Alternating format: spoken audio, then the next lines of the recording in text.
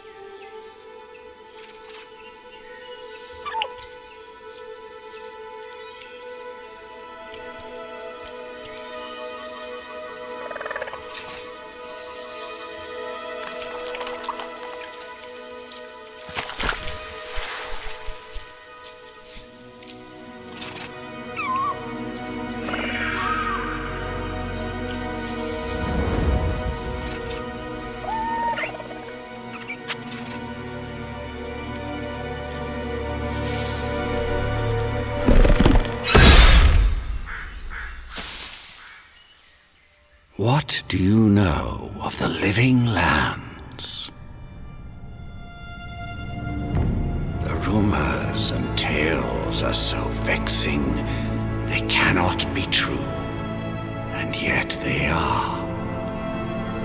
Those untamed wilds, overgrown with the most curious wonders, and the most dreadful abominations. There beats a dark pulse within the heart of that soil. Something vile stirs beneath the earth, seething with rot and decay. A corruption growing beyond everything it touches.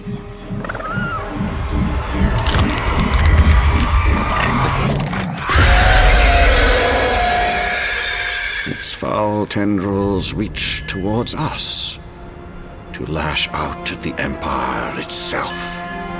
I command you, go to the Living Lands, find the roots, and if necessary, sever them.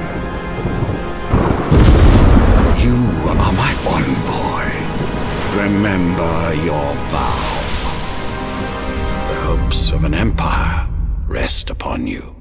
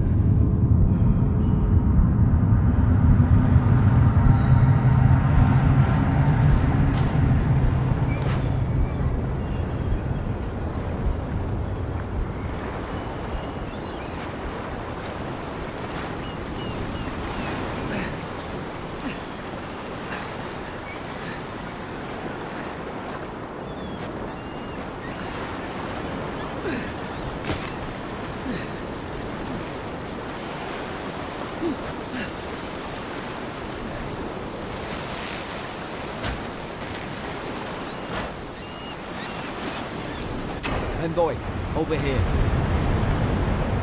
You're alive! Thank the gods I pulled you out the wreck when I did. I wasn't about to let the Emperor's envoy die on my watch. At least the journey's not completely lost. I heard the cannons. I couldn't... We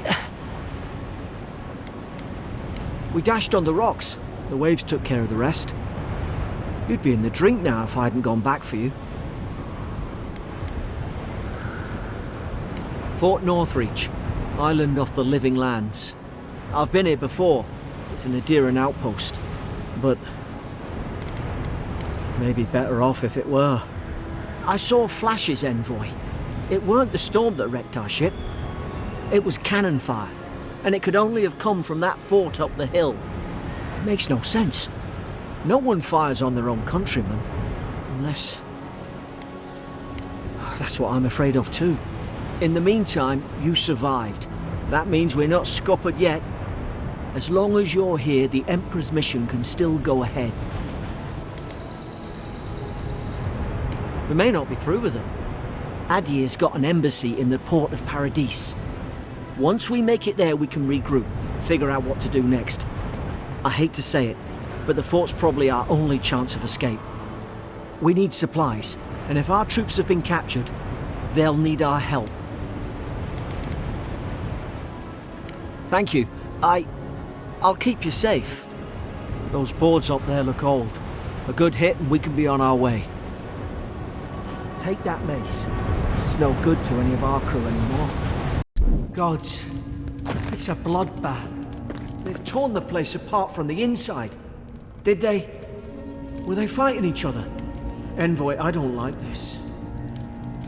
I remember some of the soldiers praying around that Adra pillar. Hope it helped their souls find the beyond. We rise from slumber. Is it you?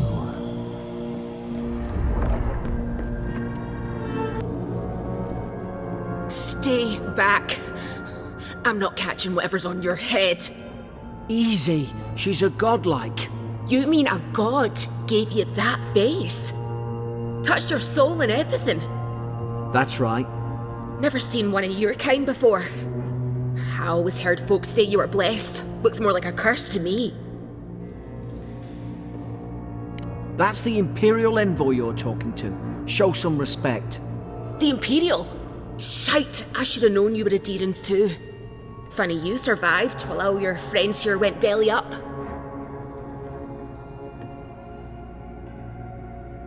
That'd be a first. Adir's had their boot on Paradis since their first soldiers came. 'Cause the place is pure chaos. Did you not think we liked it that way? I have to smuggle just to get anything past your damn checkpoints.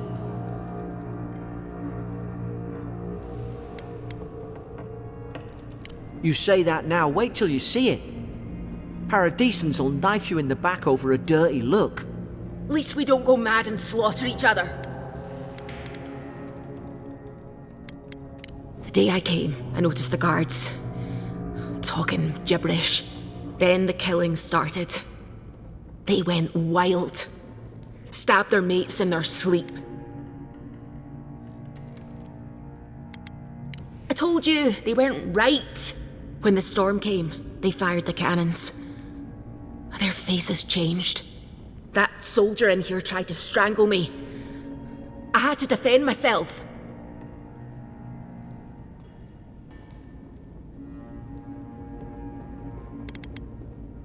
He still did it.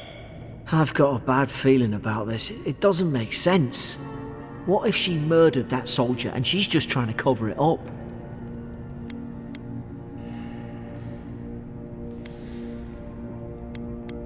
Wait. Look. We don't have to like each other, but we can all get out alive. I left my boat at the edge of the island. It should still be there. I don't see how the soldiers could have found it yet. You let me out, and all three of us can go to Paradis. Envoy, I've tangled with Paradisan smugglers before. She'd say just about anything to get out of that cell. Her story's full of holes. What if the boat's not there? What if she turns on us? For fuck's sake, be reasonable. Don't listen to him.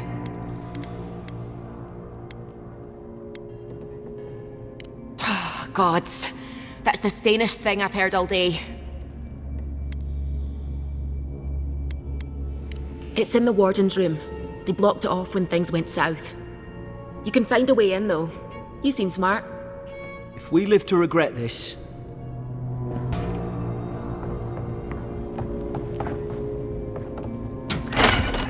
At least you got around to trusting me eventually. Listen. You can't kill me. No one can kill me. I'll swim across the sea. I knew it. Whatever's on their faces, it gets into their heads. I'm no expert on soul plagues, but whatever you came here to find, I'd say you found it. It's awful. What must he be going through?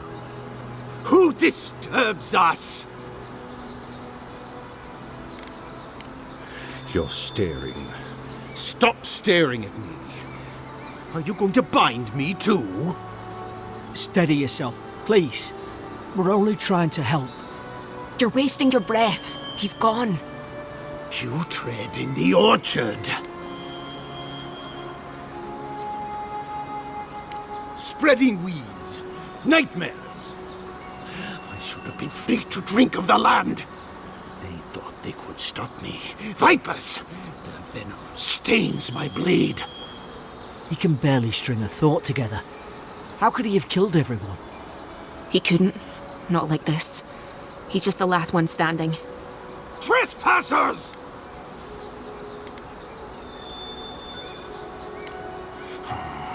Hypocrites! They bring the night and call it cleansing flame! And you return death to us! Envoy, this could come to blows.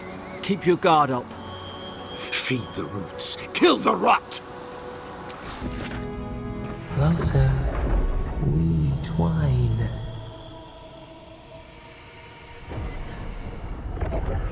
You have returned. We felt your presence like dew on a leaf. We wake. Heed us. Envoy, you alright? Can you hear me?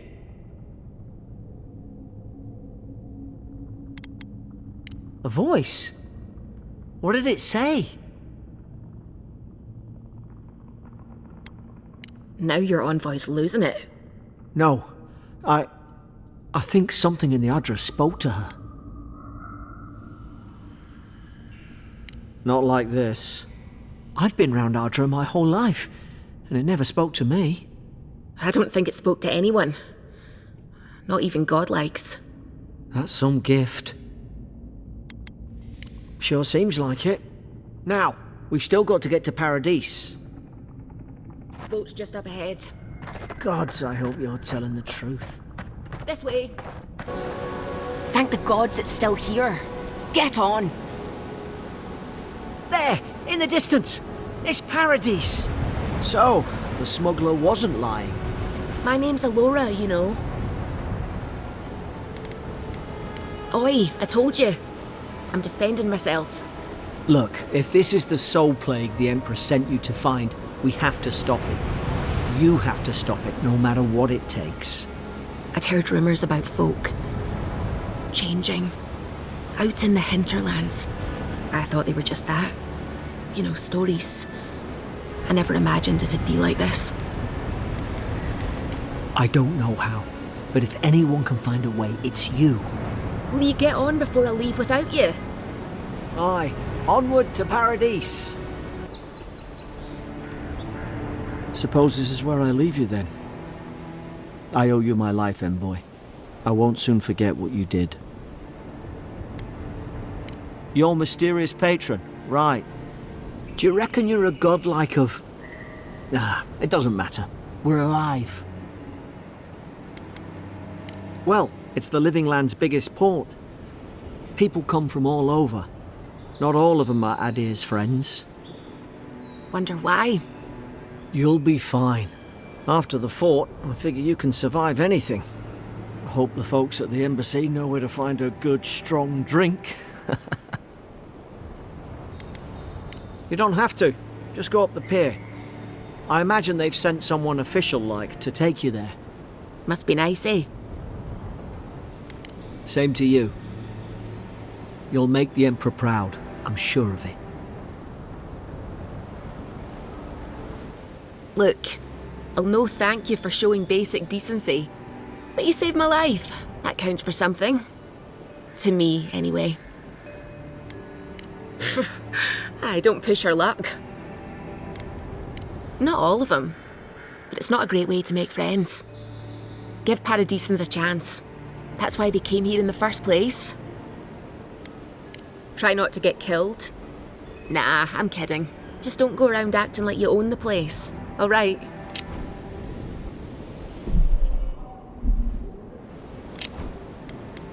Hope we don't run into each other. Still, take care of yourself. Hey! Turn around and sail back to wherever you came from. This dock is reserved for the Imperial Envoy. And she's late. Probably died at sea. Good riddance.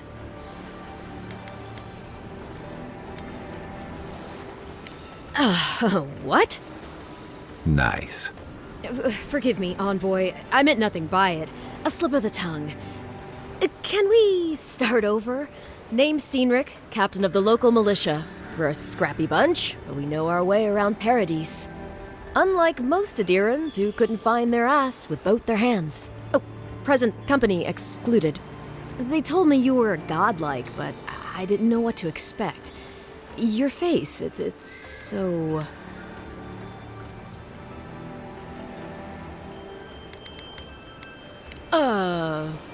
You're doing great. Forgive me, again. We're having a bit of an emergency. No doubt you've come for the Adiran ambassador, but he's gone, along with our claviger. No, there's some kind of blight in the wilderness and rumors of plague. They went to investigate. Nature has a mind of its own in these parts. When the ecosystem changes, we ask ourselves how, and why. Leaderless and rudderless is the natural state of things in Paradise anyway. Keeps things interesting. Sorry, Envoy, but no one's here to receive it. Nonsense. There's a small army of pickpockets, smugglers, and scoundrels between those walls who'd be happy to take it off your hands. Just ignore him. Well, he's the closest thing we have to a local authority. Part keeper of the keys, part bald fist. Paradise's mayor, more or less. Most people out here aren't fond of established hierarchies and titles. So, we made up some new ones. Where did you say they went? Because I've got an idea. They traveled northwest to the Strangle Route, past the old Pargroon Wall. You need to find the ambassador, and I need to find the claviger. How's about we partner up?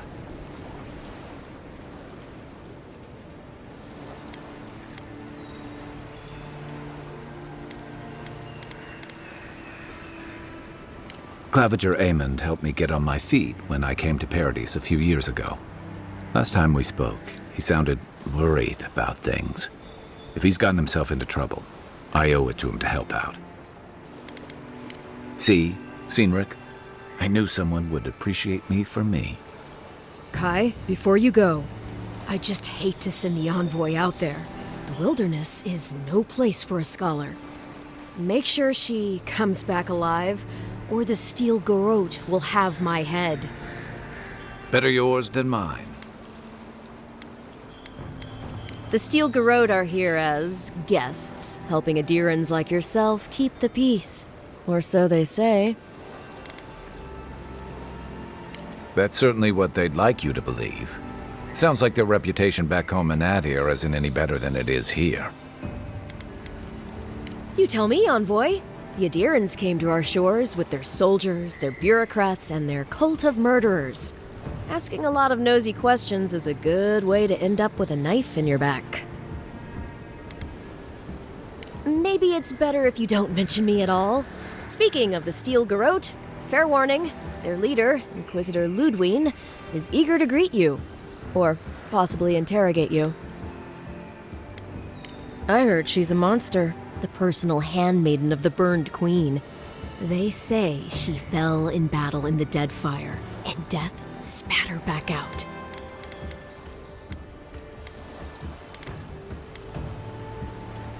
I admire your eagerness, Envoy. Just don't rush into danger too quickly, all right? Right behind you. We've got to find your ambassador and my claviger before something else does.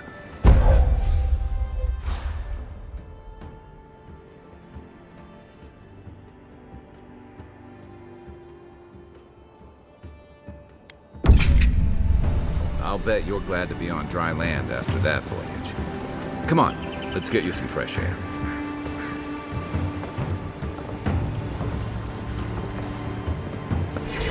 Pargrunen left these beacons all over the island. They're good for finding your way around.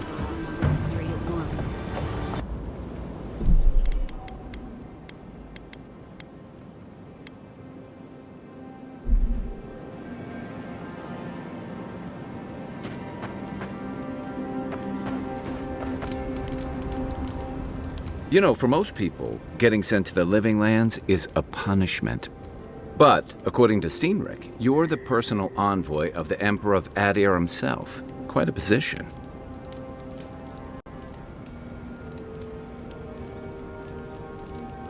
You must have gone through one of Adir's famous academies. I can't imagine you had time for much other than your studies, so tell me, is this your first time getting dirt under your fingernails?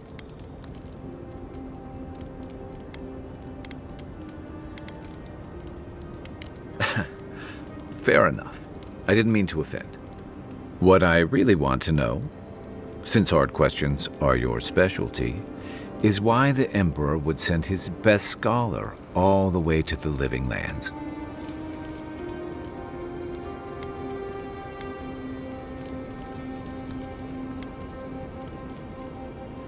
Besides curiosity as to why a foreign scholar was sent to the frontier, I was in rough shape when I came to Paradise a few years back. Claviger Amond helped me get settled here. If he's gotten into trouble, the least I can do is help him out of it. Especially if he's following up on rumors of the Dream Scourge. I like your confidence, just be careful how you express it. Unfortunately, the presence of so many Adiran troops and the rumored exploits of the Steel Garrote paladins supporting them is only making a tense situation worse. I think that's why the Claviger accompanied your ambassador.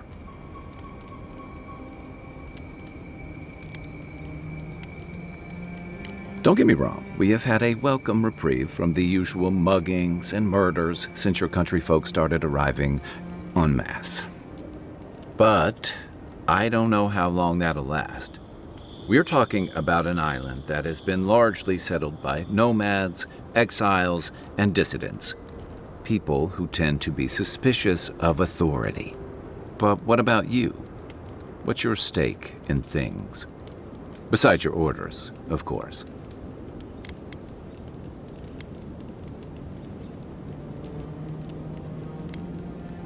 Just be careful where you say that. That's the kind of talk that may get people thinking you've got the Dream Scourge.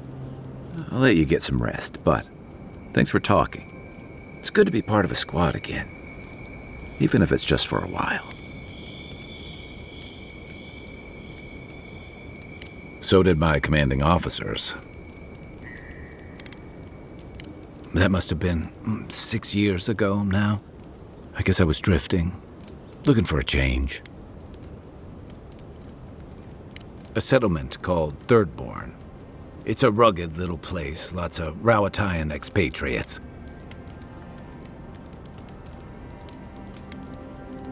It really was. Anyway, we were talking about something else, yeah? What gave it away? My finely pointed teeth, or the striking blue of my scales? Fair enough. My people are known to roam. Rawatai's hardly a hospitable environment. Many of us end up settling elsewhere or making a living on the go. That's where you get the popular image of the Amawa bodyguard or mercenary. That certainly doesn't hurt. Nor does the fact that many of us are excellent singers. If you ever find yourself in Tekoa, visit the Lore College to hear the chanters. In Deadfire, the Huana water shapers can sing the waves into incredible sculptures and devastating salvos. Then you must have come during our sunny season, lashed by storms and battered by waves. We call it the rough country, and old trenchers say it's made us who we are. You'd fit right in with the Ranganui's inner circle. It's true that the same things that make Rawatai a difficult place to live have shaped our people and our kingdom. Our coral masons have built living harbors and fortifications along the coast to protect our ships and shelter our cities. For all our shortage of fertile soil, Rawatai's land is abundant in saltpeter, copper, iron, most of the other materials you need to outfit your military with weapons and cannons. We value struggling and striving together. It helped us survive and build one of the most powerful navies in Aora.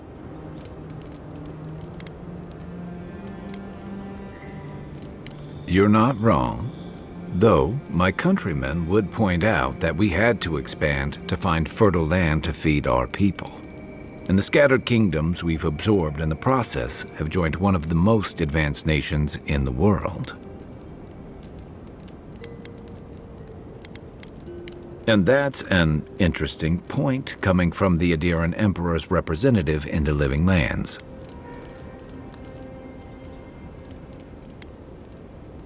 I joined up with the Rawatai Navy as soon as I was old enough. I was part of our campaign to establish a foothold in the Deadfire Archipelago.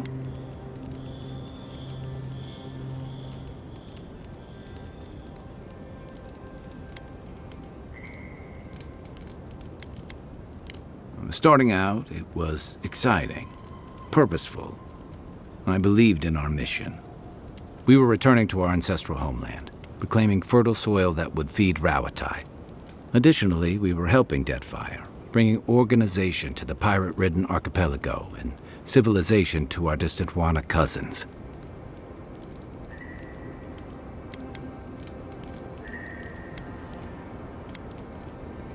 I was young and naive. And maybe that's no excuse. The Huana didn't want us there. We spent almost as much time fighting the tribes as we did pirates and Wilder. And it was hard to see how any of our fighting and dying was feeding people back home. I'd always heard that war was supposed to temper us, strengthen us, but I didn't see that either. Some fell apart. Some bought into the cruelty that our continued presence required. Others didn't buy into it, but went along with it anyway. And that bothered me more somehow. I deserted. And I bounced between different mercenary companies for almost 10 years. That's why I never returned home. There were only so many options for a Rawataian deserter with no training and anything else. As a mercenary, I figured I could at least choose my battles and my crew. He figured it out faster than I did. It was more of the same. The only comfort was being part of a squad. By the time I came to the Living Lands, I'd seen enough. Had enough. I did. Yeah. For a while. Look, if I can give you some hard-won advice, stay on your toes. You're in a difficult position. Whatever your role asks of you, make sure it's something you're willing to give. Because you're the one who has to live with the consequences. I figured. By the way, now that we've gotten to know each other, let me know if you want to train together. I've been watching your form, and I think we could learn from one another. What do you want to know?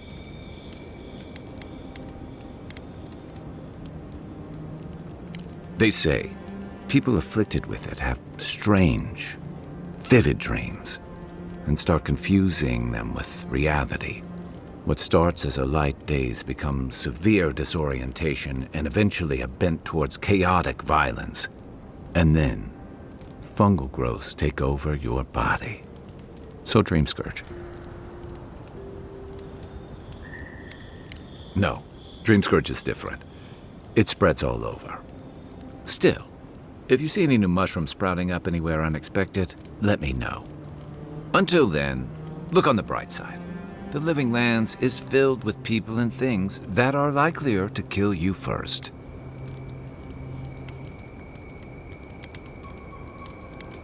Should I break out the booze?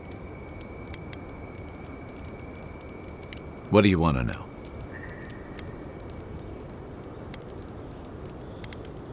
Yeah, I've watched your form as I've gotten to know you, and it's excellent. You're smaller than I am, but I picked up a few tricks from seeing the way you move on the battlefield. I'm happy to return the favor if there's anything I can teach you.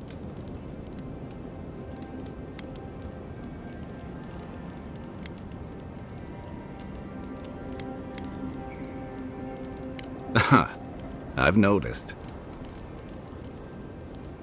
That's it. You got the hang of it. I look forward to seeing what you can do when we get back out there tomorrow. In the meantime, get some rest.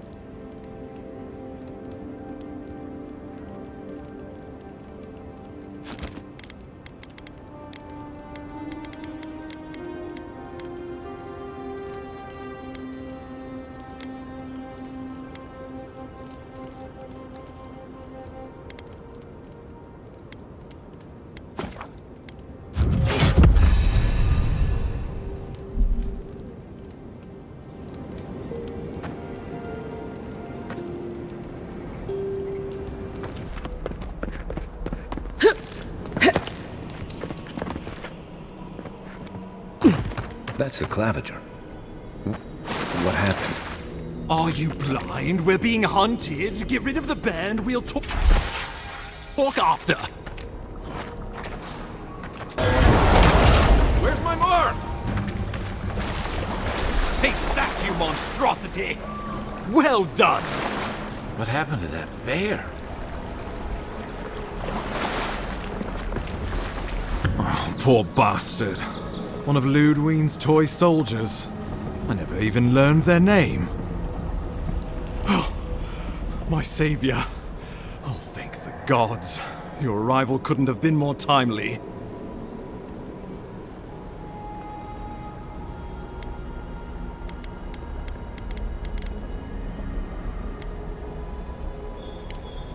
Good people. And a good Clavager. And a capable one. Eamon was no stranger to these wilds. He seemed worried last time we spoke. Now I see why.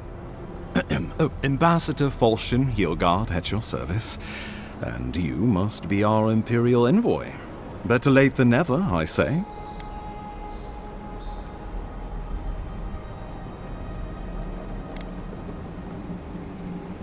Oh, pity you were too late for the Clavager.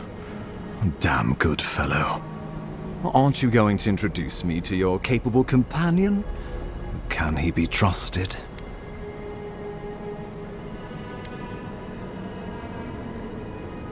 Well, anything. You might have noticed the Empire doesn't have many friends on these shores. Hey, not with that attitude. I'm charmed. I take it you had business with the Clavager? Poor fellow. It was the bear that killed him, of course. This wilderness has been a little too wild of late.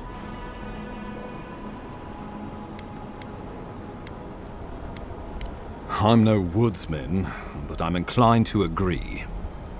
We heard alarming reports of a blight in the wilderness, and a strange corruption moving toward the city. The changes in the ecosystem are expected, but this one was progressing too rapidly to ignore. We tracked the corruption all the way here, but all we found was that creature gone mad.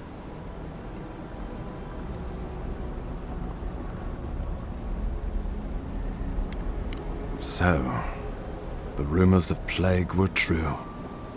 The situation is more dire than I imagined. We need a plan of action before whatever this is consumes the living lands. We are here. Come to us. Commune with us. We have waited for you. Come.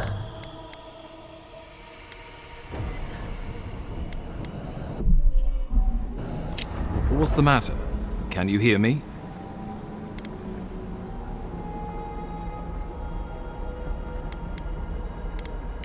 Fascinating. The Emperor trusts your judgment, and so do I. Whatever you think is best, I'll support it. You know something of our troubles. That much is clear. What would you have us do? You suspect a connection. Interesting. Ardra is said to be filled with essence, soul stuff. Maybe the essence will respond to a godlike's touch. Oh, just be careful. The Emperor would never forgive me if anything happened to you. Take it slow. We'll be right here.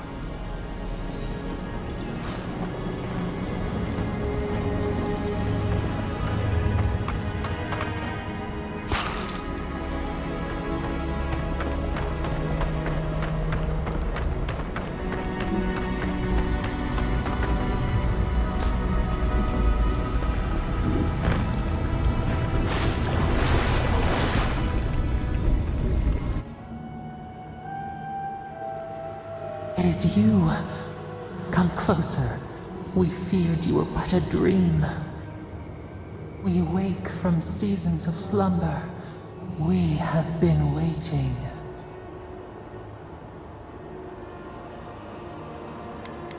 A colony of insects. The many united by one purpose. Mycelia twining through the loam, taking and giving in equal measure. We are the ache in the land, the roots that run deep. And you are familiar to us. Our memories are fractured, but you too are alone in your strangeness.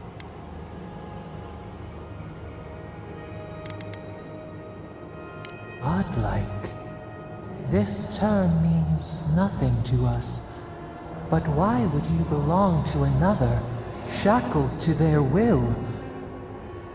Shackled like us to rot and corruption. It spreads and festers and seeps and crawls. Poor bear. Poor us. Poor you.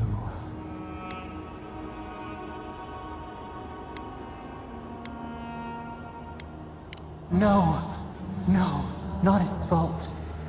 Fear hides behind teeth and talons. We are afraid too. We fear the rot. It spreads in the bear, the water, the wild. It is an infection.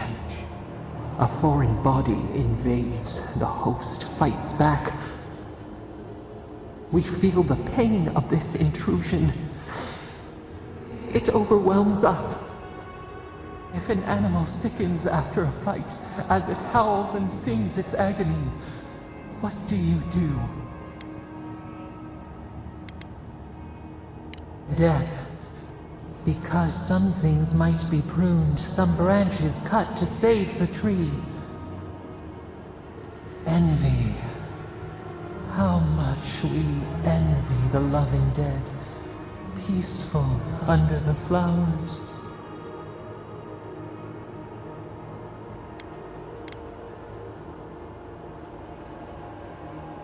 The rot festers. We could suck the poison out, let green things grow in its place, and we could give you the gift of our healing touch. But a favor for a favor. Would you help us in return when we ask it? We offer you the power to heal and be healed, and you would wheedle and bargain? Decide, do you wish this power or not? Go then. We would have given you such a gift, but you scorn us. Face your perils alone, but do not call for us in your need.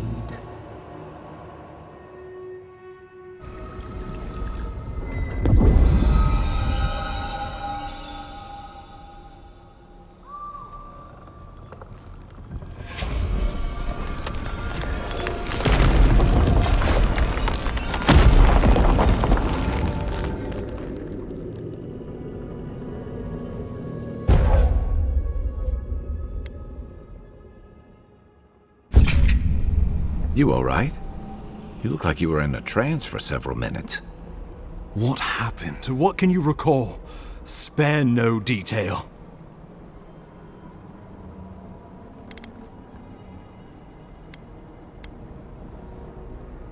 An attack on your very soul.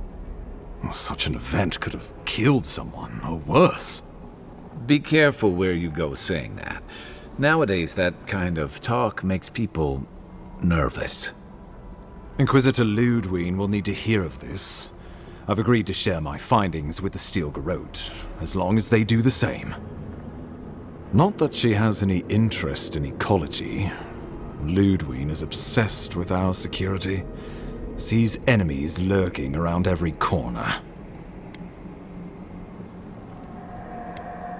The Steel Garrote provide us some much-needed protection, but they answer only to themselves. We have our interest in the living lands, and they have theirs. A mutually beneficial arrangement. Stay out of their way, and they'll return the favor.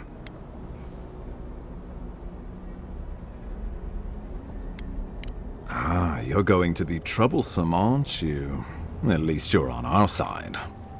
We'll talk more at the embassy. I'll ensure the Paradise militia give you free passage into the city.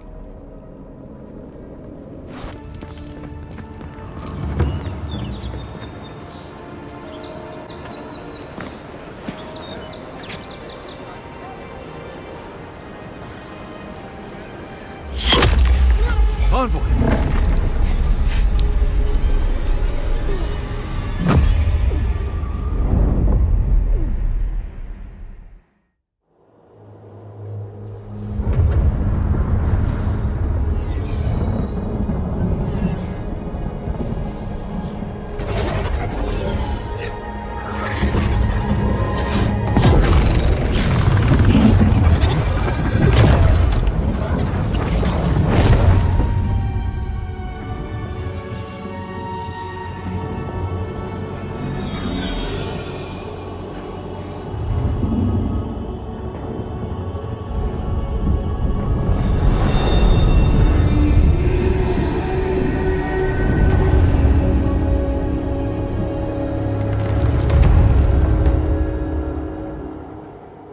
It is you. You refused our help once. Now, you return to us in even greater need.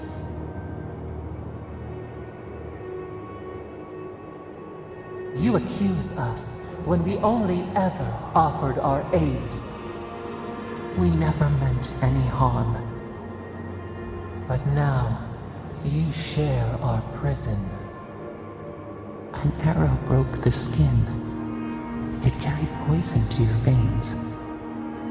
Your heart stilled, but we were not the one to silence its song. We are not corrupt.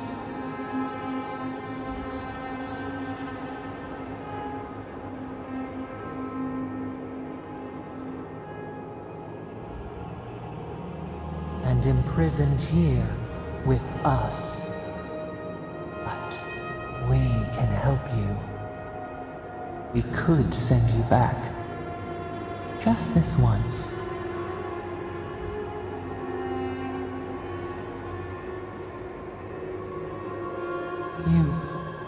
You think of us with your own escape so near. We are moved and decided. We will use our waning strength to free you. Then you must find us. Free us from our prison.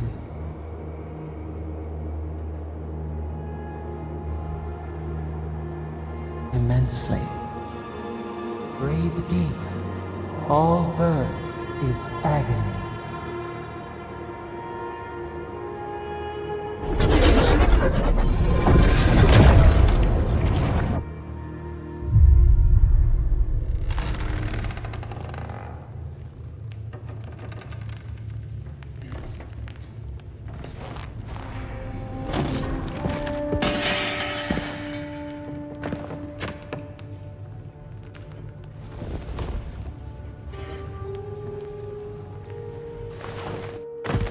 You're awake?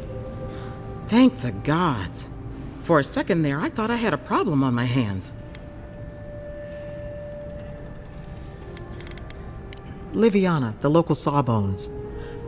I wish I could take credit for saving your life, but I believe I had very little to do with it. Glad to see you with us. I was sure you were already on your next trip around the wheel, but I brought you here just in case. If anyone can work a miracle, it's Liviana, though whatever restored you is beyond even her skill.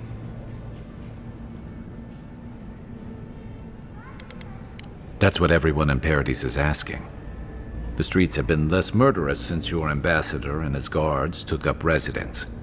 But your assassination is bound to upset that uneasy peace. There's something I still don't understand. Envoy, you died.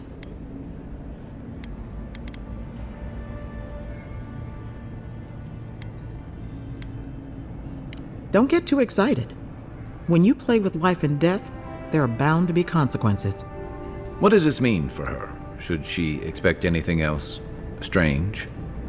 Other than coming back from the dead, I mean.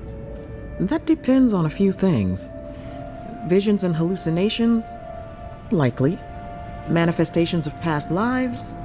Uncommon, but possible. Sounds like the echo of a past life. I wish I could tell you more. This is far beyond my expertise. You should visit Runid, our local watcher. She would know what to make of your strange, stubborn soul. You've worked with one before. Good. You have an open mind.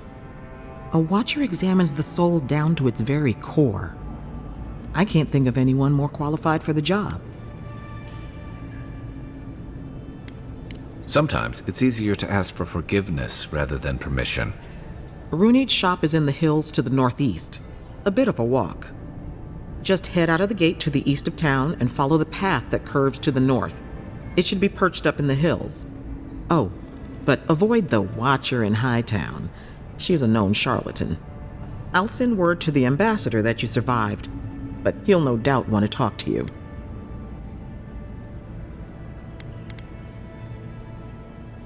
I hope you aren't thinking of confronting your killer. Not that it's any of my business. Head up the stairs outside my clinic and take a left onto the main road.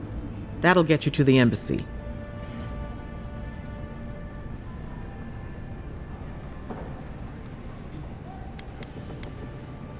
Apologies. Paradise is a bit of a maze, especially to newcomers. Don't worry. I know my way around. Which is why I should go with you. Your assassination is bound to have stirred things up. Your troops are going to be on edge until your killer's found, and some of us still have to live here.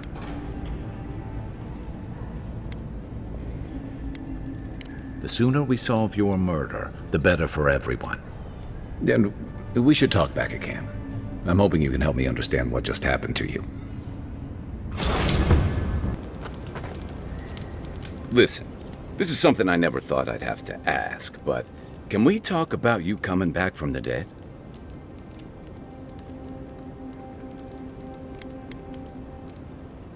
I saw you take an arrow to the gut and collapse. Your skin went cold and you stopped moving. It happened fast. By the time I got you to Liviana's, I don't think you had a pulse. You certainly weren't breathing.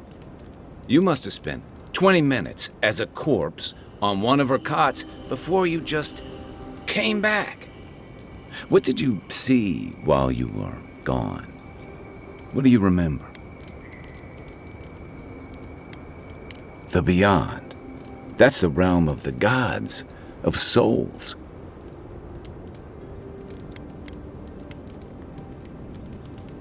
Well, that sounds kinda nice. What did you see there? Wait, someone? Who was it, or what was it?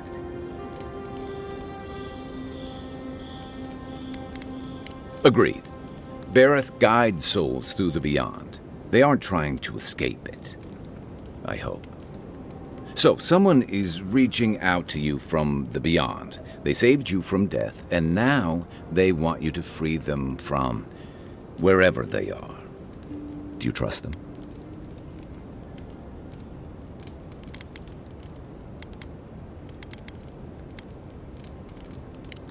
That's wise. Well, even in the land of the strange, you have had the strangest experience I've ever heard of, and you haven't even left Dawnshore. That's quite a feat.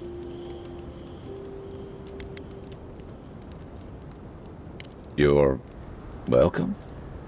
So, this whole time you were in the beyond, and then you were just sent back.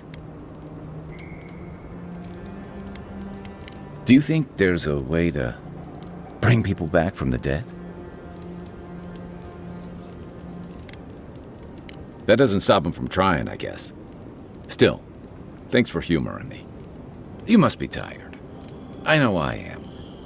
Hopefully that Watcher Runid will have some answers for us. For now, let's get some rest.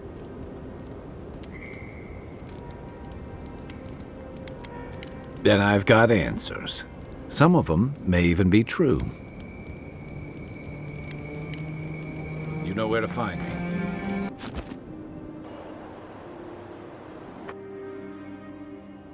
The wood echoes, strangled suffering. We knew this creature.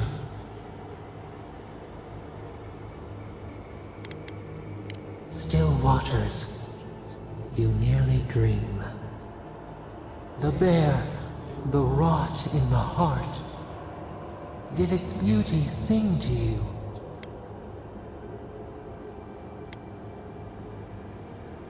Wilt, then grow again. What gleams cannot be a monster? We wish you had not killed it. Cull the sickness, clear the rot, kill one to save the other. Still, violets and the stars, we wish for both.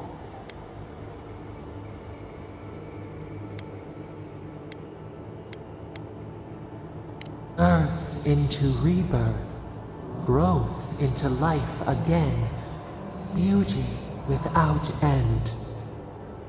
Must all we love turn to ash? Can we not save it?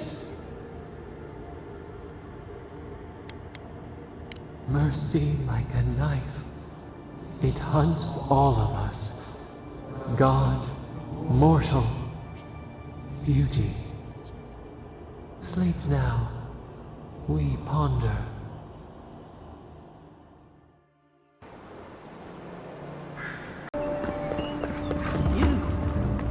You died.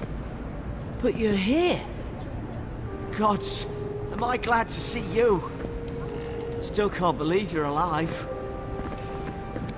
Envoy, is it really you? I can't believe you're alive. When they dragged you to Liviana's clinic, I assumed the worst. How do you feel?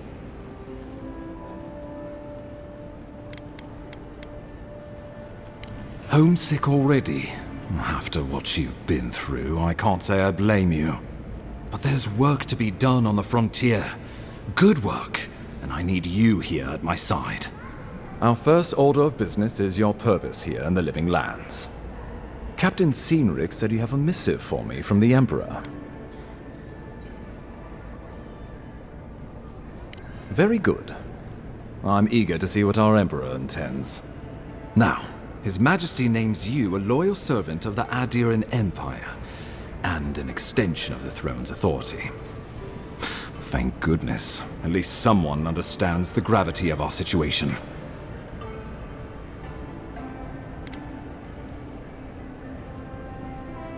With that, I had better news for him. You've seen how wild the Living Lands has become, both in nature and in politics. Sometimes I think the island has a mind of its own. No sooner had you arrived than you found yourself at the center of our troubles. At this point, I can't rule anything out. We're in uncharted waters. This embassy has no shortage of political foes, but the Dream Scourge is what keeps me up at night. You've seen firsthand what it can do in nature. We can't let it reach the cities.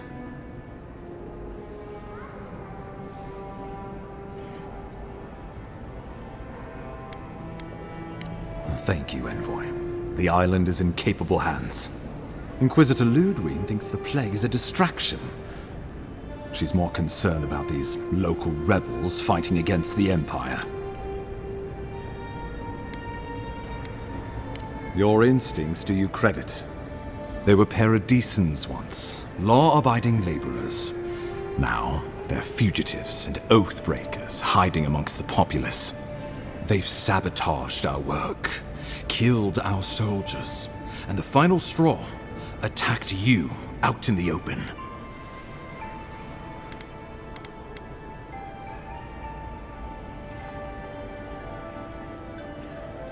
Something about a labor dispute gone wrong, I think.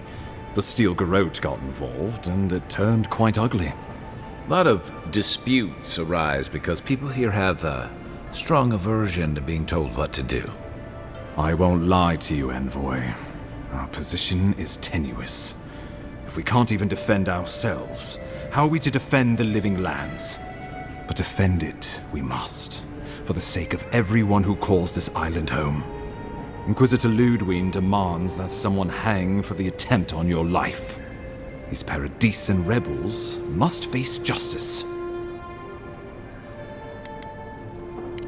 True, but you can't investigate the Dream Scourge if you're dead. Not many get a chance to solve their own murder, you know. I know someone who could help. A dwarven tracker named Marius. Kith or beast, there's little he can't find. He's staying at the Grinning Ballarrock, not far from Liviana's infirmary. We just take the main road east to the market, then head down the stairs and cross the canal. Rough part of town, even by the standards of Paradise.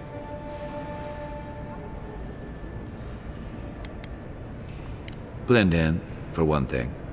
Marius is from the Tusks, about the harshest and remotest place the gods ever created, even by the standards of the Living Lands.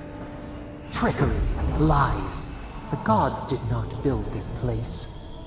Let's just say no one survives out there without picking up a few skills, the kind we'll need if we're going to find hidden assassins.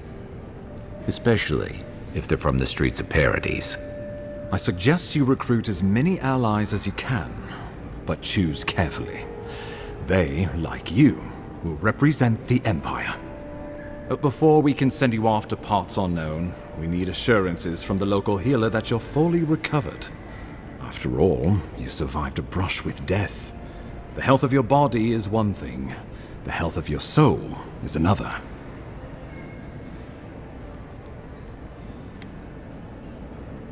I'm sure that a scholar of your prestige is more than capable of self-diagnosis, but time is of the essence. Remember, the assassin is out there. You have the element of surprise. I suggest you use it.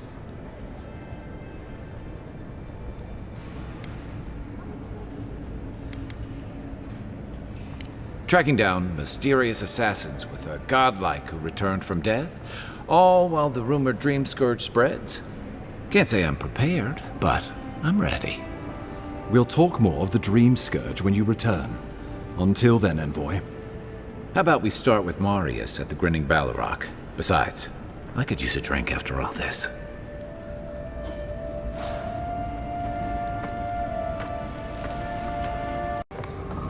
So, you're the one they all crow about, eh?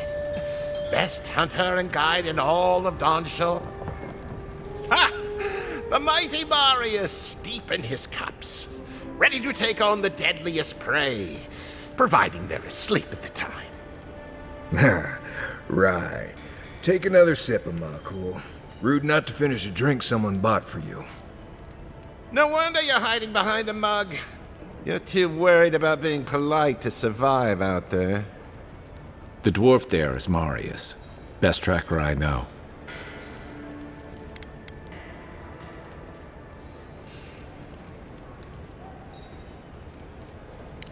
Believe me, I know Marius, but they don't. I heard you're from Solace Keep. How great a survivor could you be, hiding behind stone walls all your life? You don't know anything about me, you Adira Nimdut. So maybe go back and take another blessed day sip. But here you are. Tell me, how does one get kicked out of a place that never lets anyone leave? Duktetragu sakasat jitule. You want to talk so much, I'll cut you a second mouth across your throat. I think this is about to get interesting. I knew you were blessed in Nimdut the moment I saw you coming. Thought maybe I'd teach you a lesson. So I paid the bartender a few gold to drop a tiny bit of Widow's Kiss into a cup and serve your drink in it. Cramps should be starting in a few minutes, so, if you want to fight, we should go ahead and get started.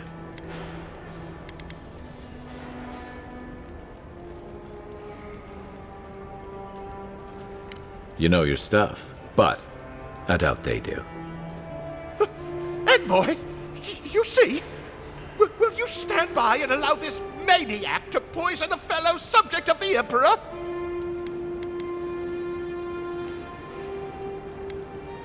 We'll see who's laughing when I'm done with you.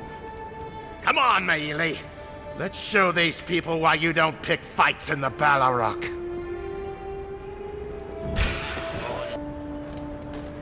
Well, that was something. Haven't been to bar fight in a while. Never really saw the point. Marius, this is the infamous Adiran envoy. Envoy? Marius. Well, any friend of Kai's is definitely a person. I need to see the scene of the crime, over by the town gates. I promise there's something left there we can use to track them. Bloodstains, footprints, darts left behind. If we find anything at all, we can find your assassins. We'll figure this out, Amakul. Don't you worry.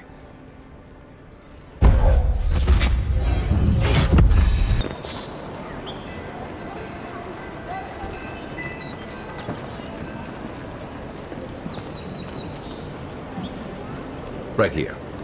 This is where the envoy fell. If it were me, I'd take the shot from up there above the embassy. Let's see if we can get up there.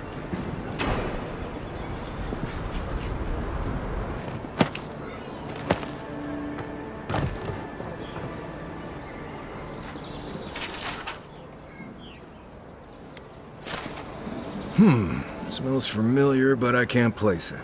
Whatever it is, it's not used for game hunting or keeping beasts out of your garden. The apothecary might know more. That's where I'd look. Seems like a good place to start.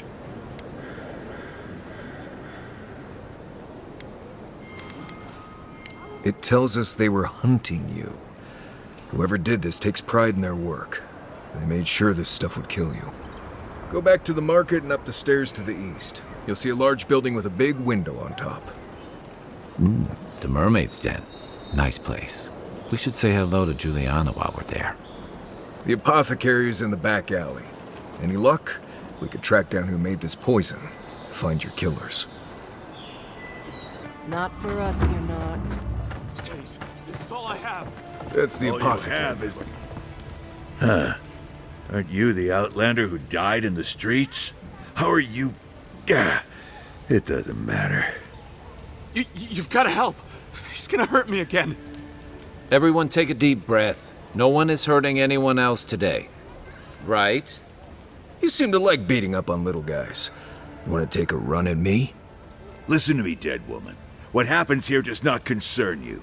Walk away.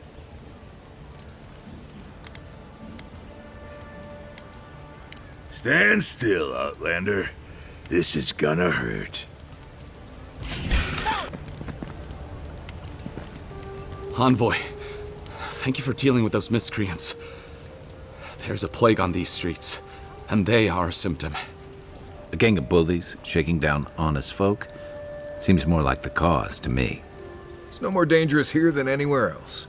It's just that monsters here have knives instead of fangs. You even killed Thala, the biggest, baddest of them all. The Sparrowhawks are gonna come after you. I'd prefer if you wouldn't keep inviting people to try to kill you, but sure, we've got you covered. Don't I know it? Good help is hard to come by. You don't have to come to my defense. No one sticks their neck out for anyone in these parts. It's not easy running a business in Paradise, but it can be profitable if you invest in some protection. That gang was not my wisest investment. This is why you always ask for references. You would need protection if you'd stop doing things that make people want to kill you. What'll it be today, Envoy? I know you didn't come for herbal remedies. Poison? Let me take a look. Wait, I recognize that from my wares. It's oil distilled from Santa Torre, a berry native to the Living Lands.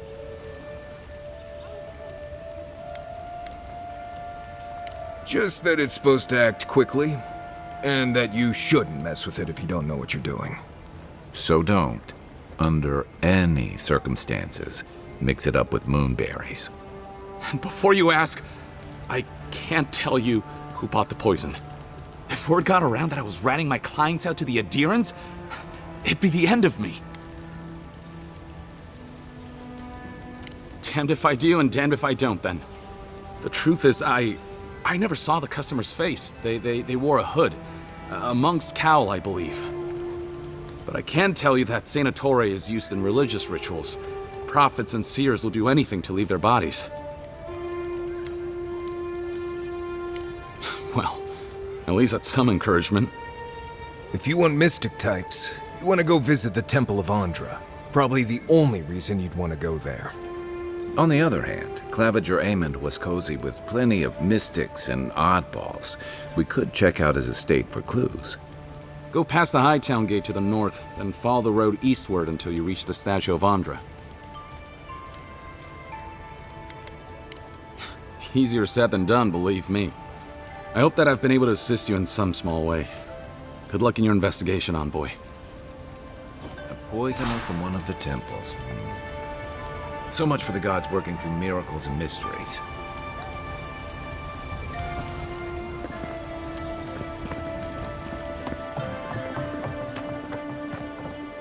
I don't think we're going to be welcome here for long.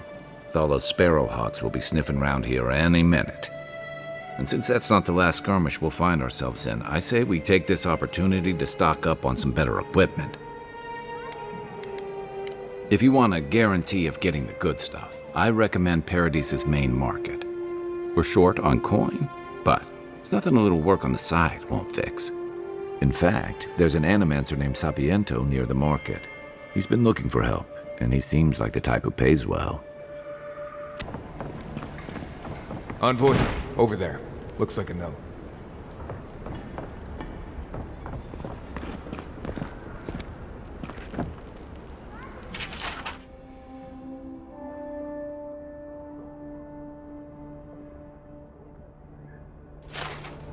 Well, there you have it. So, Claviger Amon not only knew about the rebels, he also gave them access to a hideout in the cistern. He's not the only one, as you've seen firsthand. Look, everyone who settles in the living lands comes from somewhere, but until recently, those settlers have been people, not nations. But when Adir built an embassy and filled it with dignitaries and troops, some started to worry that your laws and governors would follow. Right, all of that. Don't forget why we're here. You hired me to hunt the rebels down, and now we know where they are. The cistern beneath the Temple of Andra. Good place for a hidden base. It sits just below the city, where the people and patrols will never look. Maybe we should bring reinforcements. I bet Heelguard would be happy to spare some of his guards, if we ask nicely. They'd only slow us down. Besides, any fighting we do in the cistern will be close quarters. On to the Temple of Andra, then. It's east of here, just across the canal, in the plaza with the big statue. Right. After you. You can't go in there! Seize her! Take your best shot. Seek! That's not hard enough. Come on!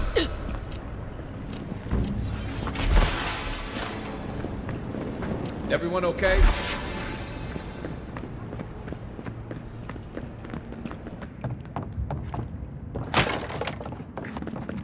Get ready. My money says our assassin's on the other side of that door.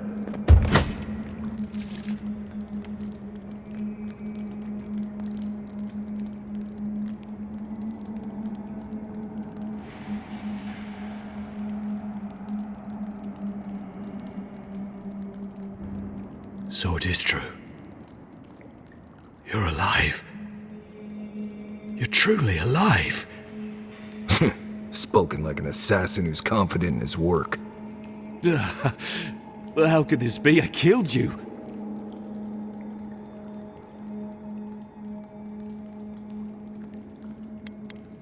The whims of the gods are a mystery to us both. Stay your weapon, please. Hear me. Let me speak for Paradise. Then you can decide if we part as friend or as foe.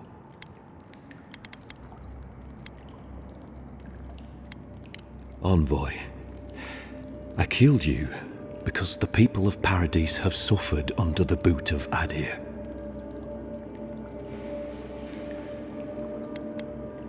For better or worse, yes.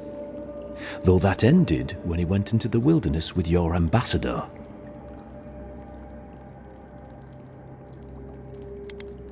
A possibility. In any case, it was not the Clavager's death that made me decide to kill you.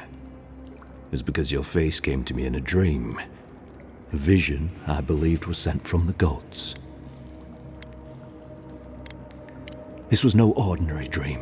It was not imagination. It was communion. Your face was as clear in my mind as it appears to me now. You were standing under the sign of Adir. Your feet became roots and reached deep into the soil, wrapping round Ardra in the darkness. Dreams, visions, they can be confusing things.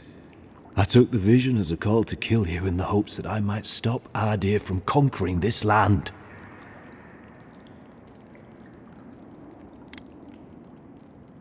Perhaps higher education would have given me pause. Stay by hand. Perhaps not. I cannot imagine what the gods want for us, but you are at the center of it. The proof stands before me. There's definitely something. It's written all over your face. The only thing standing before us is a bunch of well-armed people.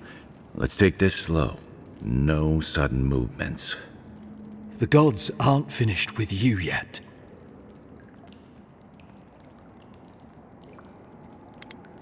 Perhaps this was what the vision meant for me to do all along. Maybe the gods wanted us to meet in this way. Who can say? I hope you do better things with this knowledge than I did. You have me cornered, but I will not hesitate to defend myself. Cowardice is not our way. My fate is in your hands.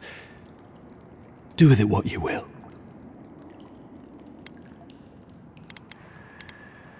The Deerans have bought most of the property in Paradise, pushed out many of the families. You installed yourselves at Fort Northreach to police trade and fishing with no authority. Ardea now controls the import of all foreign goods, forcing Paradisans to deal with your people to get them. That may not be the whole story, but it's part of it. Such dealings are regulated through Aderan contracts that are both deceptive and manipulative. When Paradisans dare to challenge these contracts, we're punished by the Steel Garrote. Whatever wrong I've committed against you, I will not apologize for striking back at Ardea.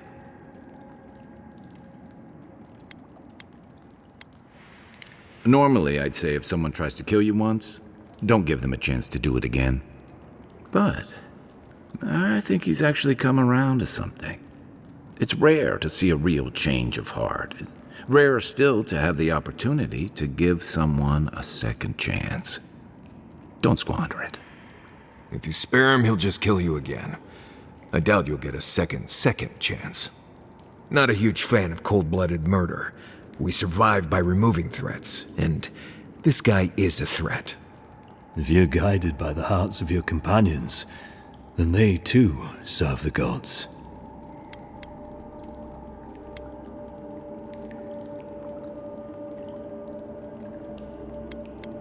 Your Inquisitor Lodween doesn't know the meaning of mercy. But if that is the fate you want for me, then it is the will of the gods that I stand trial for my crimes.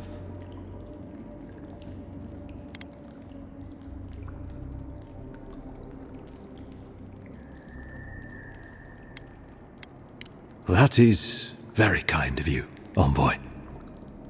You speak with the authority of gods, but I worry that few will hear it. If you give him to the Steel Garrote, you might as well kill him now. They'll torture him before they execute him. I will settle the last of my affairs and confess to the guards. With any luck, I'll live to see another sunrise. Blood will be spilled, in time. That cannot be avoided for long. Farewell, godlike. A hush, an ill wind, steel justice, shackles like our own. We learn, we twine. That's sad. The Inquisitor's gonna have fun with him. You should have just killed him. He's as good as dead anyway. It's not every day you get to deal with the person who killed you. And now they're in the dungeons, where they can plot their revenge in silence. They're Paradis's problem now, which makes them Adir's problem, I guess. Anyway, it doesn't matter what I think. You found the assassin, and you're still alive, which means well done, Marius. Anyway.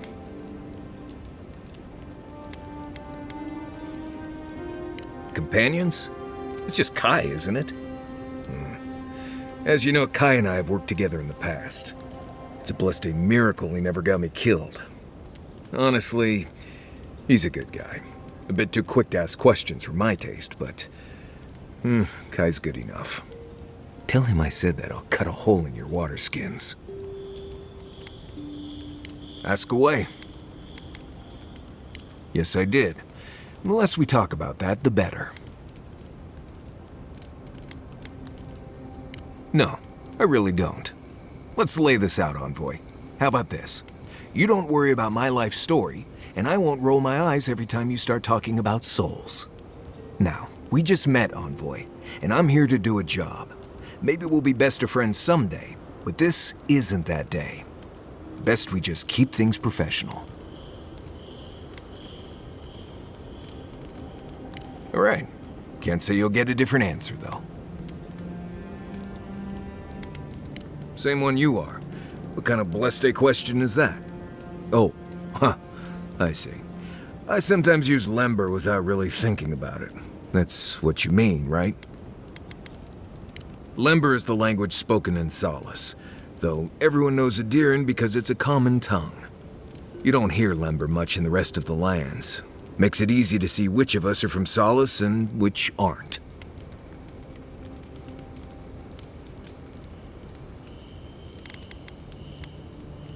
Oh, does it? Well, obviously that's why I do it. I'm sure you'll pick it up as we travel. It's not that blessed difficult.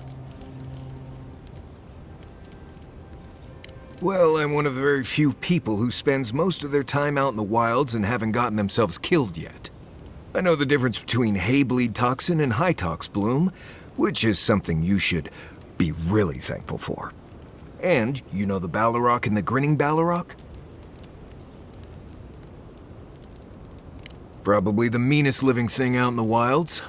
Just as soon tear you apart as look at you. I am one of the few who have seen a Ballarok and lived. Mostly because I had the brains to run the Dragu out of there. We're gonna get you where you're going, Envoy. Alive and with as few blithe tail bites as possible. That, more or less, is all you need to know about me.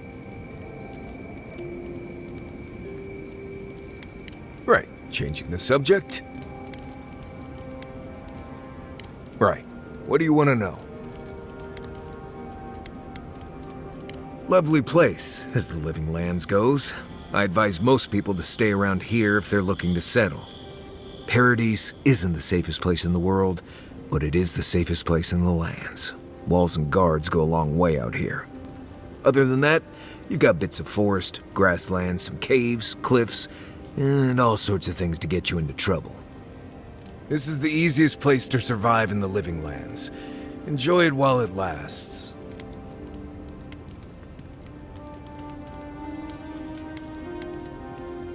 Heard an envoy from Adir showed up and got herself killed. Other than that, nothing. Honestly, I don't listen out for gossip much. I don't know what to tell you. Let's see. Normally you look for some shelter first. Cut down a few small trees, gather moss to keep the wind out. Nothing too elaborate. With so little tree cover, you want to keep moving. The reeds near the coast make great fibers for rope, so you can lash branches together and make a decent roof. Of course, we're always moving, so we just make a quick camp and carry on. So you don't have to worry about all that. Right. Good talk.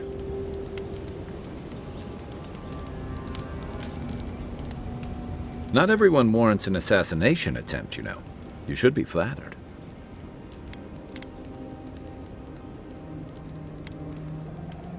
What I find interesting is how you handled him. Though, I'm not sure he'll get such kindly treatment from Ludwig and the Steel Garrote. It's too bad. They'll quickly undo the progress you were making with him. I'm sure he didn't expect you to get back up and come after him. Then again, he forgot the first rule of the Living Lands. Expect the unexpected. Unfortunately for you, I think this means we haven't seen the last of this conflict. Eagwolf isn't the only hothead in the Living Lands, and he's certainly not the only one with his hackles up about all you Adira newcomers. And Ludwig and the Steel Garrote are only making matters worse. No doubt.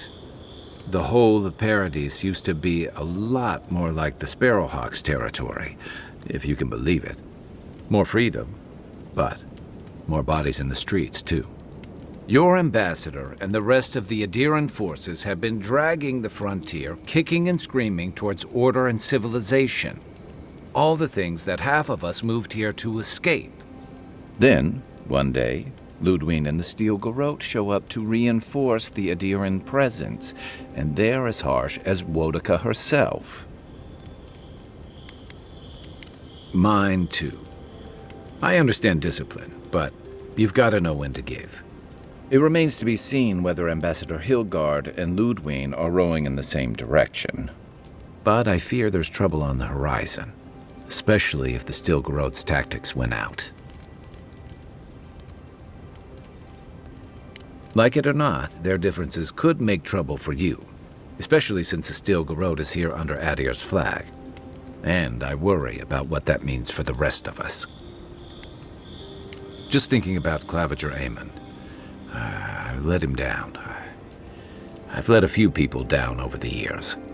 But I did promise someone once that I'd do my part to look after all of us riffraff who've made a home here. My best chance of doing that is helping you investigate this plague and keep a lid on tensions. And, hopefully, fend off any future assassination attempts. Like I said before, some of us still have to live here. None of us have a future if the Dream Scourge spreads. I think that's enough doom and gloom for one night. Sleep easy, Envoy. As best you can.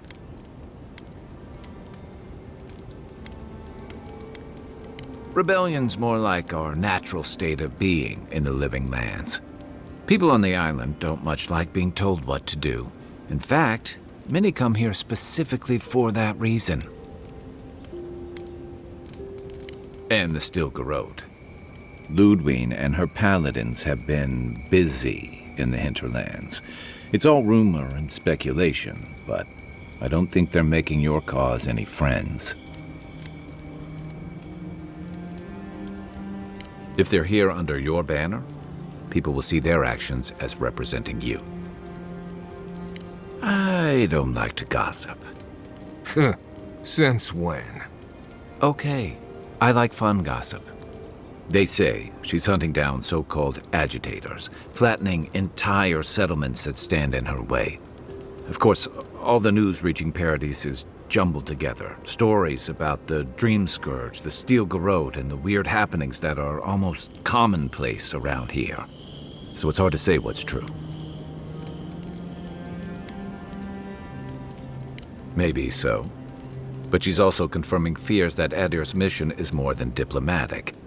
I don't know that these rebels are all that organized yet. But where there's foam, there's rocks, as the saying goes. It's the gateway to the living lands, a scenic port city that's as beautiful and dangerous as the wilds around it. Most visitors enjoy some mariner's porridge at the Ballarrock, a back alley shakedown, and then the sudden return of that porridge out of one end or the other. Then, if they've got any sins, they turn around and take their chances back where they came from, with authentic tales of their adventures in the living lands.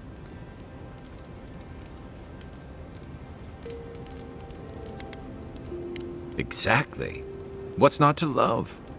These days, we have a few more would-be adventurers trying to leave their mark on the place. Or more likely, the lands leaves its mark on them. The living lands means a hard-won second chance for the people who settle here. But first, you've got to survive it. And the island gives no quarter. For a lot of people, the living lands is a last resort. They come fleeing war, debt, famine, the law. Take your pick. For others, it's freedom. To seek glory, to redefine yourself, to live in a way you can't, maybe even on pain of death wherever you come from.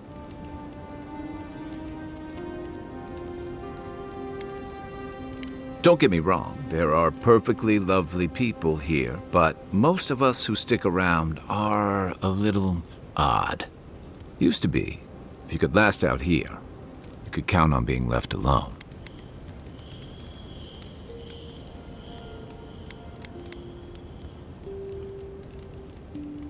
That's what some fear.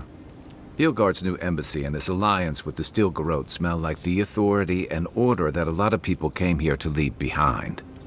But I don't mean to put that on you. I imagine you're tired of having to answer for every Adiran who sneezes into somebody's stew. Good thing you're asking the expert.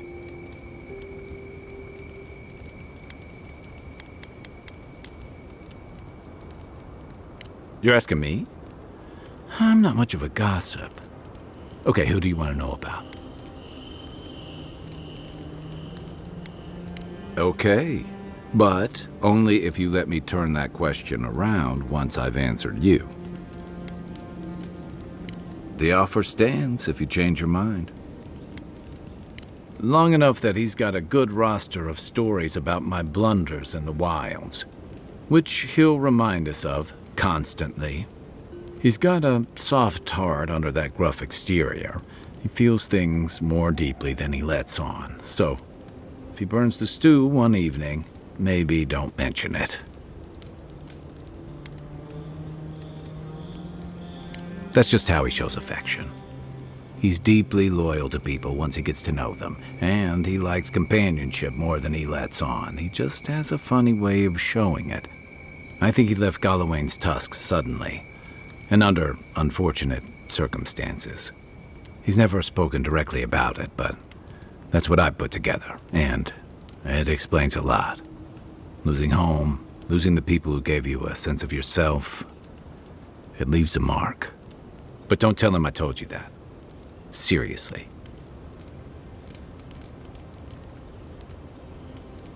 Give him time, and don't rush the process. Think of him like a skittish little cub. He just needs to get used to you, but he'll come around once he does.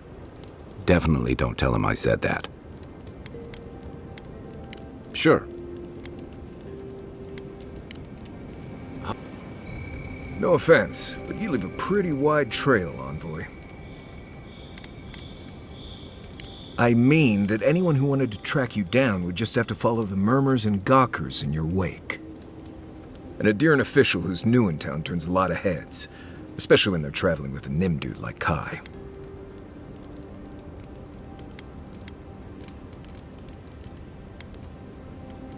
Like? Not the word I'd use. I'll need more time to find the right one. Well, we've worked together in the past. It was mostly him crashing blindly through the weeds after I advised him not to. We found your assassin. Maybe I can help you avoid being killed again in the future. My guess is you'll need a guide once you leave Paradise, too. They say I'm the best there is.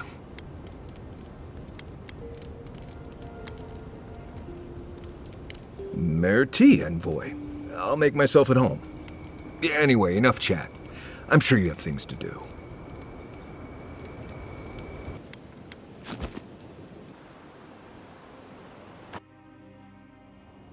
Haze, mirrors, we have touched something like your dreams before.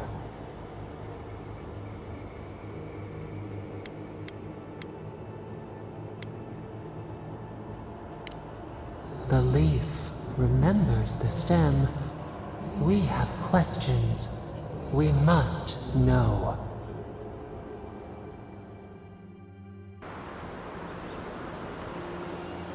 I'm not one for walking up to altars. Maybe leave this one alone.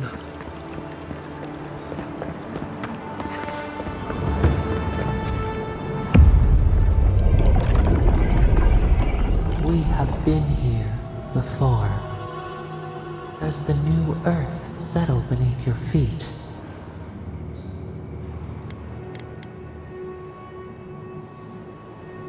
The Adra breathes. We shape the mountains. You build your foundation on us, too. Now our memory is a wound, reopened. For generations, the Akita wandered the land, seeds in the wind. A storm had tossed them to our shores. They were branches without roots. Then you, Kishimal, were born with our face. Our flowers bloomed in your hair. Your people saw a sign of greatness. An obligation, a sacrifice for the whole. Your life was not your own. The elders trained you not as a child, but as a paragon. They expected everything. They forgave nothing. The responsibility was like a stone. Help us remember, Kishimal. How did you bear the weight?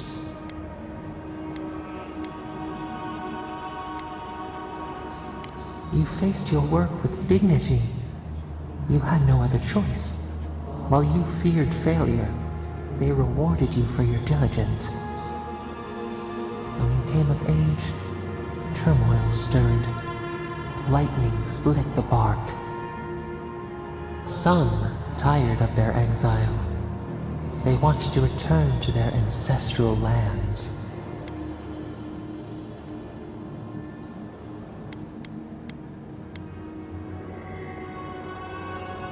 They were born here. They could not even name what they had left behind. A bud opened. A comet streaked across the sky. You had a vision. You dreamed of a city where the sea swept into the wood, a place to flourish, to gather, more than a settlement, a home. What did you envision in your fitful sleep, Kishimo?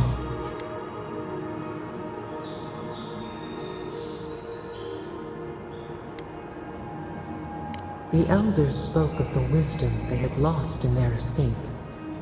You would record your traditions now. The old ways would be safe.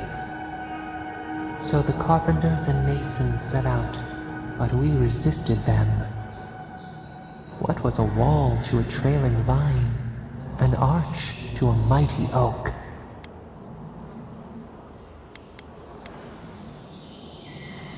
Their fate was fragile. Nothing could stand in your way. Not even us.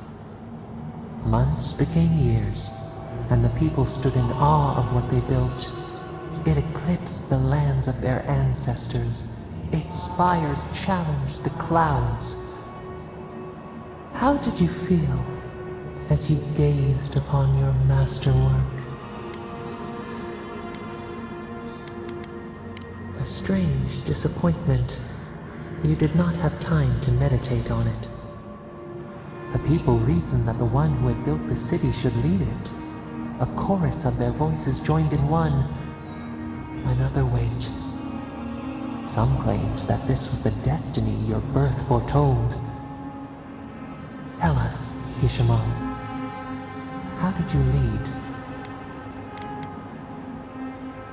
To lead is to serve. You always knew this. We should like that to be our way. In time, others came to revere you for your selflessness. You were an example to be followed. They saw what they themselves could be. So your reign passed, a year into an age. The seas rose and fell until one day, nothing. Silence. We see ash. Devastation. A lifetime reduced to dust. We can remember no more, no matter how far we reach back.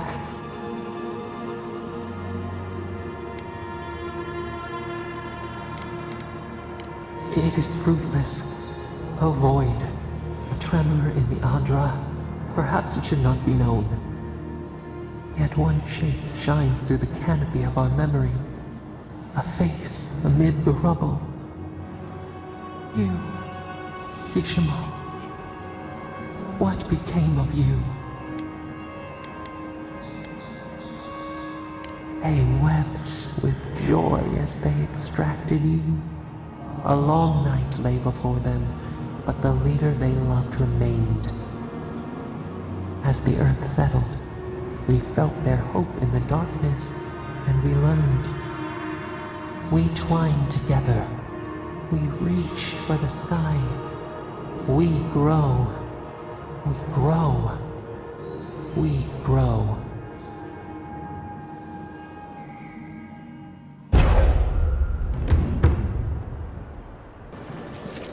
Step closer, godlike. If it is a watcher you seek, then a watcher you have found. This is giving me the shakes. Right, maybe I'll stand outside. Why have you come to me, godlike?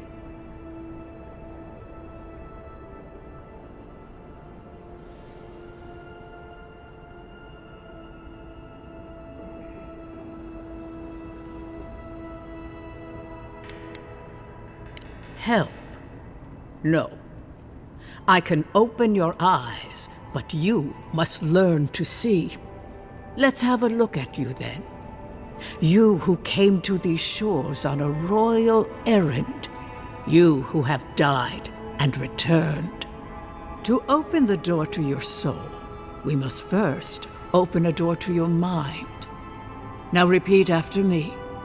I stand on the shore between here and beyond. Very good. Spoken with conviction. I dip my toe into bottomless depths. The lake is a mirror. The mirror is a door. And the door stands open. A door?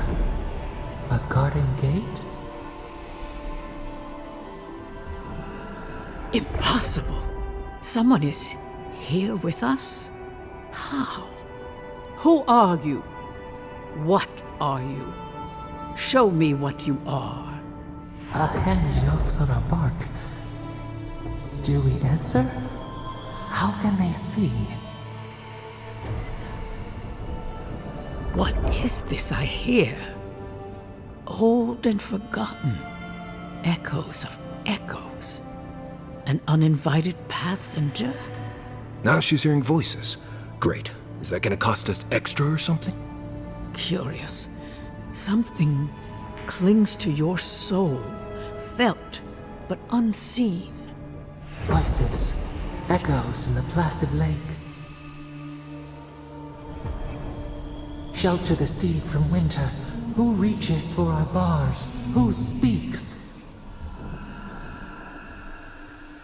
Enough! I have seen into your soul, and hereby close that which was open. The door is shut, the reading finished. Well, that was truly unexpected. I am pleased to report I made contact with your soul, and then with something I cannot name. First, the good news. Not only is your soul healthy, it is strong, powerful. Strange for one who so recently died. Death leaves a scar, but you are unmarked. Instead of passing through the beyond, your soul was nurtured, protected, caged. Soft. The shell cushions the egg. You only live because someone would not permit you to die. But I wonder, who? I can say much, but that thing, whatever it is, eludes me. It has been years since I met a godlike. Their souls have a sonorous quality, like the music of a bell. A godlike soul sings together with the god that has claimed them, made them their own. It gives them power. Your soul, it has no chime. In its place, a thorn jabs at your essence, working its way to the surface. I told you the good news. Now comes the bad, or the unusual. When you came into this life, a thorn pierced the fabric of your soul, and your soul grew around it, trapping and embracing the invader.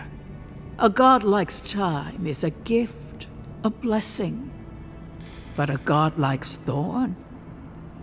That may be a curse.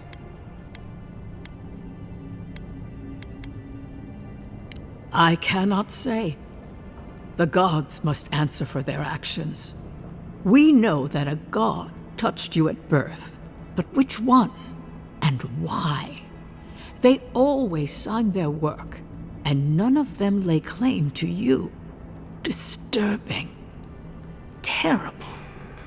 There are so few godlike remaining, and you are a stranger even among your own kind. Forward. Whatever you choose to believe in, be it fate, the gods, or your own nature. It will point you the way. I wish I could tell you that everything will work out in your favor. But the wheel turns by a merciless hand. One word of advice. When you find a pillar of Ardra, commune with it. Ardra has a strong link to the beyond.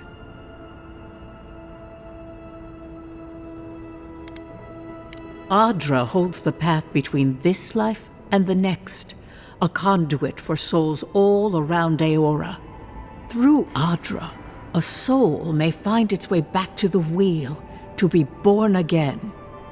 But the Ardra here, in the living lands, is different, insular. It connects only to itself, twisting vines, essence warping into essence. A lost soul, perhaps, wandering and in search of some connection from afar. When you find Ardra, commune with it. Take heed of its lesson. Ardra may pave your road to the truth, or it may lead to a dead end. But the journey will teach you. That I promise. Before we close, have you any final questions? As you understand the word, yes. You fell into death, and a guiding hand lifted you back onto your feet. That guiding hand, whatever it is, must be what brought you back to life at Liviana's. Your soul is healthy, but it is also a mystery beyond my sight.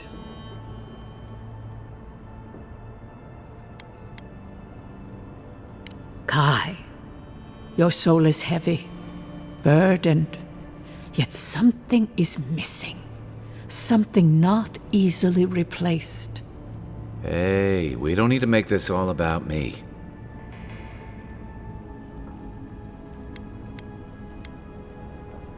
Marius, I see terrible pain and the strength of will it takes to conceal it. I see jagged, self-inflicted scars. Right. I could see that too if I don't get out of here soon. For us both, I assure you. Glad someone got something out of this. Safe travels, godlike, and thank you for the glimpse at your wonderful soul. I will pray that your next turning of the wheel is uneventful. Until then, you are bound to live a rich and complicated life. Did you get any of that? It just sounded like a hot breeze to me. This kind of thing makes my skin prickle. Let's get out of here. Tell me you brought good news. Oh, Envoy, you return. And you brought a friend. Ambassador Heelguard, at your service. Always nice to meet an Adiran who isn't trying to goad me into a fight. What of these rebels? The streets are full of rumors, but your word is the only one I trust. Thank the gods. Finally, we can show these people the consequences of their actions. Inquisitor Ludwine will see that the guilty are made an example of. It'll be a lesson that no one forgets. Why do I feel like Ludwine's lessons involve a riding crop and an Iron Maiden? Impressive work, Envoy. Not only have you cheated death, but you humbled your own killer. From this day forth, no one will challenge our presence in the living lands. Our people are here to stay.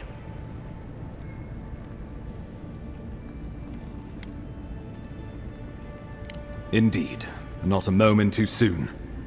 I'm sending you to Fior Messi Verno, a community of Valian expatriates deep in Emerald Stair.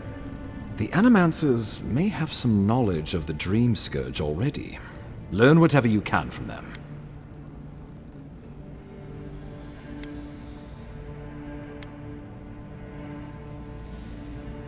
Animancers draw power from the spirit world. Their dark research can twist, break, even corrupt the very soul. The Empire has no tolerance for Animancers, and with good reason. Their work is dangerous, heretical. Well, you know what they say about the enemy of my enemy? Animancers may be an unpredictable sort, but they are scholars and keenly aware of their environment. Make no mistake, the Empire's at war with the Dream Scourge, and we need allies on our side. Animancers tinker on souls using clever inventions and ancient pillars of Ardra, siphoning essence like honey from a hive. They want to change reality as we know it, make us live longer, or cause barren lands to grow. For all I know, they might be on to something. Or, with a single miscalculation, they might destroy us all.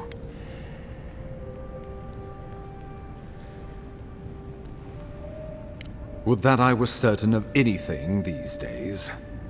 I won't ask you to put your soul on the line, but I am asking you to make connections, to seek help wherever we can find it. If you have any further questions before I dispatch you to Emerald Stair, now would be the time.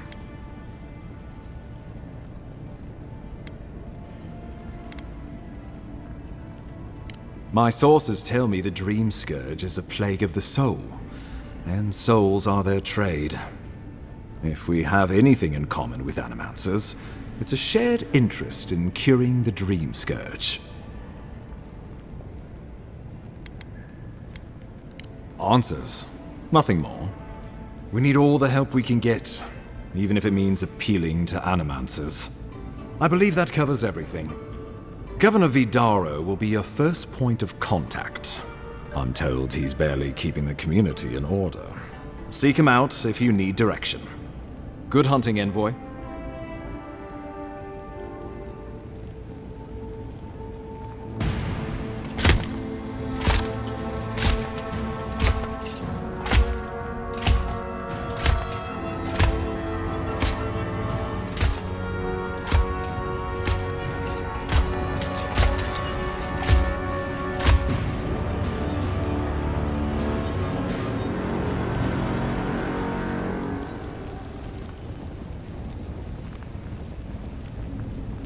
Hilgard.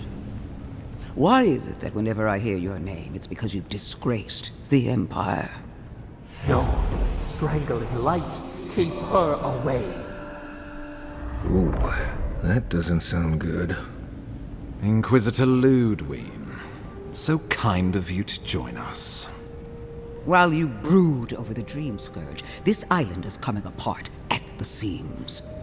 Stay your wrath. Allow me to present the Adiran Envoy, dispatched by the Emperor himself, to aid us in our time of need.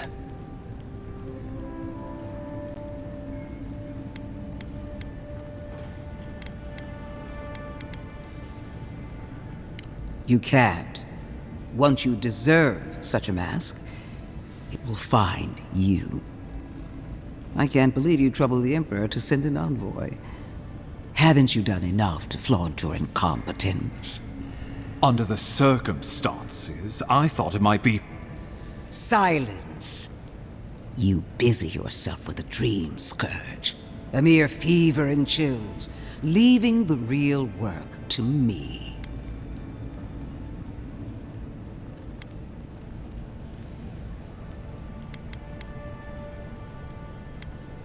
He needs to listen for a change.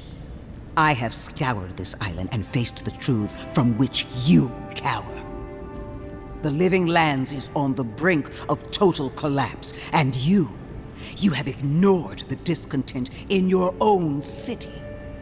Our envoy brought the killer to justice and Paradise to order, which is more than you've done in years. You don't waste time, do you? We should be using this opportunity, not squandering it. What say you?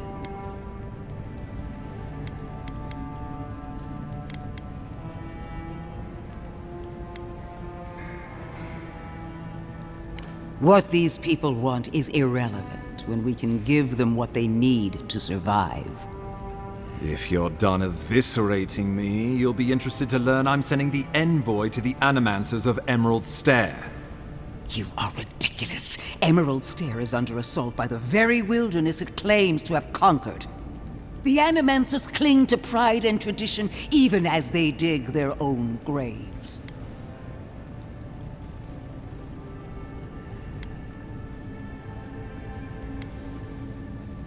That might do us some good, or it might lead you nowhere.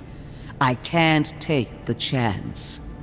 Clearly, I've wasted my time with you, Ambassador. From now on, I will break the frontier on my own terms. You are free to disagree with my methods, but you cannot stop me. As for you, Envoy, farewell.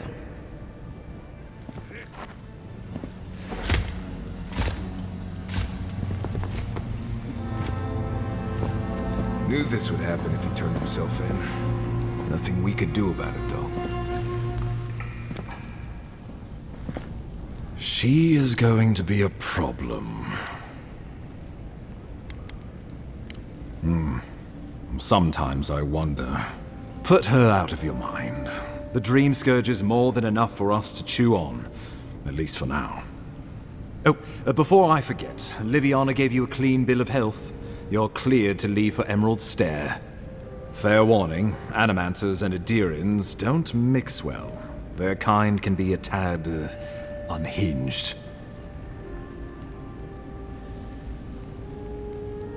At least you'll have that in common, if nothing else. They're a fun bunch. Crazy, but fun. Wonderful. Now I have to keep a tight grip on my soul on top of everything else. Should you cross paths with Ludwig, well, try not to. I have no idea what's gotten into her. Safe travels. I'm told Emerald Stair is beautiful this time of year. We can head to the Eastern Gatehouse when you're ready to go to Fjord.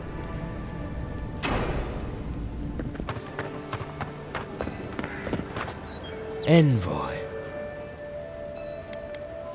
I speak for Paradise. That is all you need to know. Careful, he could be a messenger. Or this could get interesting. After what you've done, you cannot imagine we would ignore you. My compatriots have observed your judgment. We have a message for you. We do not give second warnings. Consider this one carefully. Fjord Messiverno, huh? Guess if you're looking for an Animancer, that's the place to go. I don't know about all that. They decided to settle in a hostile forest and use animancy to conquer it. We might get there and find that these people aren't as ready and willing to help you as you hope they are.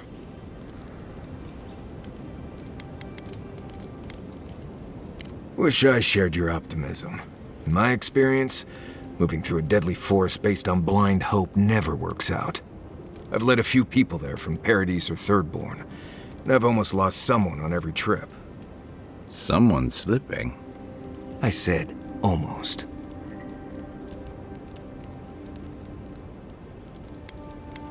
Of course I can. You're stronger than the typical explorer, and Kai, well, he's got us. Just remember that the next time I draw fire away from you two. Right, changing the subject.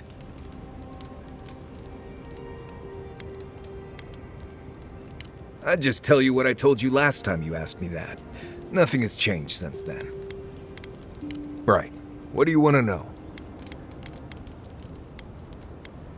Word is the hunting in the Strangle Root has been a lot better since someone cleared out the diseased bear that lived out there. I never hunt out there, but a lot of people owe someone a word of thanks and a half a jug of Wodak.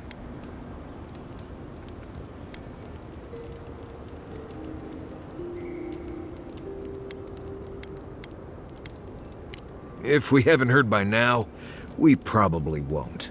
A good hunter does the job and doesn't ask for credit. At least the people who hunt out there aren't going to get killed by a plague-ridden bear. That's something.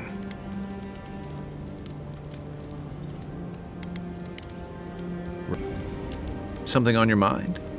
This is a far cry from the feasts and featherbeds you must be used to. My favorite subject.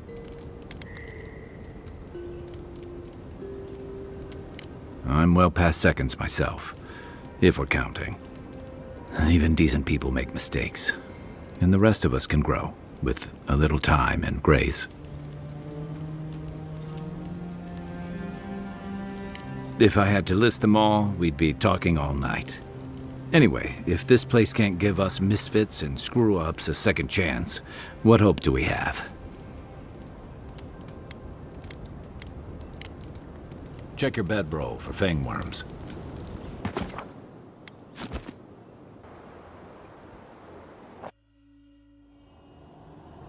The armored mask. We dream of steel and charred earth and flame. The memory binds. Flee from her. We fear. For us. For you.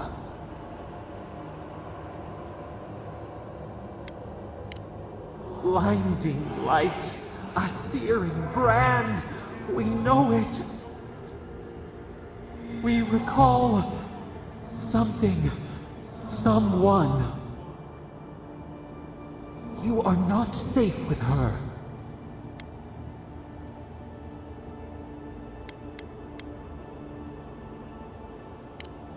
Did the deer anger the blaze? Did the brush? Did the soil? It consumes skin, heart.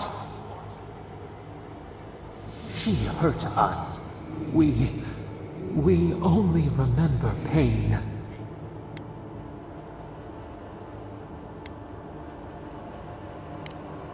We sift through our memories. They prick us. We cannot see. Steer clear of the scourging fire, or extinguish it.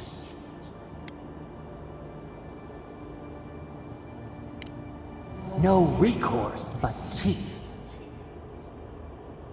The flame spreads toward the garden wall. Listen. Have care. Have care.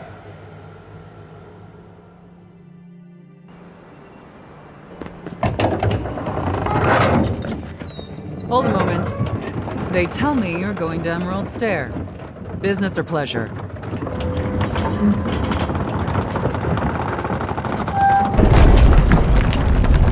Be careful. There's a lot of island to explore, and a lot of it can kill you dead. Fair warning, Envoy. Before you showed up, Inquisitor Ludwine barged past me. She was looking none too pleased. Don't thank me. In fact, keep my name away from Ludwine's ears. Better if she doesn't know I exist. Anyway, I thought you should know Ludwine's on the prowl. Tread lightly. So Ludwine's somewhere out there doing who knows what. Wonderful. Hopefully, your handling of Egwolf brought us some grace with her. Oh, one other thing. A desperate young man at your embassy asked me to deliver this to you. Apparently his expedition team has run into some trouble in the caves north of the city. I mean, you're the envoy, aren't you? The lad asked for you by name. I reckon he was a little starstruck by the whole idea, and no one else could spare the time. Oh, and I wouldn't wait too long.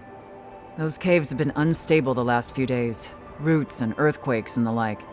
Take care out there, Envoy.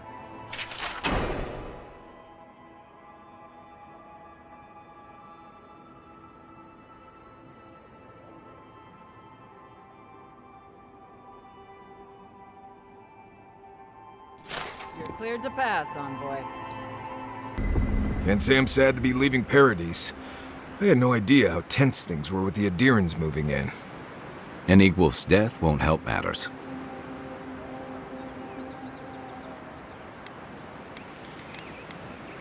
You had to know that might happen. I mean, you've met Ludwine, right? Regardless, the Steel Garrote will see this as an excuse to crack down. I get the feeling they've been looking for one. Steel Garrote? I figured they're just more intense Adiran soldiers.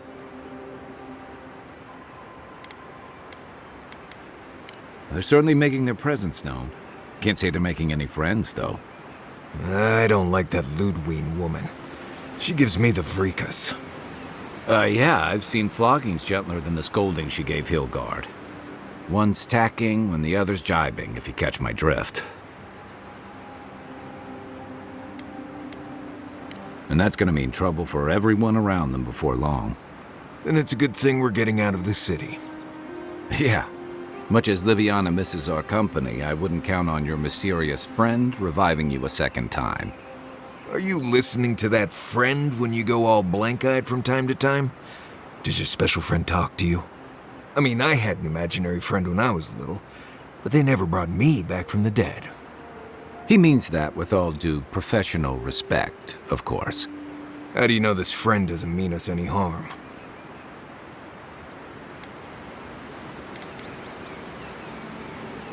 So they do mean us harm.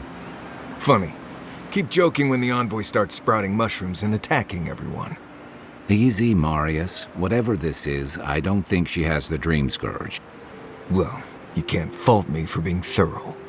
We're headed to Fior Messi Verno to see if the Animancers know anything about the Dream Scourge, right? Maybe we'll learn something about your condition in the process. Right. When it comes time to deal with Animancers, you two are on your own.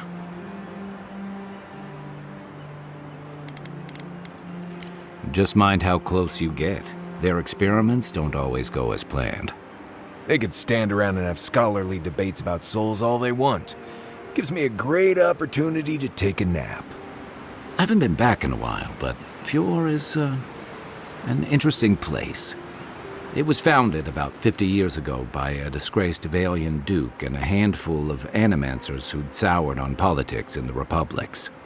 Town full of nobles, scholars, and leeches, all surviving off the work of the farmers who grow food for the whole island.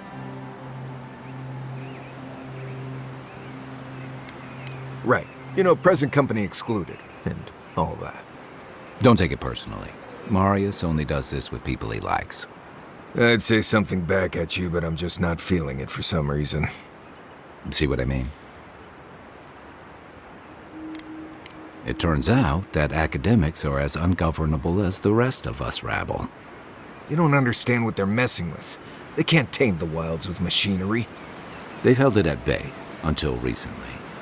Their ingenuity, or madness, or heresy, take your pick, has fed a lot of people in the living lands. But, rumor has it, some unnatural blight is destroying their crops.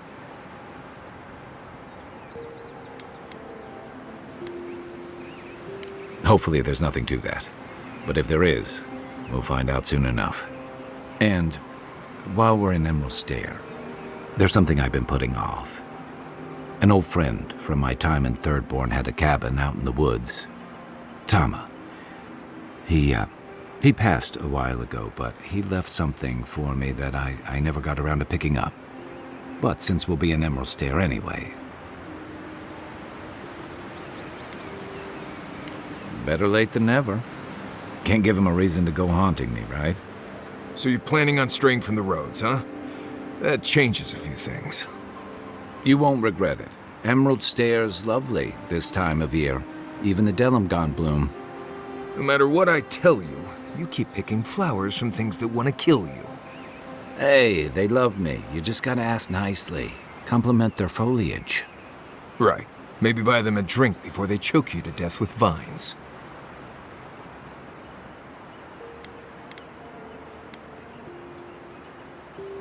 Well, you came to the right place. You and I have quite the adventure ahead of us, Envoy.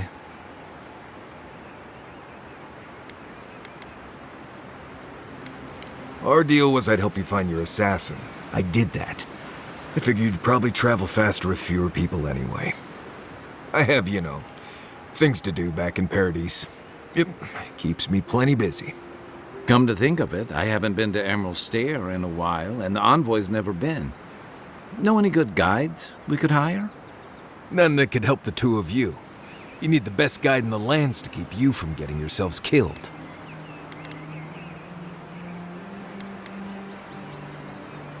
Hey, you don't have to butter me up. Now that you mention it, you're gonna need my help if you're traveling through the lands with this Nimdut. I have 2 rules. No campfire songs and no hugs. That last one's non-negotiable. I hear wiggle room on the singing. If we're done being ridiculous, we should get some rest. We'll be in Emerald Stair tomorrow. Good to have you with us, Marius. Right. Go to bed before you violate the hugging rule.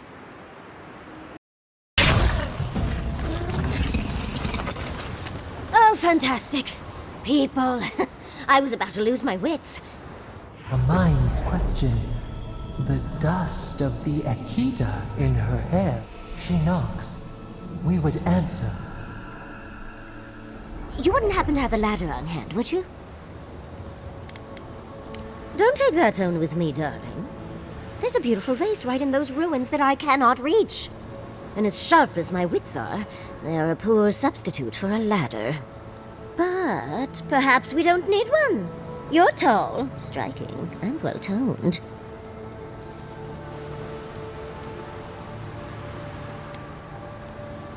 Oh, of course. Why would a priceless artifact be important? Well, I'm not surprised you don't know of the Godless. But they were here in the Living Lands long before we were. Long before anyone else, as far as I can tell. Give or take a few thousand years. They lived on every corner of the lands. You must have passed a few of their ruins on the way here. The big ones, with spires that look more than a little phallic. A lot of their structures were embedded in the ground. They lived in harmony with the land. I mean, as much as you can live in harmony with the land actively trying to kill you. Maybe it was nicer back then. 30 years of research, and as far as I can tell, they just upped and disappeared one day. Fascinating, right?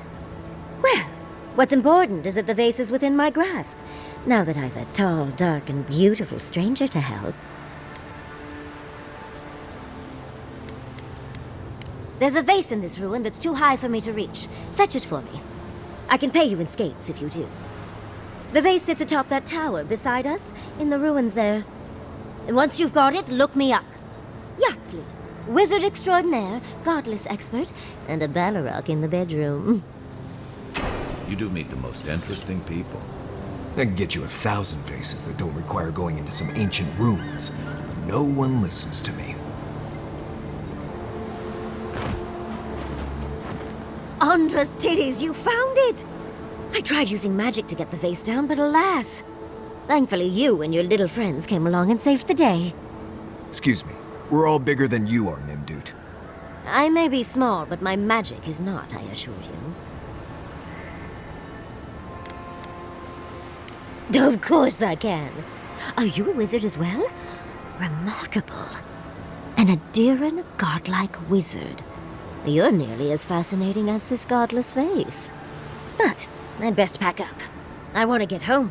I have a new artifact to study. Thank you for your help, godlike. Even if you didn't have a ladder. Well, that's something I hope never happens again. I've got a few inches to spare if she changes her mind. Who put the vase up there in the first place? Darling, you are aware I can see you digging through my things, aren't you? Who put the vase up there in the first place? As if people weren't hungry enough. Hand in hand, they toil, and the earth gives in return. The smile of the harvest.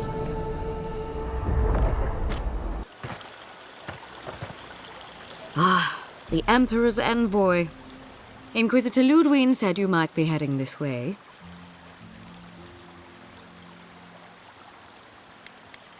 Captain Alfair of the Steel Garrote. If you're here to speak with Vidaro, I'm afraid you'll find the governor is quite beyond reason.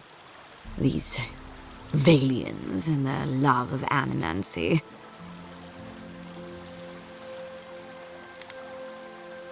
While they theorize and do nothing, the sickness spreads. But worry not, envoy. The Steel Garrote will be ready to ensure the safety of Adiran interests when the time comes.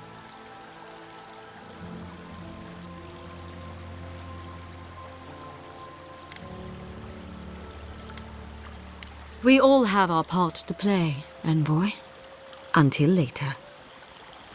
She's as subtle as a broadside. Does subtle mean something different outside of Solace?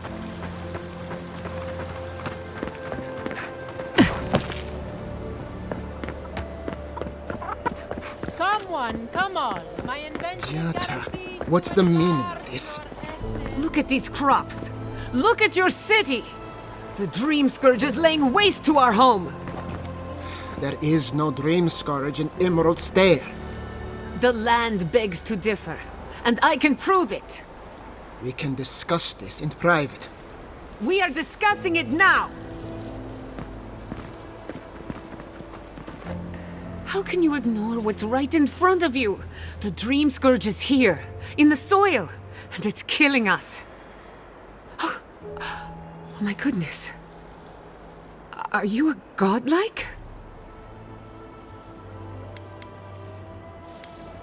Charmed. Forgive me for staring. It's just, we don't see many of your kind anymore. Maybe you can talk some sense into our governor. Put the fear of the gods in him. Seems more likely you'll have to punch some sense into him. Excuse me, but unless you have official business, I'll thank you not to involve yourself in our private discussion. We have Giata to thank for that. As you can see, I was just proving a point to our esteemed governor. A cart full of spoiled vegetables. You call that a point? Ha! Emerald Stair used to be a lush garden for miles around, and now I don't even recognize it. First came the invasive species, roots and mycelium growing overnight, as though nature itself had gone mad. The Dream Scourge has twisted our lands, our wildlife, and now our farms. Then there's no time to waste arguing with bureaucrats. I like her already. I believe that we can restore the land, bring back its soul and its sanity, cut off the Dream Scourge at the root. Our governor would rather ignore the problem. He doesn't trust animancy as his father did.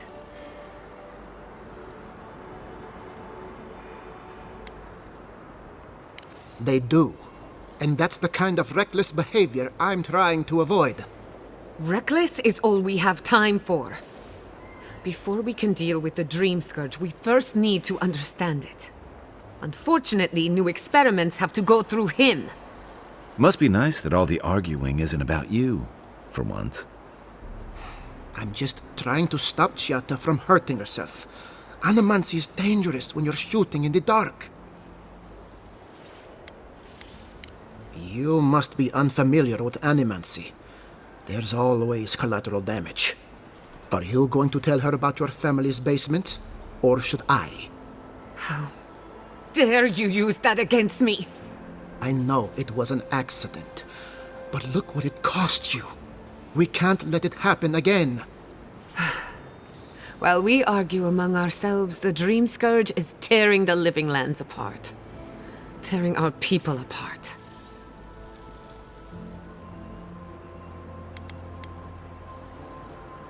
Then we'd better do it somewhere else. Well, Governor, looks like I'm taking some time away from my duties. I'll trouble you no more. Your request is denied, Giata. I wasn't asking. Your responsibilities are to the settlement. Turning away from them sets a precedent that I cannot allow. Everything I have proposed has been for Fior, and you still refuse to cooperate. Under the circumstances, I don't have much of a choice. Then neither do I. Giata Castel, from this day forth, you are banished from Fior Mesiverno. Banished? What? Ignacy, we can't lose our brightest animancer in the middle of a crisis.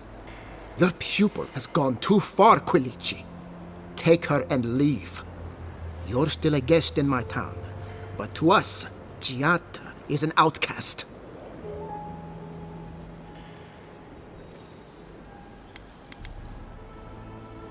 Then I trust you won't overstay your welcome. Governor, this is unacceptable. Your father would have kept this community together at any cost. Don't bother, old man. He isn't his father. I've done all I can for Fior Mesiverno. But you haven't even tried. Now limp back to your giant house like a good dog. We should talk somewhere private. Meet me at my house due west, by the workshop.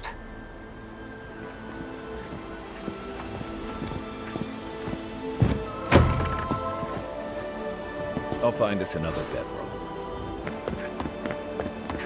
That did not go as I had planned. What did you think would happen when you confronted him so? Well, my first idea was to mess up his house. Maybe break a window or two. Perhaps I should thank you for showing restraint. I'm sorry you had to see that. What an asshole. Giata, some manners, if you please. Why start now? We're on the verge of extinction, but our governor is too busy protecting his fragile ego.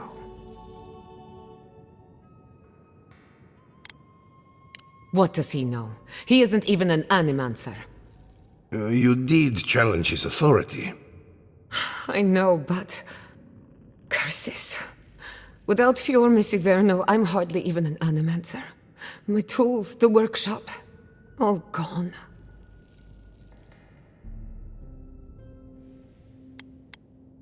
We'll have fewer resources to work with, but anything's possible. At least now I'm free to study whatever I want, on my terms. The Dream Scourge has been a thorn in my side for too long. In a way, I do. I have plans for this island, and they don't involve the Dream Scourge. But that's a story for another day. Your parents would be proud to see such tenacity. Anyway, listen to us babble. Let's talk about you. I never expected to see an Adiran envoy here. You've got a lot of guts showing your face in a town full of animancers. It's not for the faint of heart, that's for sure. Our first order of business is the Dream Scourge, but I'm also curious about you. There aren't many godlike left these days.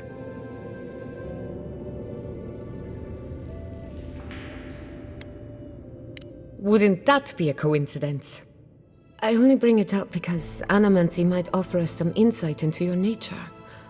Keep an open mind. While I pack up my belongings, you can help me by... No, sorry. I don't know what came over me. I just realized this is the end. I have to leave your Messiverno. Forever.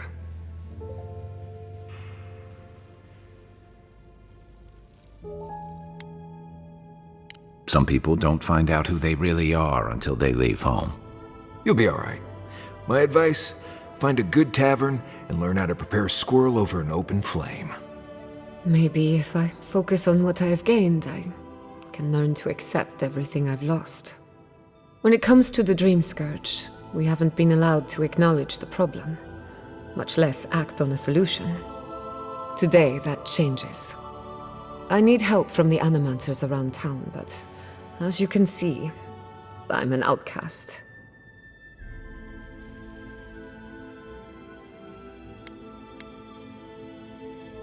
Glad to hear it. Your education should come in handy. Monto Pastor is in the workshop due west. He's got an invention that can help us. Elia Rossell is an authority on the undead. Her methods are controversial, but useful. She lives in a cottage southeast of town. And then there's Yvette and Remy, our philosophers. You'll find them at the docks, southeast of Fjord. Each of them owes me a favor. Drop my name and they'll tell you what they know about the Dream Scourge.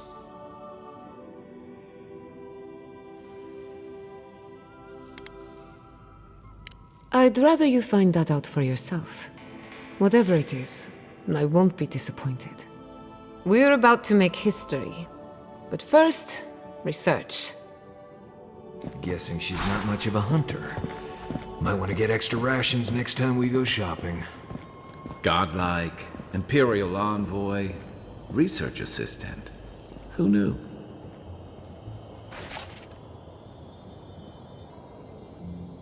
I hope you aren't afraid of lightning. Where there's animancy, there's bound to be lightning. I'm counting on it. Oh, I heard there was a new arrival, but I didn't expect a godlike. Welcome to our modest workshop. More than most, but less than I would like. Unfortunately, I cannot do a lick of research while my equipment is underpowered and overworked.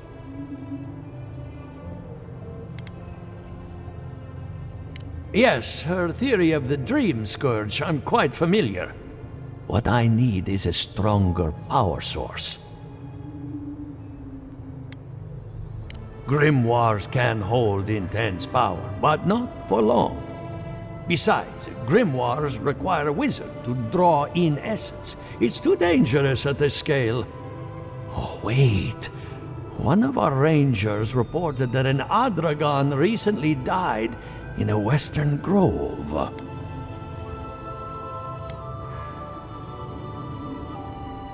Indeed, but that well is almost dry.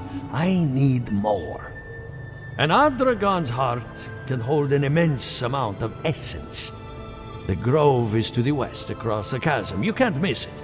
The rangers say a Delamgan queen holds court there.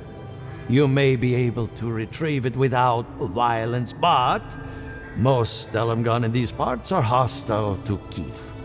So you can understand why none of us went rushing over there to find it when we heard the Adragon had died. Still, Delamgan queens can be reasoned with, so if you want to get the heart peacefully, try not to kill her guards. Do be careful. Emerald Stair is not itself these days. If you can convince her to hand it over, I'll be more than impressed. Good. You finally showed up. I was worried you weren't coming. The name's Keeledge. Pleasure to meet you. Hilgard sent me to Emerald Stair to keep an eye on this place. I had orders to make contact as soon as you arrived. I won't talk long. He only wants me to let you know I'm here. If you need to get word to the ambassador, I'm your man. No, they're fine. It's Ludwine's nightmare squad I'm worried about. I don't want to draw their attention. I think they're up to something. I suppose, but this seems worse than normal. I think the scale of their operation is dangerous.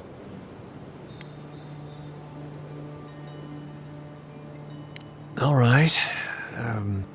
I suppose I can do that. Exactly how far do you want me to go with this? I'll do my best. Until later, envoy.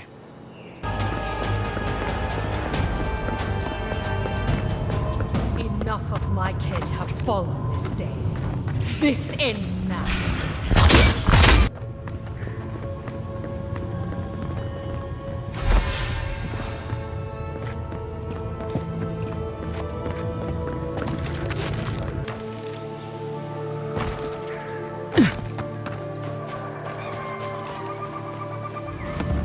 There.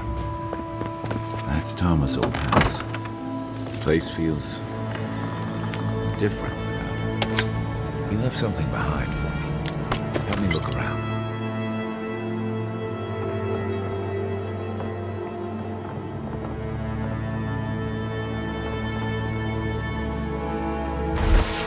So much here reminds me of Tama. It's strange to be back without him. I still can't imagine what he wanted me to find. Say, what's that you're holding? Yeah, it is. I carved this for him years ago. I had no idea he'd kept it, let alone. And he tells me like this, when he's long gone, leaving me with nothing but a piece of driftwood I gave him years ago. The man kept a journal of poetry. He never had a problem with words. And we knew each other for years. We were close. I trusted him with things in my past. Things I don't talk about. Did I tell him? I was a mess when we met. I'd been through the battles in Deadfire and a handful of mercenary campaigns since. I was a chewed-up piece of flotsam drifting to the living lands. You're damn right. Oh, I don't blame him. Tom always saw right through me.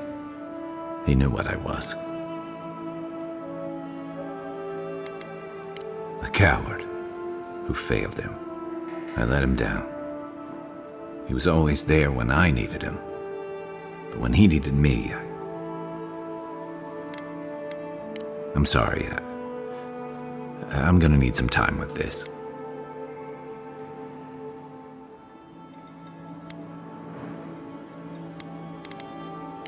You wouldn't say that if you knew. Never mind. Let's keep moving. A little fresh air will clear my head.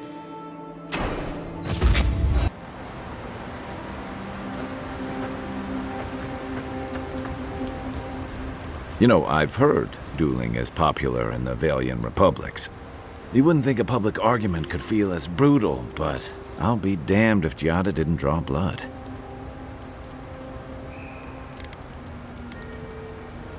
Maybe not, but it makes for a spectacle. Living Landers can be contrarian and combative. That's what sends a lot of us here in the first place. But it's still hard to swim against the tide with your own people, especially when it means getting them to face a hard truth.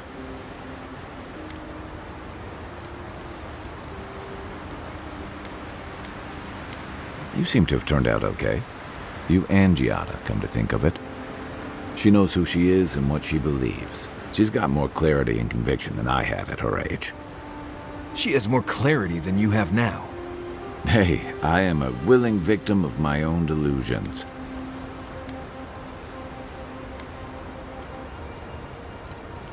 Can we just talk about something else? Hey, don't worry. We're talking about Giada's situation. Right. Like, what did you think I was talking about? Anyway, this can't be an easy time for Giada, but I'm glad to have her on our side.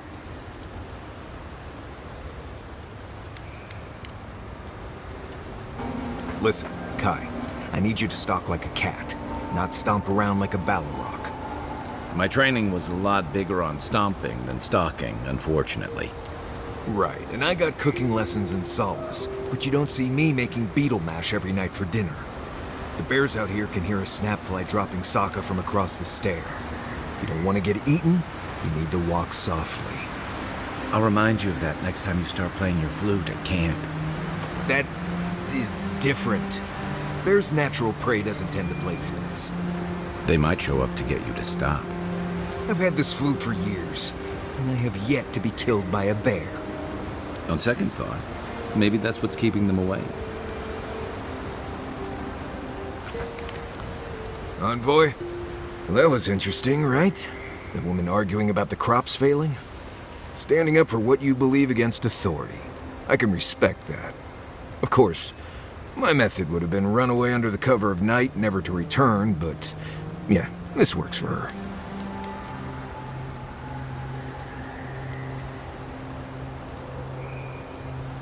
Is tainted food better than no food? They can survive without the harvest. They just have to work harder. Anyway, there's clearly more going on here than a bunch of animancers sitting in dusty labs doing whatever they do all day. Beyond that, nah, I can't help you. Call me when you're back to facing real danger. Right, changing the subject.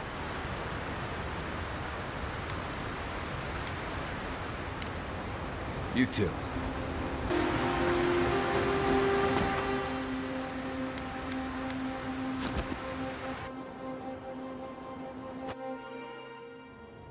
The Adra stirs, a crackle of light in a withered field.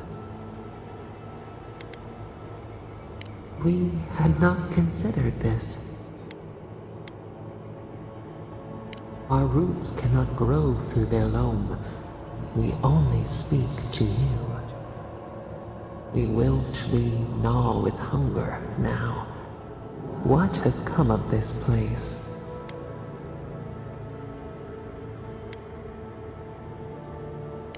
skin of the teeth. The flesh starves, but the soul is resolute. We feel them. They bend and hone the essence of the earth. They draw from our veins like a well. What are these rituals? Eons have passed. We do not recognize these strange machines. The harvest grows, the dead rise. What do they hope to achieve?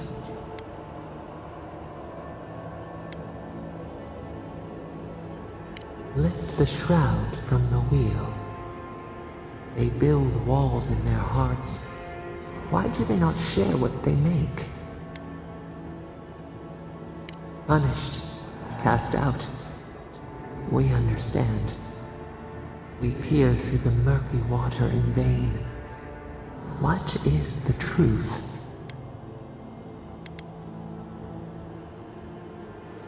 The bitter tincture heals. Nothing ventured, nothing gained. We have learned much. Dream of soaring wings in your repose.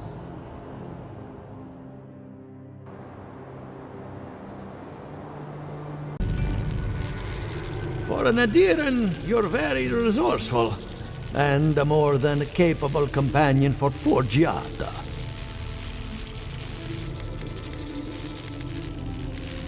Very few, save for old Quilici, and he's like a father.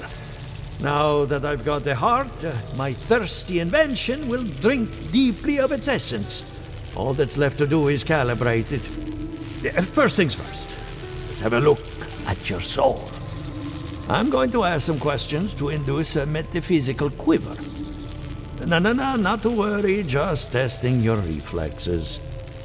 Let's start with an easy one. You wake up on a beach, looking up into the sun. Your hands are covered in blood. All right. Let's try some word association. Tell me the first thing that comes to mind. Pendulum. Chrysalis.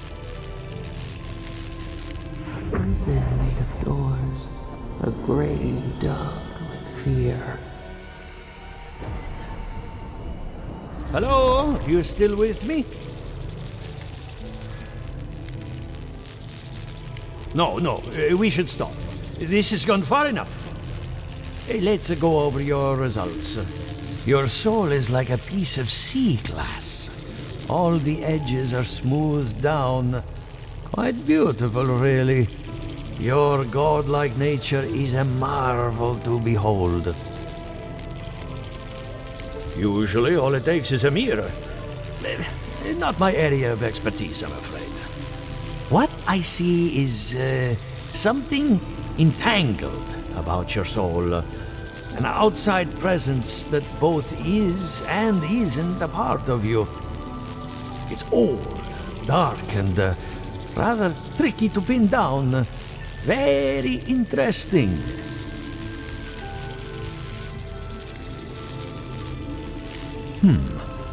That would be closer to Giata's area of expertise. I'm sure she'd love to give you a look. Fascinating. Thank you for getting my machine calibrated again. But you came for Giata's theory of the dream scourge. Between the two of us, she's on to something.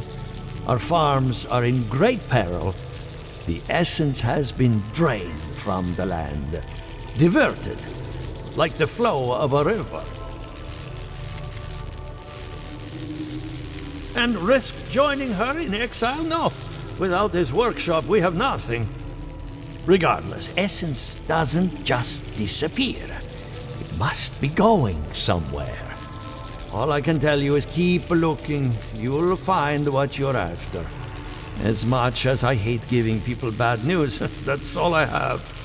Please give Giata my fondest regards. Keep looking, huh? I'm getting a bad feeling about what we'll find.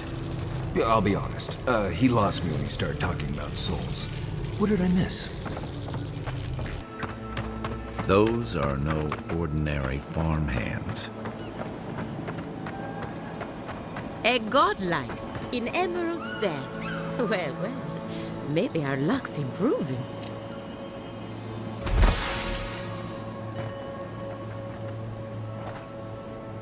I'd offer to shake your hand, but I've been elbow deep in Beatrice all day. Beatrice, you know, the one with her viscera on display? As you can see, this is my reanimated corpse farm. Oh, and what do you use for fertilizer? Other corpses? I'm trying to demonstrate the value of undead labor. But of course, nothing is ever that simple. But my revenants are special. So gentle and well-behaved. Most of the time. It's somehow worse knowing that these corpses are polite. Now, Beatrice, she's being a real problem, if you can believe it. Would you be a dear and reach into her guts? Feel around for anything that doesn't belong. Aha! So the blight got into my revenant and interfered with her raising. That confirms one of my theories. Not only is the Dream Scourge affecting our farms, it's disrupting animancy, unraveling our work. Sounds like I have more research ahead of me, but at least now I have a sense of direction. Thank you for getting your hands dirty on my behalf, godlike. You're a natural. Giata Castel wants my professional opinion. What an honor. I have a few theories, but no firm conclusions. I have to ask, is it true? Did Vidaro kick her out of town? That's our governor for you. Self-righteous even in his own ignorance. Very well. I'll tell you what I know about the Dream Scourge. But first, I need some help around the farm. I'm up to my ears in chores around here, and the Revenants can only do so much. They can't do complicated tasks, you see. Anyway, I'm afraid the time has come to put down poor Silvo.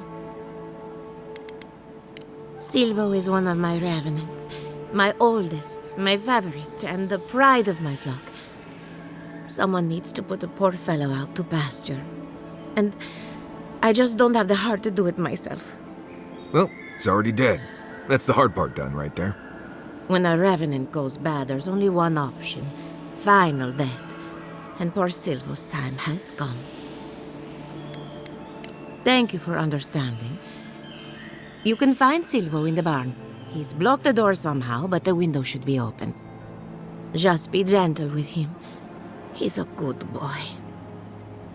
So, we're killing a revenant then? She just couldn't come out and say that? And this is why I don't take pets. Who's ready for more?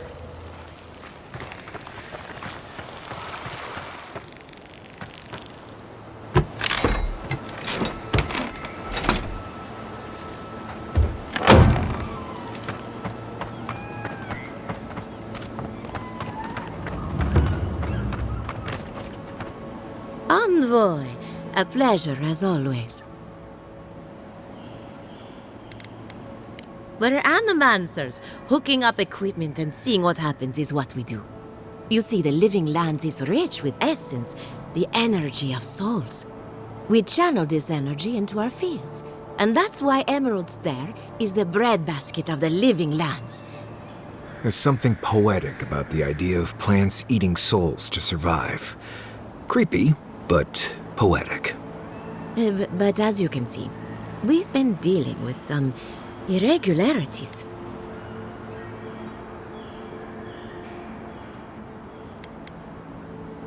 Thank you. We've been at it for a while now, but there is still so much to learn. Traditional farms depend on water, sunlight, and the mercy of insects. What you see here is no different. Animancy can change the world, but it's an uphill climb. People don't trust what they don't understand. Poor Silvo. He was a bright young revenant, but a very old man. Thank you for giving him peace. I'll be fine. I've lost so many revenants over the years, and I'm always such a wreck afterward. So, the Dream Scourge. I've been keeping an eye on the readings from my fields. This plague, as we know it, is a recent development. But I believe whatever causes it is older by far. Maybe even as old as the living lands. The exotic plants and animals, the twisted landscape, the Dream Scourge. They have a common ancestor. There's something about the essence in the living lands that's different from anywhere else I've seen. It's possible, but we don't share research if we can avoid it.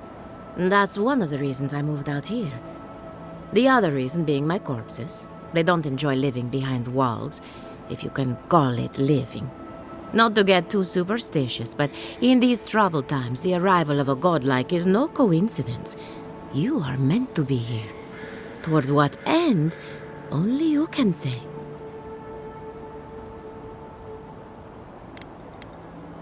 And thank you for the interesting riddle. You and Giat are going to shake things up. As for me, I'll be keeping a close eye on my flock. Oh, and thank you for the nightmare fuel. I really have been sleeping entirely too well lately. I'm remembering why people find this place unsettling. The great mystery is, are godlike blessed or cursed? The gods are silent on this question. Neither. They just are. Anything else is speculation. I hate speculation. I want answers. Remy, look what I found. A genuine godlike. Do you think they can hear us? Let's find out. Hello, me, Yvette. You friend? Remy, take a note. The endangered godlike's vacant gaze betrays an unquenchable thirst for violence.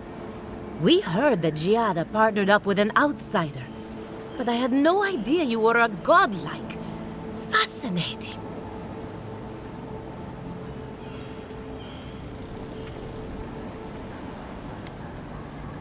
It's just that we've never met a godlike before. This is a big day for us. Giata must have sent you to be our test subject. She knows how we adore your kind. Satisfy our curiosity and we'll give you everything Giata needs to finish her research. Deal?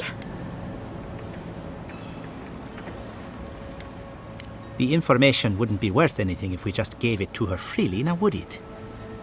Let's begin the examination. If you could choose, who or what would you be in your next life?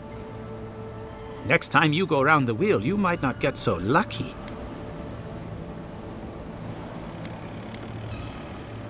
Ooh, good answer. My turn. Some would call you blessed. Others would call you cursed. The fact remains, you were touched by the gods. Wouldn't you say that you owe something to the rest of us? Weren't you? Oh, I thought of another. We all know that godlike can't reproduce. How do you plan on leaving a legacy after you're gone?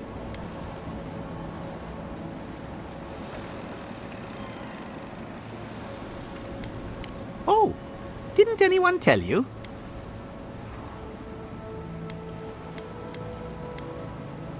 Well, it's a good thing we're here to remind you.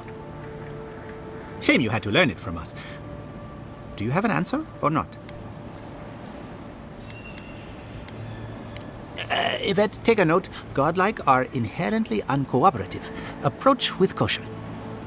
I think that covers everything. Thank you for that brilliant insight, Godlike. You're a credit to your dwindling kind. So, Giata wants to know all about the Dream Scourge, yes? Such has been her research of late. Do you want the good news or the bad news? There's no cure for the Dream Scourge, much in the way that there's no cure for an avalanche. Giada will be interested to learn that the Dream Scourge cannot just be studied in a lab. Its nature is wild, so it has to be studied in the wild.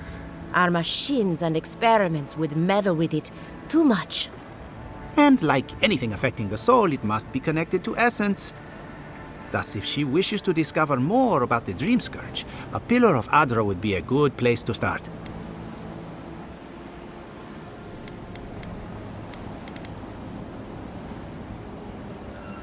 Precisely. A godlike and a scholar, too. Incredible. Indeed. Just as Adra channels essence, so too may it provide a key to discovering more about the Dream Scourge. Not that we'd ever be interested in such research, of course. How droll.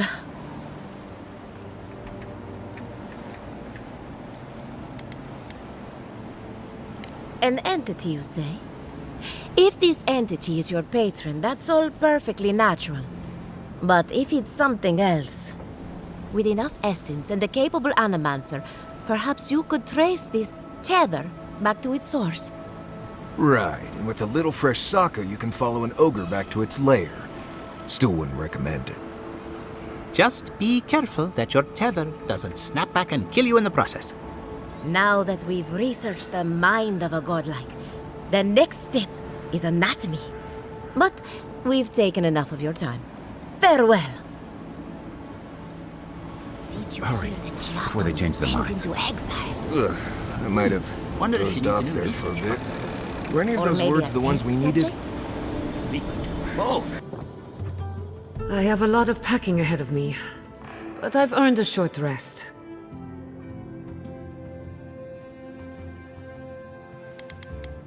I hope you had an enlightening visit at the corpse farm. Elia is one of my favorite neighbors, second only to Quilici. When her best farmhand got stuck up a tree, I got him down in one piece. Well, several pieces. I've always looked up to her.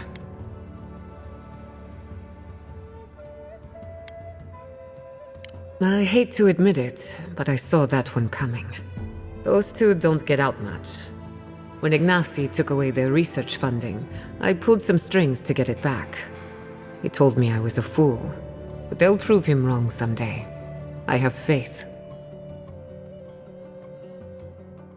And you got his machine up and running.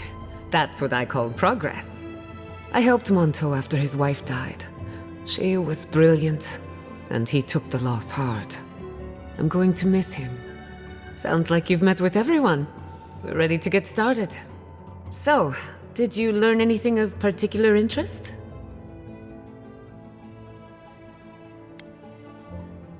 And why? It's almost like something is lashing out, defending itself. Look at us. Barely even started, and already we're making progress. Monto's machine is working, Elia will keep an eye on her revenants, and Yvette and Remy are providing us an alibi. Under the circumstances, the two are not so different. I needed those animancers for more than their expertise. Monto's invention nullifies spiritual interference. Having it up and running means we won't get any false signals. Whenever I tap into an Adra pillar, Elia's farmhands tend to get a little bitey. Thanks to you, they won't be a problem. And then there's Yvette and Remy, the governor's eyes and ears. In exchange for privacy, I gave them a test subject. I'd call that a good day's work. Now we just need the right equipment for the job. When my parents died, they left me their life's work. An invention like no other. The phantasmal focus.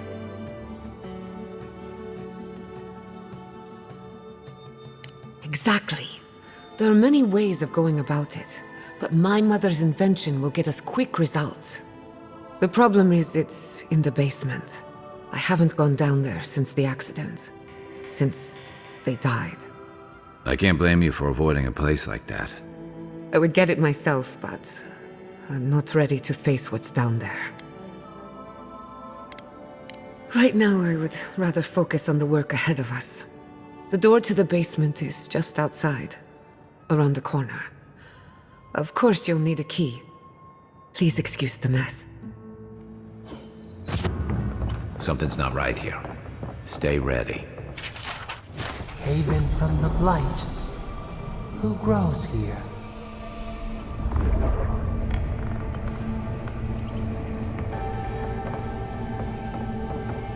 I feel pretty certain that those people aren't supposed to be plants.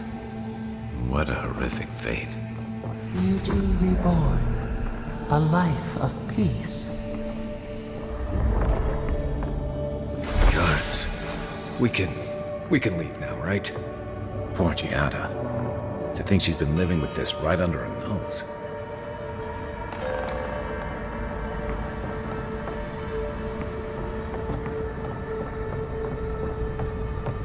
I don't. Anyone know what happened back there? I think those were Giada's parents, or whatever's left of them. So they're dead? Or something like that. Gods. I can't believe this.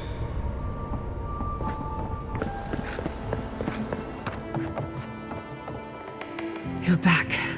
You found it. You actually found my inheritance. Did you see my mother and father? Are they still there?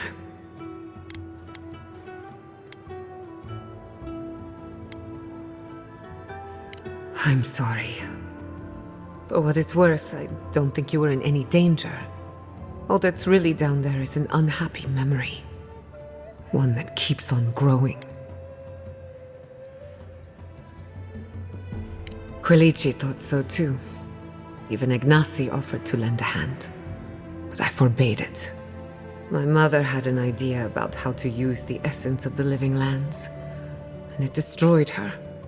My father. Our family. I've heard that story too many times. This land takes more than it gives. So I swore an oath. No one could enter the lab until I understood what happened. I did it to contain the tragedy, even if it destroyed me too. But all that's in the past. Enough about me. Let's worry about you for a change. With the phantasmal focus, I can finally tap directly into the essence of the living lands. I can also use it to smack around anyone who gets in our way. The only thing we're missing now is an Adra pillar, and I know the perfect one. Naku Tedek, the old godless ruin west of Fjord. There should be some equipment waiting for us. We used it to study the Adra pillar. Then some priests moved in and took offense at our work. I hope they haven't tampered with the equipment, or this will be a very short experiment. That rugged thing? It's as dry as a bone. Hardly any essence left. Even if it wasn't, I'm not exactly welcome in the workshop these days.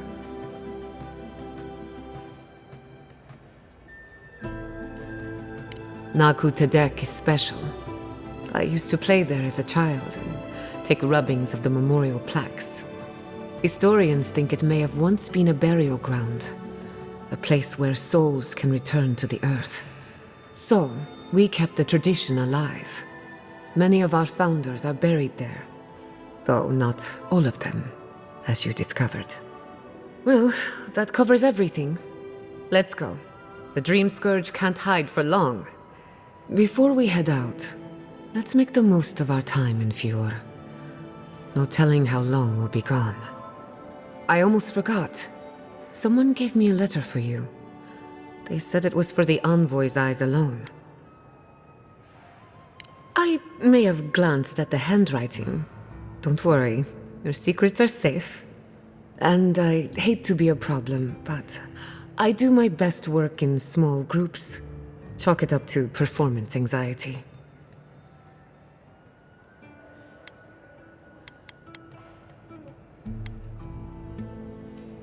That was not my finest hour. I was so angry. Mistakes were made. When it comes to the Dream Scourge, I don't want there to be any mistakes.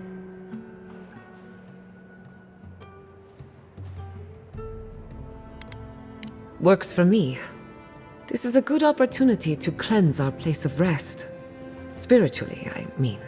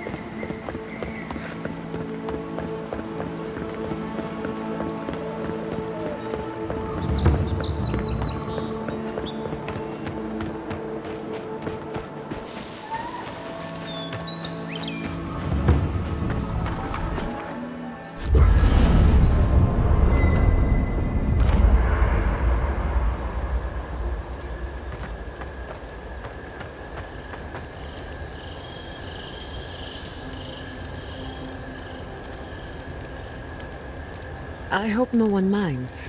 I made myself at home. Don't mind at all. It's good to have you. Tell us a bit about yourself, Giada. Let's see. A few things about me. I enjoy long conversations, and my favorite season is autumn. Apparently, I also snore, which annoys some people. So do I. Glad it won't just be me now. We should pitch our tents on either side of Marius. The drone really helps him sleep. Right, that's me. And the first rule of camp is never listen to Kai. He's a blessed Nimdude of the highest order. If anyone needs their soul tinkered on, don't hesitate to ask. I'm rather good with souls. I'll take your word for it. Envoy? Hard to imagine what Giada's going through right now, with her parents and all that. I mean, I have no idea what actually happened there, but she lost her people. She'll need time to get past that. And she deserves it. Right, changing the subject.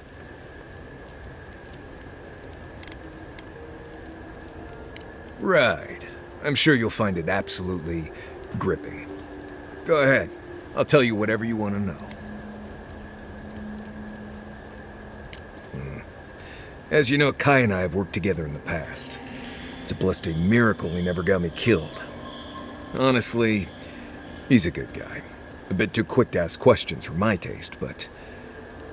Kai's good enough. Tell him I said that I'll cut a hole in your water skins.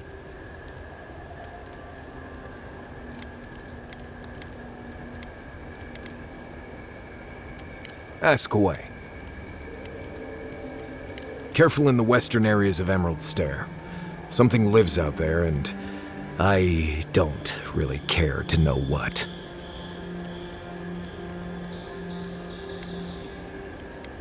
Right, changing the subject. Pleasant dreams. Thank you again for letting me join you. An Animancer never misses an opportunity to embrace the unknown. Still, being an Animancer feels different without Fior Messiverno. For the first time, I don't have to prove myself to anyone. You're forgetting all the bridges I burned on my way out. No, that part of my life is over. At least now I have a place I can call my own.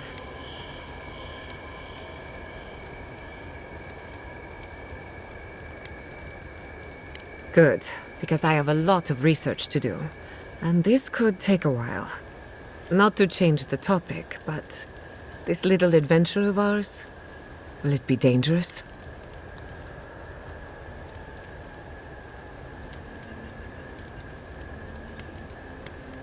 Well, I never expected to live forever. My mother and father taught me how to defend myself, among other things. When you need me, I'll be ready. I hope so, anyway. Anything in particular?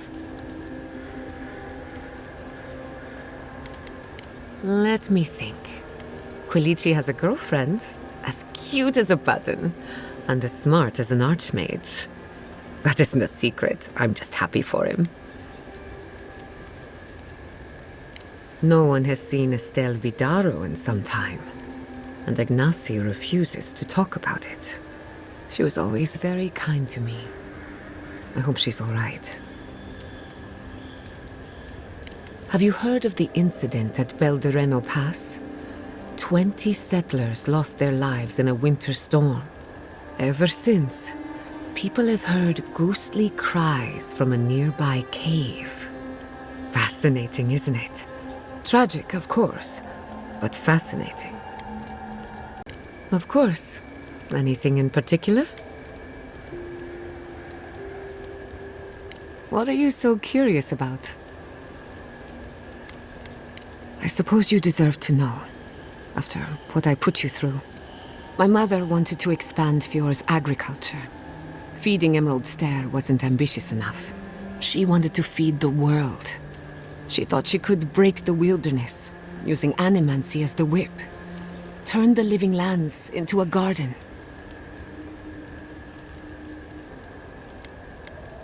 That's putting it lightly. After my father put the finishing touches on the phantasmal focus, she was impatient to get started. After all, whoever controls the spirit of the living lands has nature in the palm of their hand. Indeed, a world run by animancy. Emerald Stair was just the beginning to her. My father thought she was brilliant. Others thought she was mad. I think she was a victim of her own ambition. She wanted so much, and there was so little time to achieve it. Theoretically, her plan should have worked. But the living lands had other ideas. When she used the phantasmal focus, theory collided with reality. Everything went wrong. No. To my knowledge, the accident was no everyday occurrence. But neither was the experiment. My mother transgressed on nature, on existence itself. Still, I don't understand what went wrong. When I do, then I can finish her work. I was 17. That makes it... Gods, has it been 13 years already? After they died, I wouldn't go near a lab. It was ages before Quilici got me to crack open a book. I have a lot of catching up to do in my studies. Need to make up for lost time. My mother and father didn't know the risks, and I can't stop thinking about them. Caution and experience will stop us from repeating their mistakes. I can't rule anything out, but I suspect the Dream Scourge had something to do with it. It lives in the essence of the living lands, corrupting whatever it touches. And if I'm right, that means it's been here a long time. Or the forces behind it. That's all I care to say for now. At least, about this topic. I thought my family's research could help Emerald Stair. That it could banish the Dream Scourge from our lands. Of course, Vidaro wouldn't even give me a chance. He was afraid of history repeating itself. Still, I'm hopeful. This legacy of mine could change animancy as we know it. And something tells me I'm close to a breakthrough. Closer than my mother ever got. I hardly think your Emperor would approve. Good thing he's on the other side of the world. No Animancer has engineered an ecosystem before. Maybe, with a little luck, I could be the first. Ah, a simple question with a very complicated answer. The device is attuned to the spiritual energy of the living lands, much like a compass to magnetic north. But essence is chaotic by nature. As you saw with your own eyes, imposing order on chaos is not without risk. And look how well that turned out. Don't get me wrong, this invention is a small miracle, but it isn't enough. The phantasmal focus was supposed to be the start of something grand. One lever of a device that exists only in theory. Perhaps it should remain that way. Now that you mention it, I did try and awaken my soul, to become fully aware of my past lives. Every Animancer tries, and fails. It's practically a rite of passage. So, one evening, I crept into the workshop and cobbled an invention together from spare parts. Amateur work. Then I turned it on. Big mistake. The next thing I knew, it was morning. I was floating in the fountain, and my head was pounding like a drum. You don't need animancy for that. Just rum and a crew on shore leave. That answers a lot of questions, honestly. Sometimes I wonder, what if it actually worked? What if all of this happened before, and I'm just reliving the events of a past life? I try not to think about it too much. Anyone in particular? I warn you, I'm not the best judge of first impressions. Kai is a useful fellow. We need people like him to keep you grounded. Just not too grounded. On the surface, Kai is all charm and confidence. You feel good knowing he's around. But there's something deeper. Something in his core that he guards from everyone. Maybe even himself.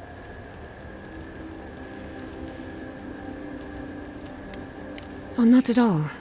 Kai is a sweetheart. And if that's who he chooses to show us, then that's who he is. If there's another side to him, he'll show us when he's good and ready. No need to rush a natural process. Marius is working through something. An old wound that hasn't healed. A search for forgiveness? Who knows? He's a tough fellow, but I wouldn't put too much pressure on him. Good question. Mental and emotional pressure, specifically. Marius could hunt the great western stag if he set his mind to it, but his own feelings elude him. When he wants to find himself, give him room to do so, but don't push him. Just be there to catch him. We haven't been together long, but I think I have you figured out. In Paradise, you handed your killer to the steel garrote. Much like tossing meat to a pack of wolves. Your Messiverno tolerates you well enough. No doubt thanks to my influence. Of course, all I know is what you've done. You may not think these choices reflect who you are. At the end of the day, you shouldn't care what anyone thinks. All that matters is how you see yourself. I've spilled all the gossip I know. Ask me again when there's a new face in camp. Until next time.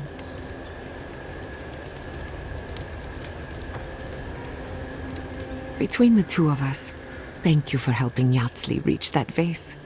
Maybe it seems like nothing to you, but to her it's everything. When you consider how many Orlans and dwarves there are, it's outrageous that we build so high off the ground. What a pain. Don't let her size fool you. On the inside, Yatsli stands as tall as a mountain. One of these days she's going to change the world, shake things up. And I'll be at her side, grinning like a fool. Anyway, thanks again.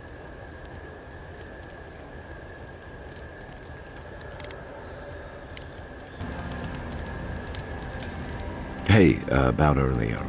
Sorry for going off like that. I haven't talked about Tom in a while. I guess the moment just caught me off guard.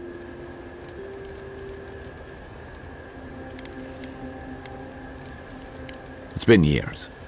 It was always green and overgrown, but I don't remember it being quite this. Exactly. Something about Emerald Stair has always been unsettling. Everything in the living lands grows wild, but it's different here. Those giant roots, whatever they are, I don't remember them being quite as big or close to the settlement. Well, there's a thought to keep me up at night. Oh, the Living Lands definitely hates us. That's why people like me even get work. I don't like reading that much into things. Maybe that's why I'm still a bachelor. Is that what it is? That wasn't even on my list. Either way, when I wake up with night terrors, I'm waking you both up with me. And troubling. What was it she said? The steel garrote will ensure the safety of Adiran interests?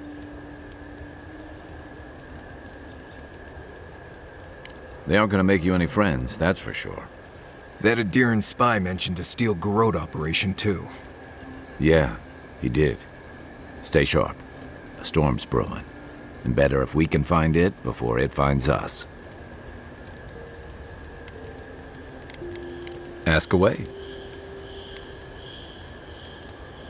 You're asking me? I'm not much of a gossip. Okay, who do you want to know about? She's got a lot of heart, and she's loyal to her people and their principles, even when it costs her. Giada's lost her home, but kept her resolve. It takes a special kind of person to weather what she has and emerge stronger for it. She'll have a lot to figure out after all this, but she's gonna be okay. She's young. She'll get there. Until then, there are certainly worse things to be driven by. Okay, but only if you let me turn that question around once I've answered you. I think you've been trusted with a nearly impossible task. When we first met, I thought that was because you made some powerful enemies back home. But as I've gotten to know you, I think that if anyone can stop the Dream Scourge, it's you. At the end of the day, I'm proud to fight alongside you. And there you have it. Your turn now.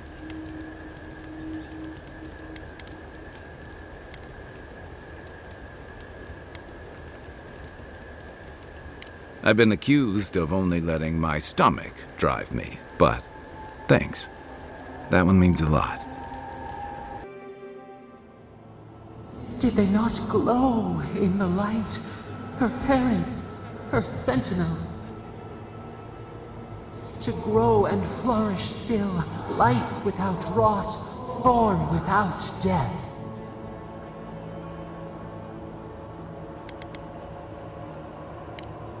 Is the mycelium monstrous? Fair or foul, it merely lives. Endless spring, they breathe, they flower, they will never fade. They sing in peace. Was it not worth the change?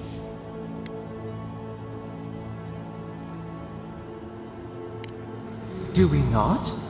The bear would have spent its days in the wood. They are strong now, vibrant, better than their frail shells.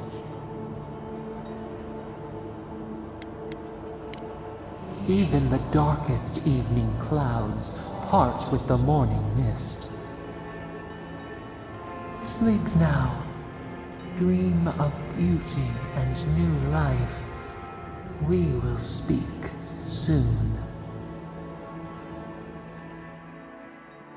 There should be some equipment by the Adra pillar. We remember these walls. Yes, we have been here. Well, here we are on the precipice of discovery, armed and ready for mischief. I'm 2 out of 3 anyway. Before we get started, indulge me. What are you excited to learn about? Good. We're on the same page. Now, I'm going to tap into the pillar's dormant energy and give it a good shake. In layman's terms, I'm chumming the water and daring the Dream Scourge to show its ugly face. No, but it should get us results. All right. Drawing on the energy of the phantasmal focus, I'll start with a low-frequency ethereal vibration. I've got nothing. You? Like I could go for some pie. Shit. All right, adjusting the frequency. The focus is warming up. I hope that's a good sign. Let me know if you feel something. Who knows how your godlike nature will react to this? Brace yourself. We're going to pin this bastard down. Are you sure about this? Don't worry, I'm a professional. Now, here goes nothing. Souls in a circle, a whirlpool. We twine, we twine. Hey, I think I got something. The focus twitched, like a fishing rod. Is that a door? Not the result I was looking for, but a result nonetheless.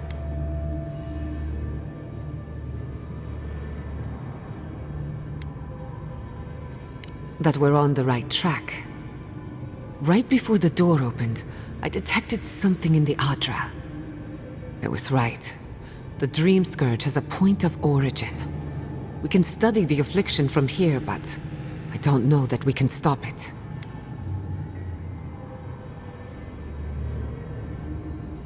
Oh dear. How do I explain? Imagine tossing a pebble and hoping it flattens a blade of grass on the other side of the world. That's what you're asking, and it won't work.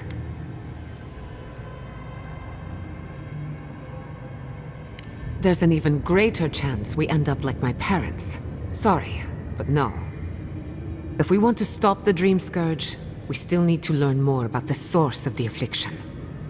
I hate to say it, but we'll get better results at the base of the pillar, where the energies are more potent. We shouldn't jump to conclusions. After you. We gotta see what's down there now. I did not bring us here to explore. Clearly, something wants to be found. Does this feel like the start of a cautionary campfire tale to anyone else? I wonder, did you open the door? Or did the door open for you? Incredible. These ruins are untouched. We are the first to disturb them. When was the last time anyone walked these passages? It must have been centuries. No, millennia. Sorry, I'm getting ahead of myself. We'll talk more once we reach the bottom. If there are any monsters left, show yourselves. Some of us have work to do. I guess that means the coast is clear. Let's have a look at the Adra pillar.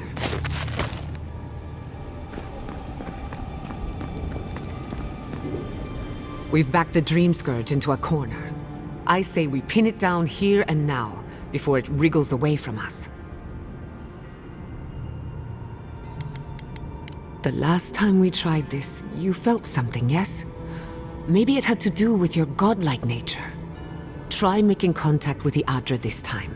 It could only help. The effect should be stronger than before. Brace yourself.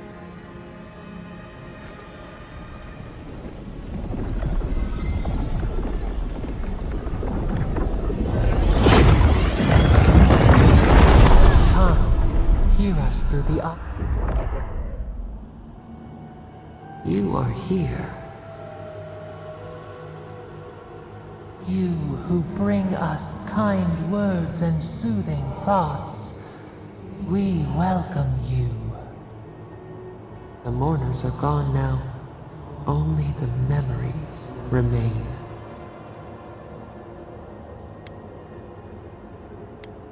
The shell protects the snail. Light pierces the shadow of doubt. We once belonged to the green and the wild. A people lived there once. They loved us as we loved them. They brought their dead to us. We used to dip our fingers, wade in the confluence of souls.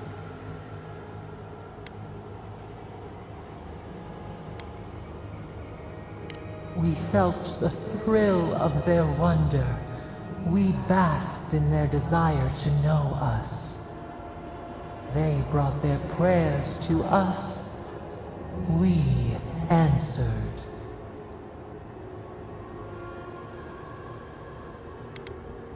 Our people died. Their books were burned. No one was left to speak our name. But we remember an age of connection and wholeness. Our eyes opened. We were the earth, the sky, many into a whole. We touched the mountains and they molded to our fingerprints. The Akita twined around us. They sang in awe of what we made. They called us the gardener, steward of life. Sabadal.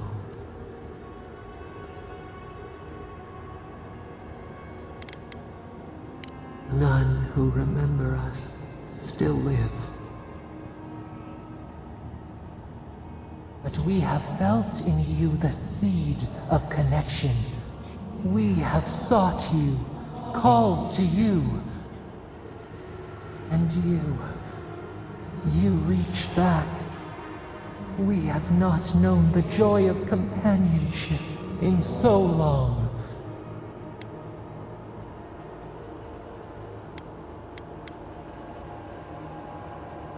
No, we do desire our freedom, yes, but we also wish to know you. Can two shoots not spring from the same seed? Find us, free us. The rot that festers seeps into us as well. Our cage is far from here, buried in the garden, beyond the poison sea.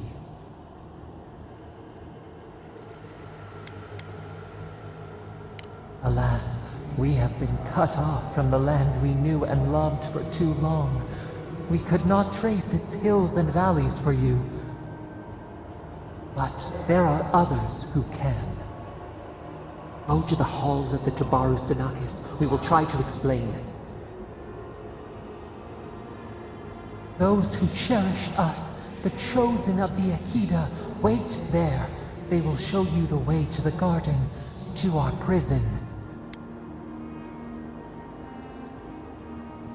We will cleanse this rot with you once our hands are unbound.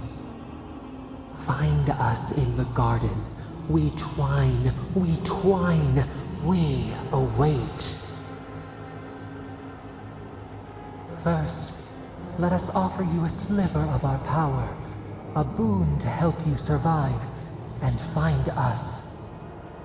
You rejected us once before. Let us lend our shade and strength, for your sake and ours.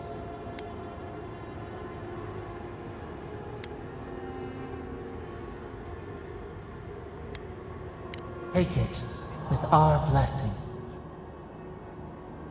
Now hurry to the halls of the Tabaru Sinakis. Bind us.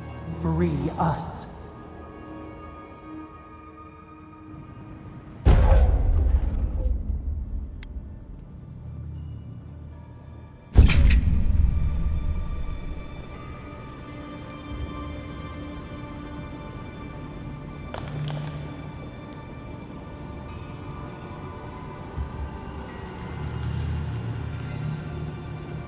Find us.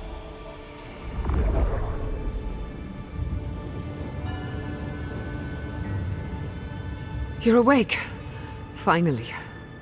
We really pushed the phantasmal focus to its limits. You were out a long time. We gotta start bringing pillows. For a second there, I thought... Actually, never mind what I thought. Actually, I thought your soul had been blasted to 1,000 pieces. But I'm happy to be proven wrong. While you were out, I got some clear readings of the Dream Scourge. I've tracked its origin to the center of the Living Lands, somewhere deep in the untouched wilderness. You've heard of it. Fascinating. Maybe someone knows about this garden of yours. If we find the garden, we can cut off the Dream Scourge at its source. I hesitate to bring it up, but you were muttering while you were out. Had quite a lot to say. Whatever you were communing with, it had a spiritual energy I've encountered before, though only in traces. It must be connected to the Dream Scourge. Perhaps they share a similar origin. Yes, Sapadal. Who are they? What are they to you?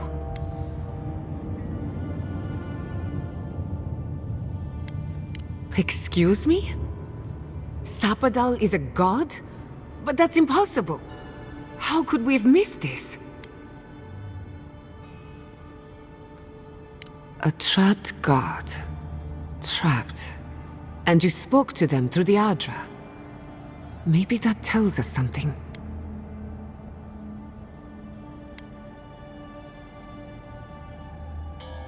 Perhaps the bars of their prison would be forged of essence, not iron. We've long theorized that all Adra is connected, but that changed when Animancers came to the Living Lands. The Adra here is severed from the rest of Eora, connected only to itself. Or so we believe. If Sapadal speaks and works through Adra, then the Living Lands is their prison, their tomb.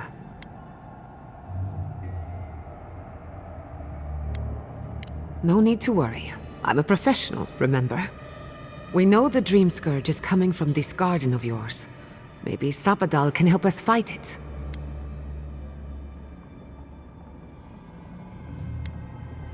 Indeed. That will be for you to judge. The real question is, where do I start?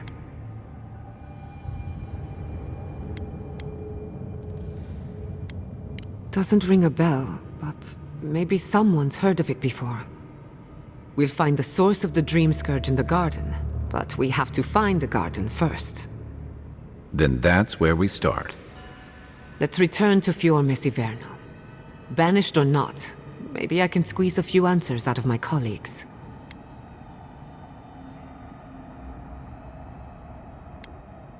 Gods, I don't know. The farms, the community, my research, they all depend on animancy.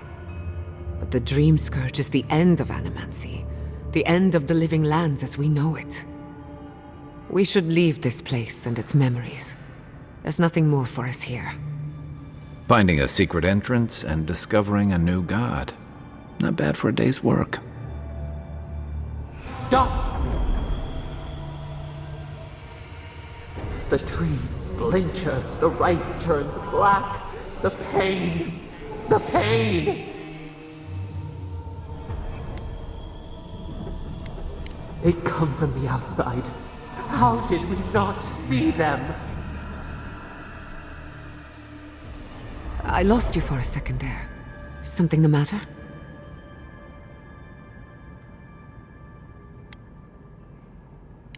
Oh no. Let's go. You take the lead. Come on, there's a way up those stairs.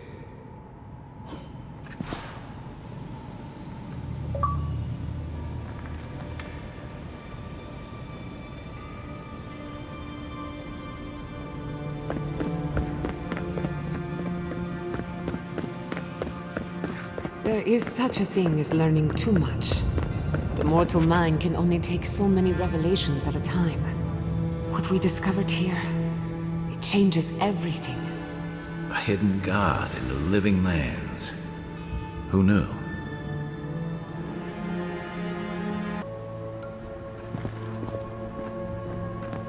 Oh my god, no! Andra's deaths. This was no accident.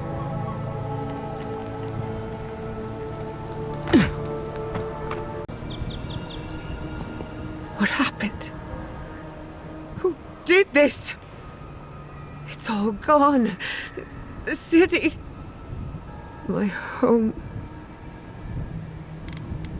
Maybe an experiment that got out of control. But the damage would have been confined to the workshop. We have to check on the others. At least let me find Quilici.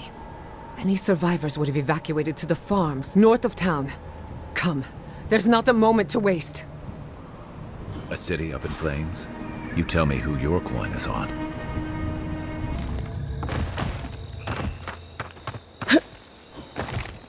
These people are looking for leadership. A sense of direction. We should find Quilici. What a fine mess the Adirans have made for us. We've been at war against nature so long, we didn't think the final blow would be struck by outsiders. Envoy! Oh, thank goodness. For a moment there, I thought we'd lost you in the attack. Are you all right, old man? They didn't hurt you, did they? I am, thankfully, unharmed. We live to fight another day. This is neither the time nor the place for pleasantries. Inasi, calm yourself. Why should I be calm?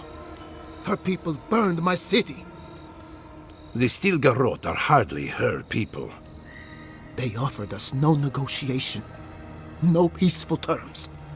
Just flames and laughter as we ran.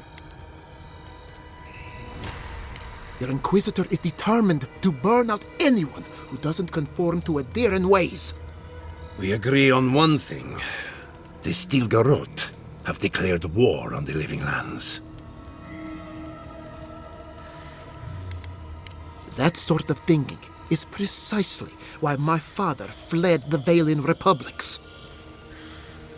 What happened here is no coincidence. Their forces already have an unshakable grip on Paradis. This attack was meant to weaken us. No doubt they will circle back to finish what they started. Tell us, what of your research into the Dream Scourge? Assuming our governor wants to hear it. I may have spoken in haste before. Pardon? The very notion that the Dream Scourge had blighted our farms, it was too awful to acknowledge. Are you being serious right now? I am. The sanctuary my family built was falling apart on my watch, and I wasn't strong enough to bear it. Not for me, perhaps.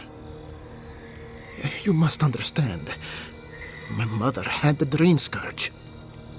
I hoped against reason that she might recover, but her mind grew as blighted as her lands. To face reality would mean upending my city, throwing order into chaos, and admitting she was truly gone. I'm so sorry, Giata. Don't waste your apologies on me. This changes nothing between us. I don't expect your forgiveness, but I will do everything in my power to make this right. Whatever you have to say, I'm ready to hear it. Giata, is it true? I'm afraid so. Even if we pooled our efforts, we're no match for the power bearing down on us. Then our worst fears are confirmed. We're defenseless, unequipped, and backed into a corner. We can't remain in Emerald Stair. There is no reason to stay, unless you count picking through the ashes. We should relocate to Thirdborn. It's the only settlement that can take us all. No. I say we go to Paradis. Exactly. As long as we are animancers, the adherents will pursue us to the ends of the earth. Instead, we lay low, hide in plain sight, let them believe we're beaten, and bide our time. While we hide, the Dream Scourge will tear this island apart. At least in Thirdborn, we can practice animancy freely. We can't gamble with our existence. The political climate of the Living Lands is too dangerous.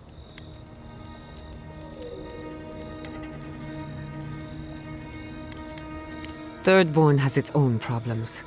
Paradis is more secure, but it would mean living under a Diran rule. I don't like our options, but that shouldn't stop us from committing to one. Thirdborn's full of hardy types. Lots of former soldiers and mercenaries. A rough bunch, but good to have at your back. It's also farther from the Stilgarot's base of operations. That's where I'd make my stand. We'll be proud to lend our strength to theirs, as animancers and as fellow expatriates. I have my misgivings, but you helped my father leave the republics. I trust you to help us again. What of you, Envoy? Where does the hunt for the Dream Scourge take you next? Oh, I do. Yardsley? Don't tell me you are getting swept up in all of this. Oh, really? You should know better, darling. Any talk of the Akita, and I will appear. If you're looking for the garden, I can probably lead the way. You're already aware that I'm the foremost Akitan scholar in the Living Lands, and... Godless scholar, my dear. No one outside of academia uses their proper name. Right. Layman's terms. Thank you, darling. Well, to make a long story short, I think I can lead you to the garden. 30 years of research, and I think the answer lies in a ruin called Naku Kubel, which is in Shatterscarp. So we've got to get there now. Before Fiora went up in flames, that Garrote monster took my research. Your kin are on their way to the garden now. Wait. If they know as much as we do, they know to go to Shatterscarp too. Oh no. I've got to warn Temerity. Meet me in Thirdborn, all right? You can't miss it. It's the only bit of civilization in Shatterscarp, if you can call it that. I'll finish getting ready here and just meet you there. Oh, what a whirlwind. God, I love that tiny woman.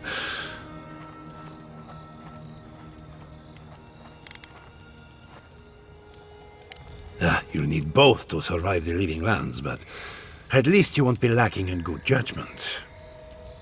Don't speak too soon.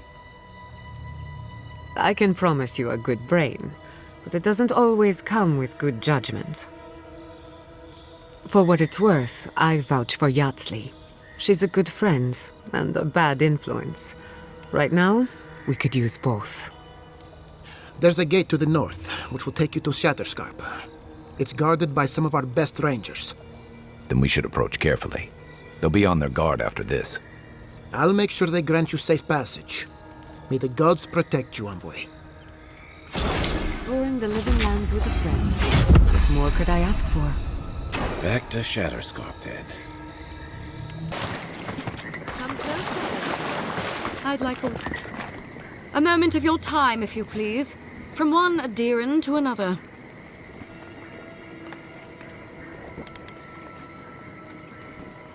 There will be time for that once our business is concluded. So, did you enjoy our little bonfire? Inquisitor Ludwig was pleased with our efficiency. You irredeemable fucking swine! Keep her on a tight leash. No need for this to get out of hand. My apologies. We'll do better next time. Believe it or not, the Steel Garrote owe you an apology on behalf of Inquisitor Ludwig. Bring us her severed head and I'll consider it. That temperament of yours is exactly the problem she's trying to solve. Our attack came together in haste. You should have been informed, and I regret the oversight. All we've done is speed things along to their inevitable conclusion. One way or another, Fuel Messiverno was always going to burn. Weak government, chaotic farming, dangerous research. They never had a chance. What right do you have to cast judgment on us? As the future caretakers of the Living Lands, we do only what is necessary. Fuel Messiverno's reliance on animancy and stubborn individualism has done nothing but drag the Living Lands down with them.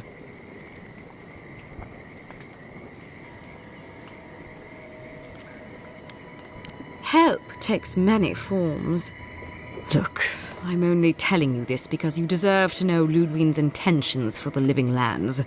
If Heelgard cannot maintain a grip on the Living Lands, then the Steel Garrote will simply take it from him. You see, the Steel Garrote answer to the Burned Queen, not your floundering empire. And we will break from Adir if that's what it takes. And while he frets in the throne room, his puppy dog soldiers will chase their own tails. Inquisitor Ludwig sees something in you, envoy. She wants to cultivate your potential, as she did mine. You don't want to get between her and the fate of the Living Lands, so let this serve as a warning. Our grasp on this island is going to tighten, even if it costs us allies along the way. Acceptable losses. What you do with this information is up to you. Either way, Emerald Stair is just the beginning.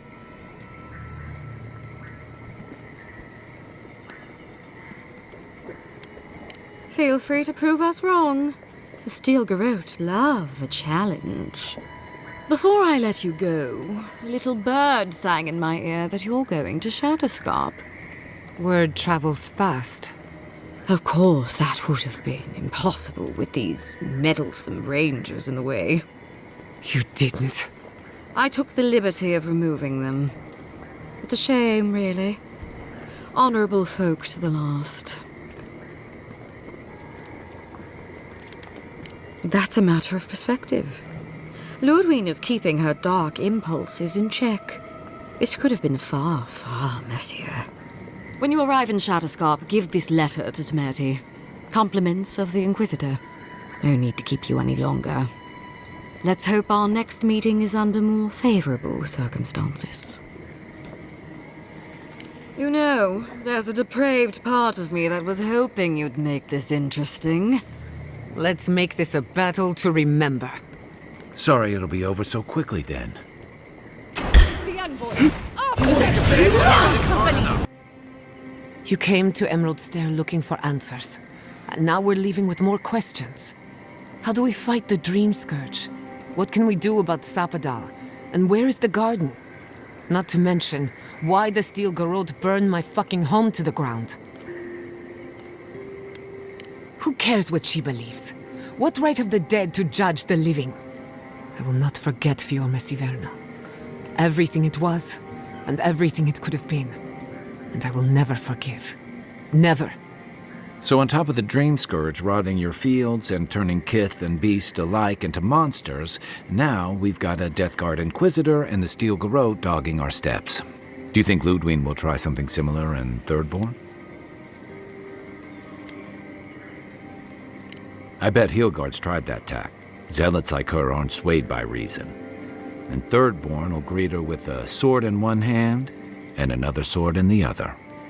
Lots of Rawatayans, scramble routes with no prospects back home, washouts from military or mercenary life, sailors in search of steady ground. Add to that a motley assortment of pirates, free spirits, and people who like living under the loosest grasp of the law, and you've got Thirdborn. But rumor has it something's amiss in Shatterscarp.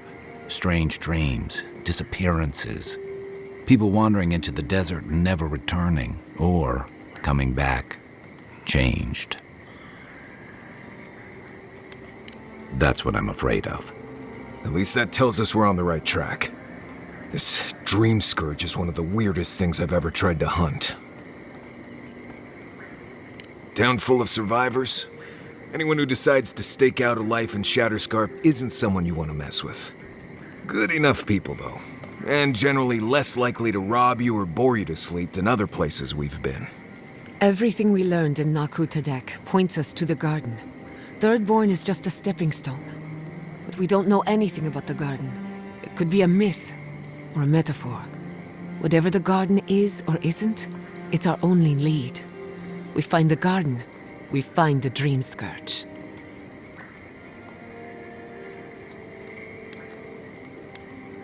Indeed, and deep roots waiting to be unearthed.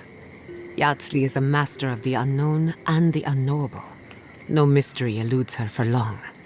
If there is a path to the garden, Yatsley can lead us to it. I'd follow her anywhere. Or maybe that god poking around your soul could give us directions. Ask for directions. Why didn't I think of that? Kai, that's brilliant. Whatever Sapadal tells us will be filtered through a lot of metaphysical noise, but it couldn't hurt to try. This is so exciting. Sapadal? It's Giada. Giada Castel. If you're listening, could you please tell us more about the garden? Castel. Castel. Why does this name sing to us? A voice through murky water. The garden stifles the notes. We cannot reach. The branches bind. Did you get anything? In other words, nothing we didn't already know. Well, at least we tried. Clearly your link to Sapadal isn't as strong as it was in Nakutadek, but I'll take it over nothing. I'll pass. I've heard too many ghost stories that start this way. Right. If I wanted to waste time, that's what I carry a flute for. Just me, then? Really? No one else has a question for the god of the living lands? Fascinating. So let me see if I got this straight. We're looking for the garden, which might not exist.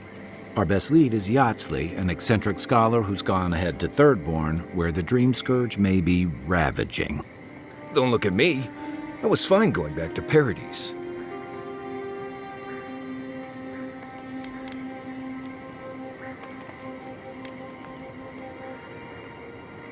Stop. You're aggravating my ulcer. Listen, I hate to ask this, but while we're in Shatterscarp, there's something I need to do. Something I owe Tama. There's an old battlefield near some Pogrunan ruins. Area called the Shark's Teeth. Tama lost his badge there. I need to get it. Thanks. Takes courage to go back for something you lost. I wouldn't have it in me. Get some rest. Sleep is good for the soul. Maybe this doesn't need to be said, but I don't blame you for what happened to Fior Messiverno. I just wanted you to know.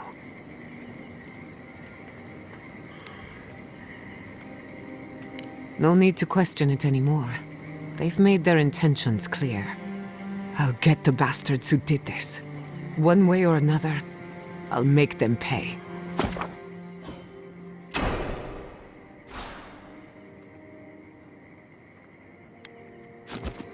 Hey, I wanted to talk to you about what happened in Emerald Stair. I know your Emperor sent you here to represent Adir, but the Steel Garrote raising Fior has gotta make things harder for you.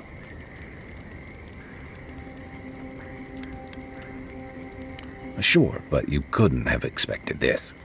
The cruelty we saw, it's hard to reconcile that with the place you've called home. I just wanted to know how you're feeling about all this.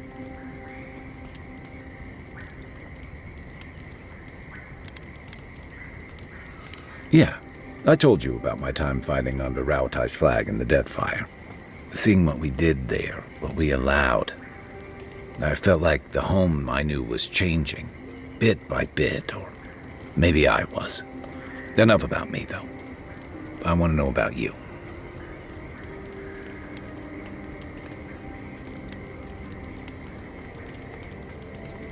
I hear that. Unfortunately, I don't think this situation is going to get any easier. It makes venturing through the treacherous wild seem like a relief. Anyway, I just want to check in with you. This may be your burden, but you don't have to carry it alone. What's on your mind? A marker of his service to Thirdborn's defense, and something that helps his comrades identify his remains, if needed. You always hope it won't come to that. You hope it won't, but you know it might. It's an old Raotayan naval tradition that Thirdborn's kept alive, and another debt I owe him. The story goes that a lot of the first arrivals were Raotayans without other prospects, too low on the ladder to take over the family trade, too poor to learn another. Exactly. Raotai's an inhospitable environment, to say the least, so my people have a proud tradition of seeking our fortunes elsewhere. Raotai's got a big navy that always needs fresh blood, and there are plenty of opportunities for large, colorful mercenaries and bodyguards all over Aora.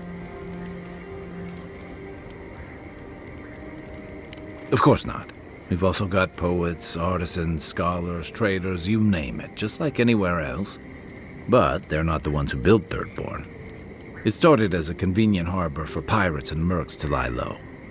Bold, or desperate, fishing crews from Raotai would follow seasonal catches out here.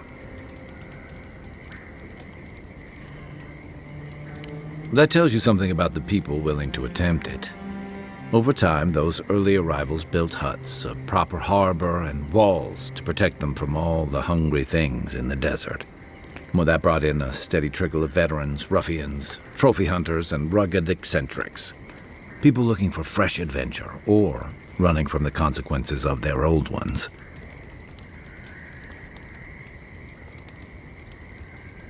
Your words, not mine. Where to start? It's a huge desert full of sandy wastes, canyons, and highlands.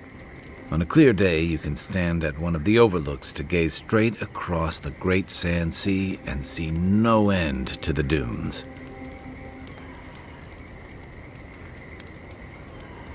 Yeah, it's dangerous and stark.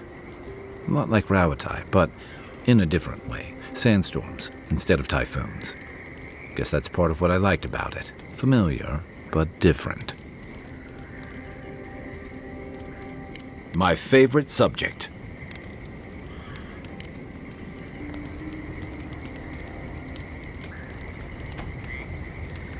We should talk. Fior Messiverno was the pride of 2 generations. And now, nothing but ashes and embers. My home, my lab, my parents. It feels as if I lost them all over again. The steel garrote are just a symptom. I keep asking myself, how could I have missed this? How could I not have known an attack was coming? We were all so occupied with the Dream Scourge, we missed the enemy on our doorstep. No matter where Animancers go, someone is always trying to kill us. Nothing enrages the gods more than mortals in pursuit of knowledge.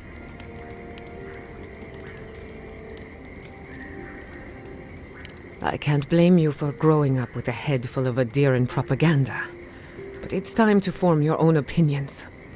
Listen to me. A failed Animancer lashing out at everything in reach. Even with all the tools at my disposal, I couldn't stop the Dream Scourge. And I couldn't save my people. How do I live up to my family's example when I can't even help myself? I wish I could. But that legacy is a debt I can never pay off. My parents died pursuing a better future for Animancers. I can't let their sacrifice be for nothing. And right now, that's all it is. I have some pondering to do. Let me know if there's anything else. Sending my people to Thirdborn. It's a good arrangement. They get a roof over their heads. The city gets Animancers. And everyone gets along. For once. The free settlements have enough cultural and ideological differences that we don't always see eye to eye. But when it comes to survival, there is no disagreement. We're in this together. Look, I know you didn't come to this island to help us. And yet you were here when others would have looked away.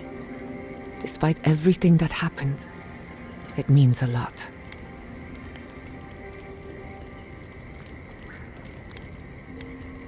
In that case, let's go out there and make a good first impression. If you need anything, you know where to find me. Until next time. Hold it right there, Adiran. What are your intentions in town? Been sick? Strange dreams lately? Relax, Daran. The only strange dreams we've had involve your mother. Shit. Kai? What are you doing here? Temerty's gonna have a fit. I, left without saying my goodbyes. Kai shouldn't be here. None of you should be here. Huh. You're with the Adirans now? I'm with the Envoy, and we're against the Dream Scourge. And you should respect our authority to protect Thirdborn from unknown dangers like you. Come on, Daran. They slew those dream thralls for us. I doubt she could have done that if she was sick. I, for one, thank you. We couldn't take him on our own. Are you smoking Svef? The Adirans raised Fior. We'll be next. Only if you know the right people. Find Daiko in the marketplace. Tell him I sent you. He'll take care of you. Svef is for criminals. I'll tell the constable. Svev should be the least of your worries at this point. Well, technically our legs are already into... Get it? Stop joking around. This is serious. Don't mind him. Between the Dream Scourge and Adir, Shatterscarp is terrified. Darren, can you get on with it? Fine. All right. I can't keep you out if you're not sick anyway. We just have to take precautions. Everyone in Thirdborn has lost someone. Pass on through, but report any symptoms you see to the Tiranui. They're responsible for keeping law and order around here. Law and order. This place has gone downhill. We better get to clearing out these corpses. We'll need help. There's too many to haul off between the two of us. And I'm going to get it back. Oh, gods. And Adiran, what is it this time? Don't worry, darling. The official Adiran envoy is here at my request. What I want to know is why she's in the company of one of our own. I meant to stop by, but I guess time got away from me. I'll deal with you later. We have unfinished business. But your friend has some explaining to do. Why have you come to Thirdborn? After what your people did in Emerald Stair, I can't imagine you carry an edict of friendship with you.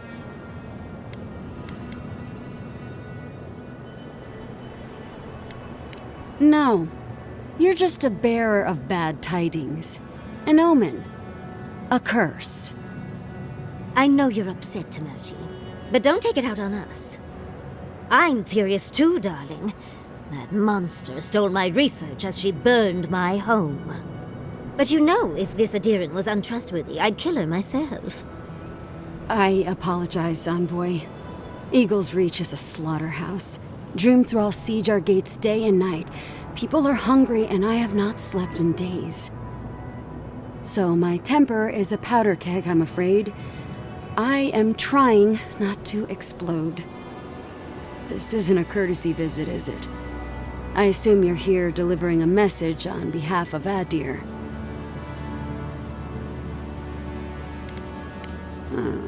To Head Sharpshooter, First Class of Shatterscarp, Tamirti Kaiwa III. Ludwig wants the ruins of Naku Kubel, or will suffer the Steel Garrote's wrath. Just like Fior Messiverno. Another shit atop the pile, then. Not that I can do a damn thing about it. You're not going to give in, are you? Those ruins are a marvel.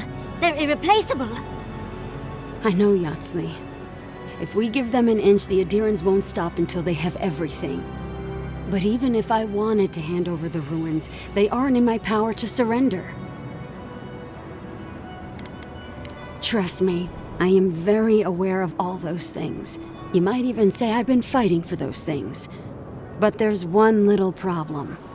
The Archmage Ringrim has warped the very reality of Shatterscarp. Let's just say there's a magical barrier around the ruins now. No one's getting in or out without Ringgrim's say-so. Ringgrim? As in from the Circle of Archmagi? She's here? The very one. I feared you'd be excited.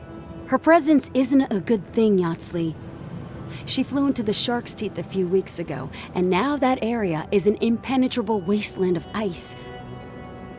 I heard there's an Adiran who had his mind utterly broken by her. He's still lost out there as far as I know. Maybe even an entrance to the garden. We absolutely have to go inside and see for ourselves. The Circle of Archmagi don't get involved unless there's something they can gain. They're not really known for their altruism. Look at the Siege of Craghold. And that was just so that Lengrath could try and show up Consul hot. The truth is, I'm up to my neck in catastrophes. Between the horde of dream thralls pounding on our gates and trying to keep peace with Adir, I've had to station guards on our borders to control who goes in and out, just to keep everyone safe. I never thought I'd say this, but the Archmage is the least of my concerns. So, Ludwig wants the ruins, but even if I wanted to give them over, Ringgrim controls them. And good luck getting an audience with an Archmage. Appalling is one way of describing it. I'd personally call it horrifying. In case you ever feel like an adventure, here's how to find Ringgrim. Head east of here, go past the Pargrunin ruins, and when you see the ice, you're there. And Yahtzee, be careful. If Quilichi lost you, he'd never forgive me. Oh, don't worry about me, Temerti. If my spells fizzle, I can always give a good lashing with my tongue. That's what I'm afraid of. Good luck. Good. It might convince her to keep you safe, too. One last thing. Once you had a moment to settle in with Yahtzee, come back and speak with me. I need your help with something. How exciting.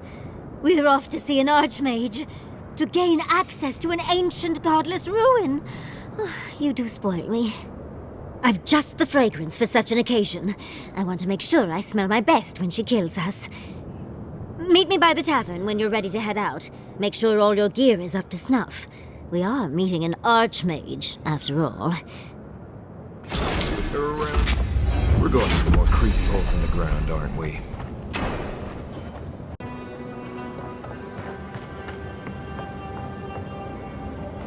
Ah, there you are. It's rather rude of you to keep a lady waiting. I'll forgive you, though. It gave me a chance to dip into my notes about the Circle of Archmagi. One does not simply waltz into an archmage's domain unprepared. Tell me, dearie, how much do you know about Reengrim? Oh, lovely. Then you know what we're up against. Oh, her spells are legendary. The Circle of Archmagi are the most powerful magical beings in Eora. Whatever the reason, the fact that she's here at all is significant. Oh, Aldra's titties. The Circle sent the Archmage of Terror. Oh, she's just brilliant. Well, Nakukubel is the largest of the godless ruins. It's still got its share of secrets. There must be something in there of interest to Reengrim. Probably something powerful. I knew I liked you, darling. I'll be with you every step of the way. Those Steel Garrote bastards stole all my research about the Godless. They'll get to the garden first over their dead bodies. I can show you the way to Reengrim's domain, but we should travel lean. The less of us there are, the less likely she'll take notice. You'll need me to get you in the door, so who's staying behind?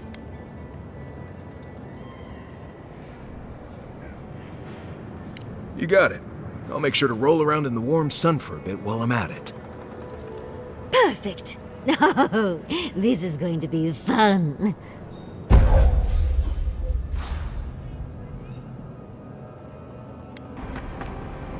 For the camp of an official Adiran envoy, I was expecting a little more. A proper bed, at least.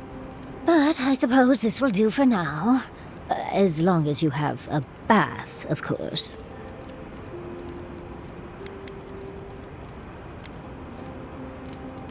When the mood is right, I find I like everything. I'm going to write Quilichi tonight. Make sure he misses me. But, as riveting as it is to complain about our accommodations, I imagine you have another topic in mind?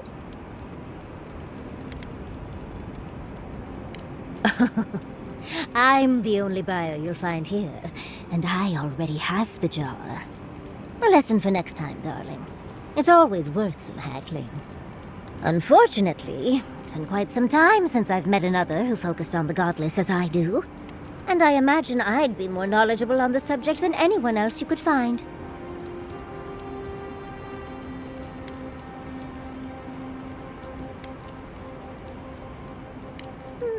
Technically, yes. Well, it set me on the path, at least. When I got my first grimoire as a child, I was trying out some of the fancy new spells I'd been given. I was attempting a simple illusion spell, but I must have slurred my words. The next thing I know, everything was on fire.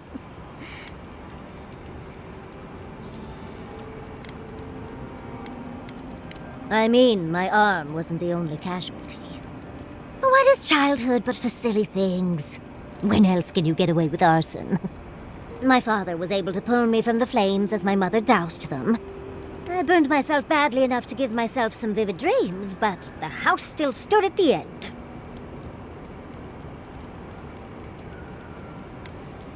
Of course. Now I only burn those that deserve it, like mosquitoes and university administrators. The only lasting damage was my burn mark and the dreams. Usually I enjoy a bit of pain, but this was a bit too much. I wouldn't recommend it. As delightful as you are, we've much to do and less time to do it in. Shall we go? Thirdborn. If it weren't for the Leviathan skeleton in the middle of town, I'd hardly recognize the place.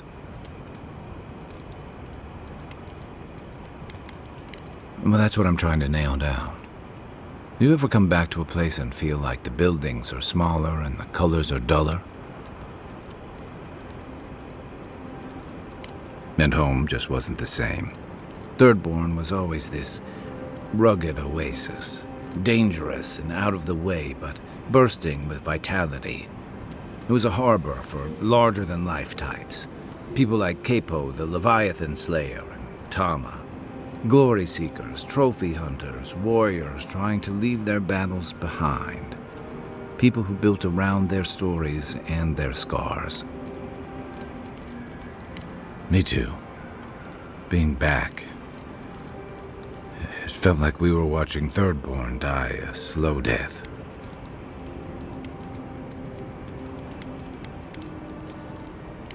Left is a generous way to put it.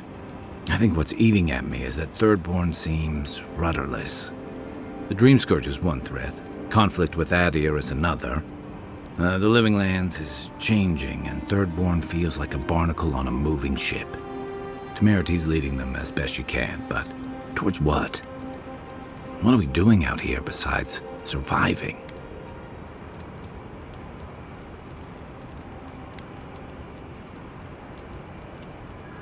Or it'll go the way of the godless and their ruins. Not sure which idea makes me more uneasy. What about you? You were sent by your emperor to investigate the Dream Scourge.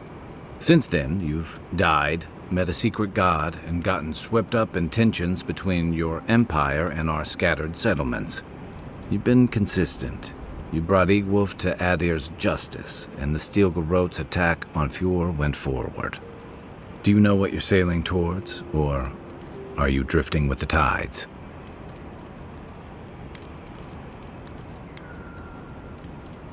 That kind of clarity is rare. Thanks for talking. I hope Thirdborn is able to find its way somehow. I've got a lot of memories here, and the longer I stayed away, the harder it felt to come back. Harder than I thought. Thirdborn's missing a lot of familiar faces. And the youngsters who've grown up and the new arrivals, they seem green. Like they're cut from a different cloth, a more delicate one.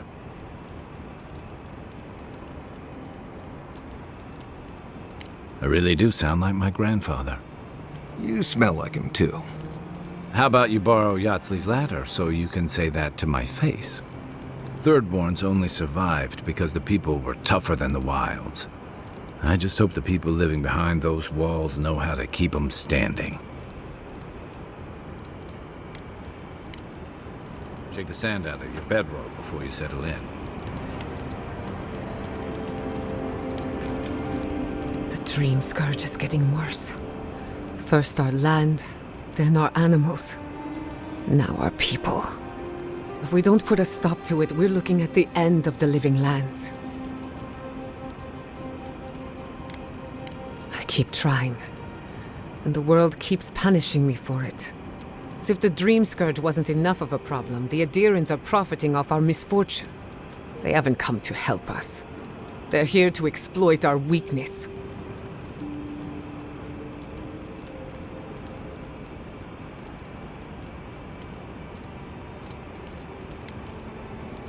Let's hope it never comes to that. But when it does, I'll be at your side. It's too bad. We're fighting for our lives, our souls, and our freedom. I don't know if we can win all three. You really think so? My apologies for acting cynical, but it feels as if nature, politics, and even the very gods are working against us. I don't appreciate being backed into a corner, but here I am.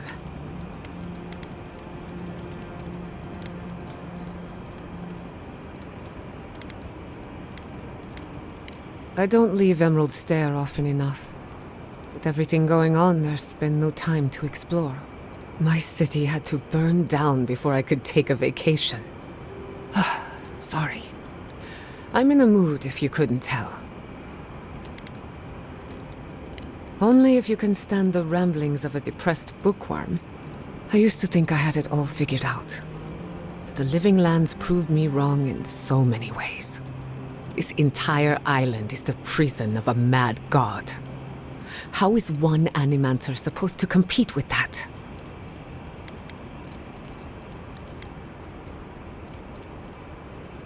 I wouldn't even know where to begin.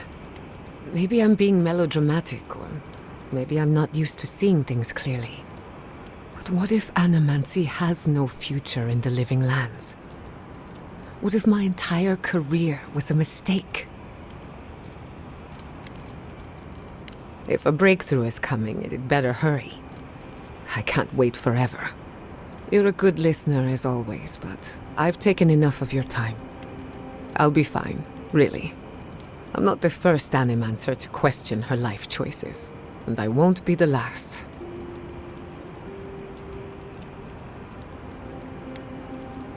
Despite everything that's happened, I'm so grateful to be working with Yatsley. In many ways, Quilichi has been like a second father to me. But Yatsley, she's like my dirty aunt who's up to no good.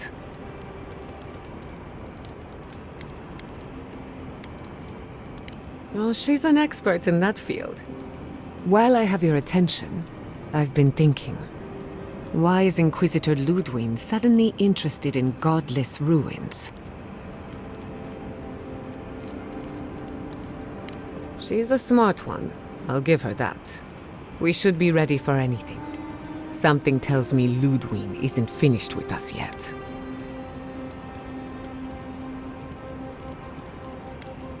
What do you want to know? Anyone in particular? I warn you, I'm not the best judge of first impressions. Of course, she's brilliant, open to anything, and sees the world as she wants it to be. Yatsley gave me my first glass of wine, and the courage to approach a special someone. We have a lot of catching up to do. Indeed, old friends. When they died, Yatsley protected me. Made sure I had one consistent person in my life. I think that's why she gave me that glass of wine. Why she encouraged me to live my life to the fullest. She was making sure I hit all the milestones I could have missed.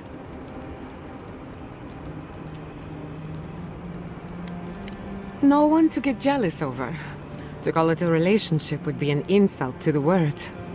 But it was fun while it lasted. Animancy is the study of life. Unfortunately, we get so busy that we forget to live. So a little roll in the hay is good for the soul. Yatsley taught me that. Well, not the part about rolling in the hay. That was my idea, and I don't recommend it. Now that she's traveling with us, maybe she can teach you a thing or two. I think that covers everyone. And if my good opinion changes, you'll be the first to hear about it.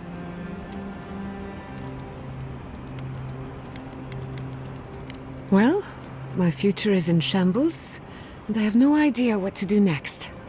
Oh, and my home burned down. Apart from that, fine.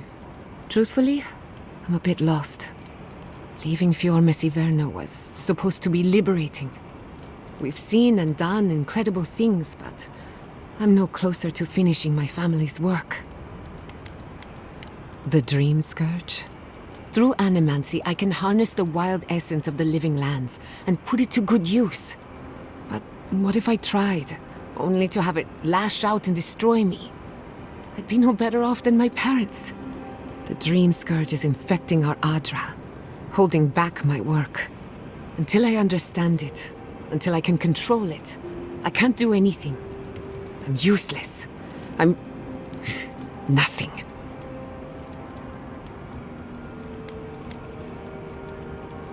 I hope you're right. I really do. Quilici always told me to slow down, to stop and appreciate the land I'm trying so hard to fix. But how can I slow down when I only have one lifetime to get this right? I'll find answers in the garden. For better or worse. Listening to Yatsley's thoughts about godless ruins is one thing. Bringing her along for the rest of the trip is something else.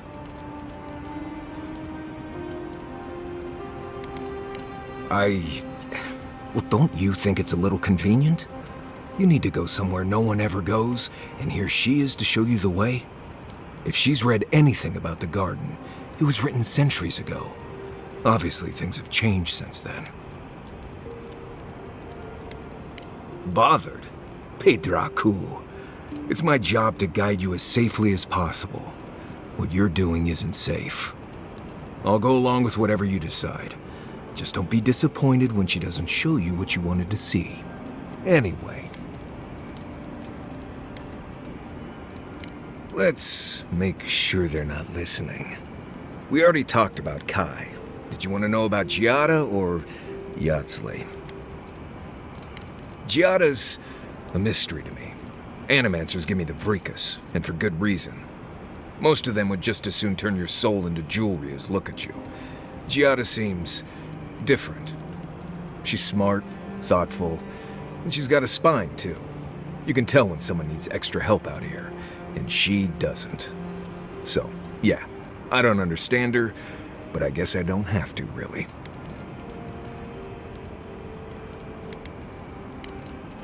Not before I've done some reading.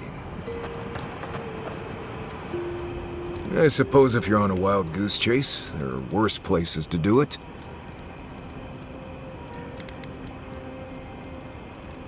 At least I know how to deal with those sorts of things. Rope, lantern, extra water skins. Yatsley's got you going in all sorts of abandoned ruins. Who knows what's down there? More questions, most likely. And spiders. Nothing, I'm fine. Forget I said anything. I just want to make sure we've covered all the options before we dive headfirst into another deadly ruin. Right. Just keep it in mind, I guess. Anyway. This place was bad enough before the Dream Scourge. Now it's downright hazardous. I remember what it was like to be blindly optimistic. I envy you. This used to be a fertile land, with lakes, forests, all of that. Then everything suddenly changed several hundred years ago. Now it's blasted deserts and dried up seas. Anything that lives here is simply stubborn enough not to die. That's the most apt description of Thirdborn I've ever heard. I'm being blessed realistic. Emerald Stair was Toddler Town frolics compared to this. Shatterscarp might not want you dead like Galawain's tusks, but it doesn't particularly care if you live either. What do you need?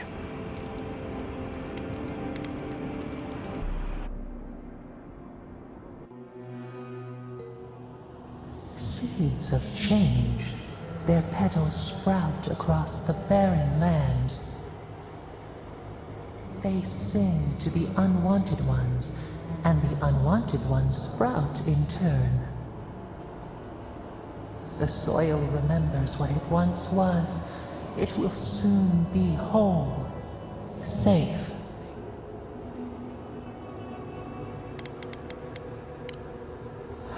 A name given to the land, not asked for. You see why the parasites are loathed? The soil does not want these cities. It yearns for silence, for the kestrel song. But first, the sprouted ones will grow. They will bring the stillness and the bird song.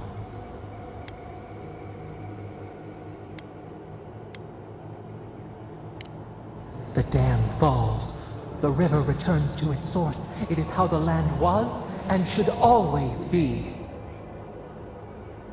We want all of them gone. We wish for life to flourish again.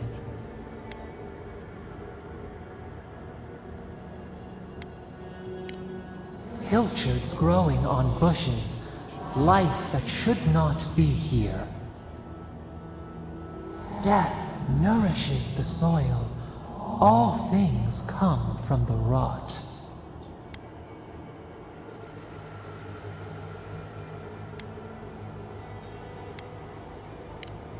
The spider devours her mate to lay her eggs.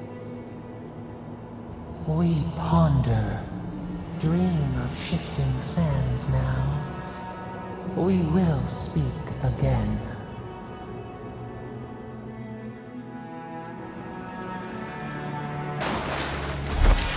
That's Thomas' badge.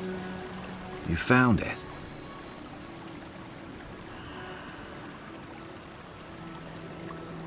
It really was out here all this time. Right where we left it.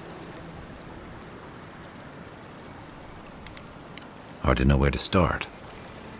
Reminds me of old times. Long marches under the desert sun. Scouting runs through sandstorms so thick we had to tie our tunics over our mouths.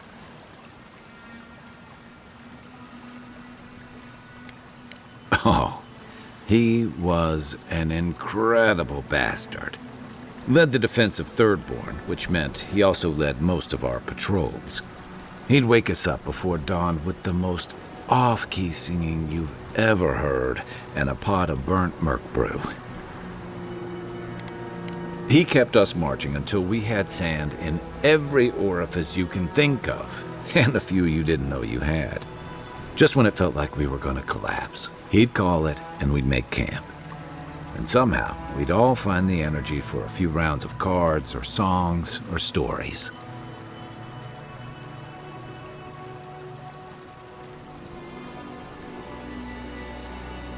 He did. Coming back here was a mistake. I don't know what we're doing here. Because I'm a glutton for punishment? Here's the truth. I led a patrol. We were ambushed. Tama came to our rescue. And he suffered a fatal wound in the process. No. He hung on. He was the color of an eel's belly. The stubborn bastard made it all the way back to Thirdborn. We got him a sickbed, but we knew he didn't have long.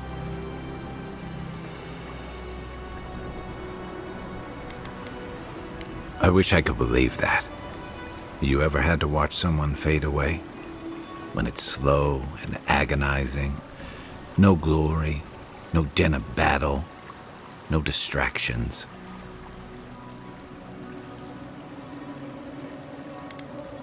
Then you know. It's like sitting still while someone drags rusty nails over your skin. Sitting there, I noticed that he was missing his badge. And all the time I'd known him, I'd never seen him take it off.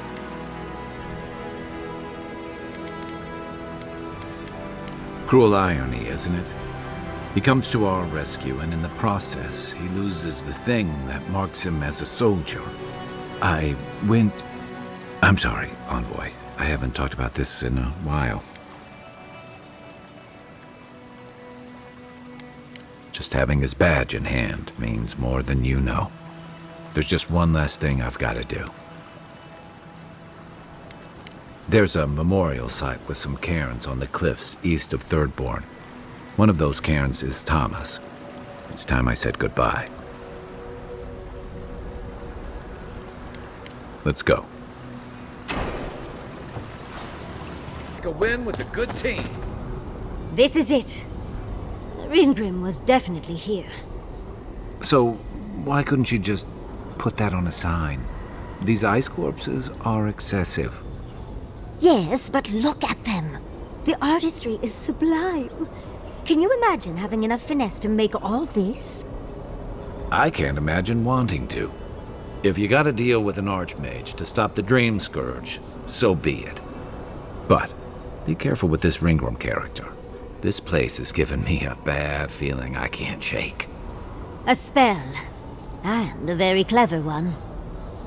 Ringrim's using her illusions to make people choose to stay away. Everyone except us.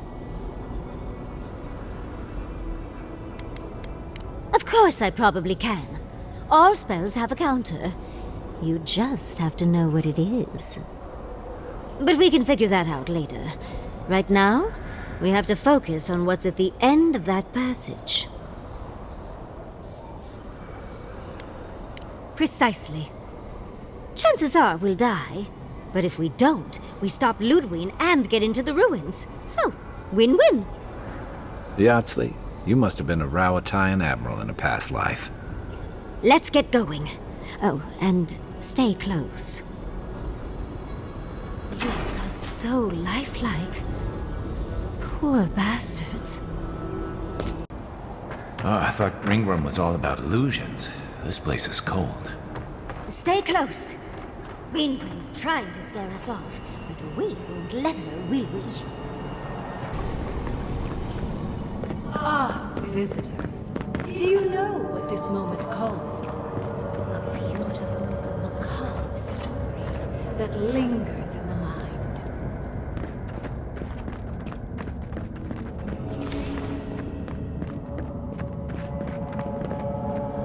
You wish to find me in my town? You'll have to wait until I tell this tale. We gotta get into that tower? I hope Yatsley brought her ladder. There's got to be a way. Let's snoop around.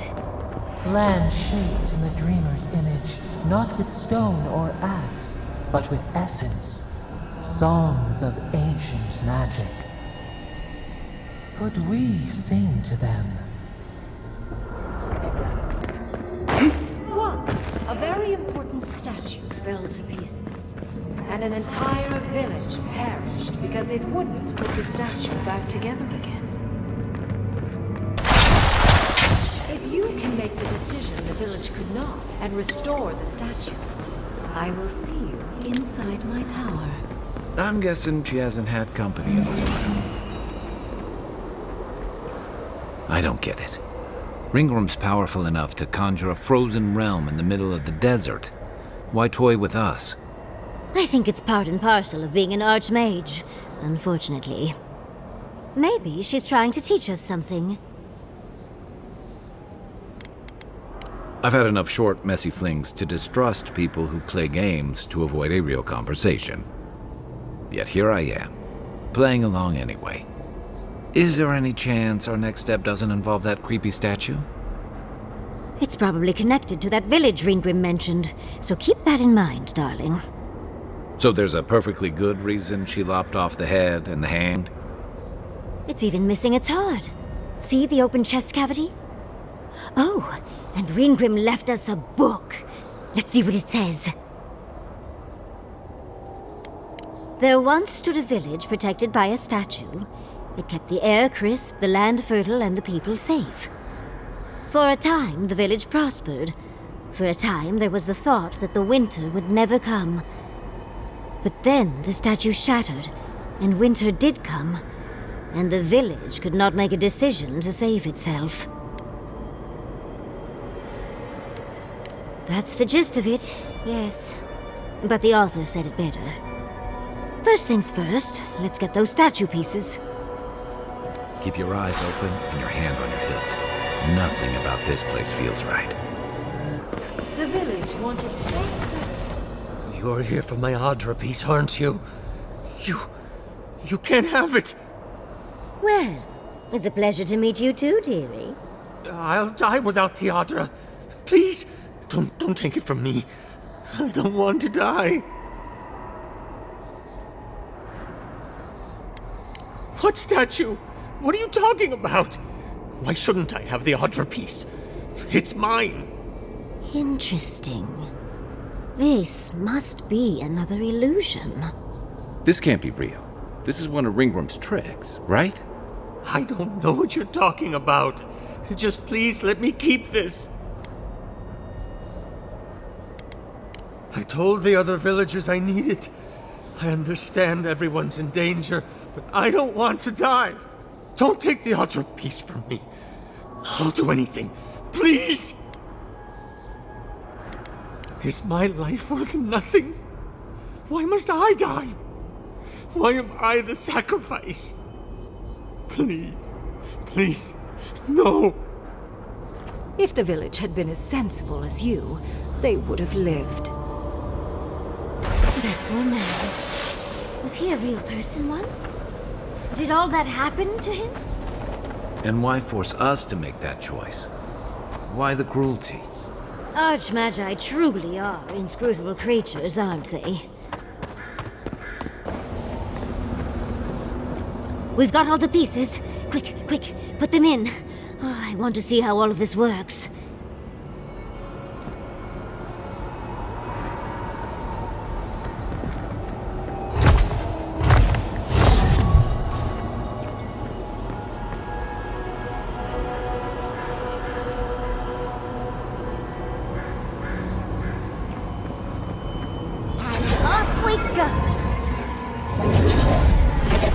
Here goes.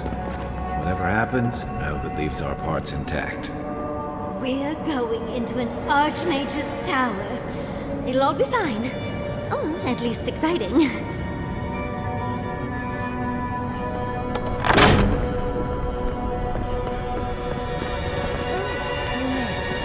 Unfortunately, I still have reading to do. Amuse yourself with these skeletons while I finish this paragraph.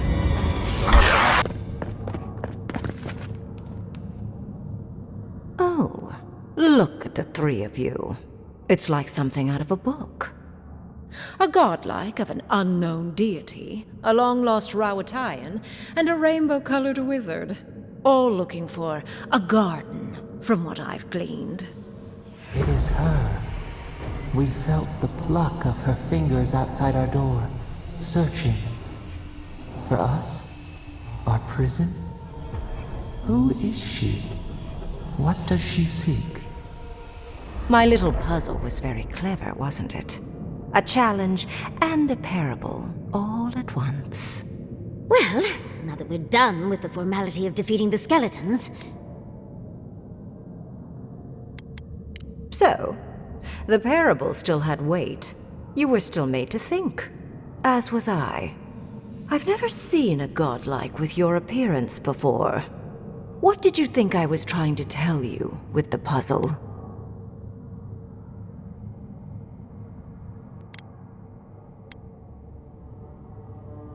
Indeed. Omelets need shattered eggs, after all. The point of the parable is quite simple. Sentimentality is a privilege. The village would have lived if they had chosen to sacrifice one dying soul for the good of many living ones.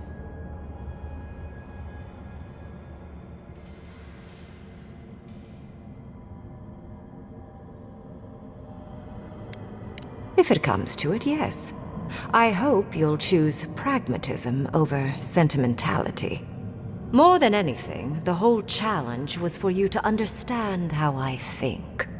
No one truly matters in the long run. Not even me, or the other archmages. It's what we leave behind. What matters is that our lives buy the world more history, more beauty, more time to create interesting things. Do you understand?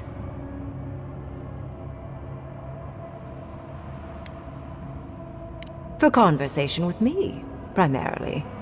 Most people find it difficult to relate to an archmage. And if you cannot do so, it will complicate my attempts to communicate with you. I hope you're not intending to enter the ruins. I won't open the path.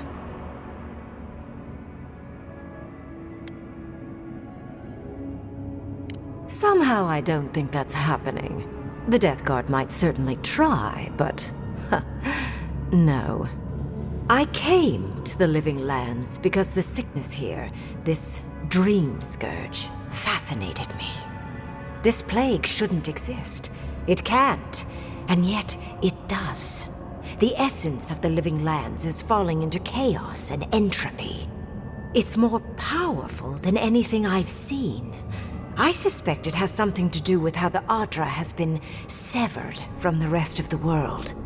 I believe the answers lie in the ruins, but the essence there is so strong it's blocking my spell work, which has never happened before. Ever. No one enters Naku Kubel until I get to the bottom of this. Sorry.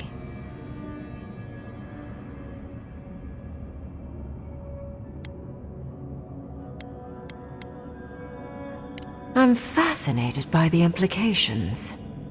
What about you is so special that you can enter the ruins and I cannot? You have my interest. Show me if you live up to it.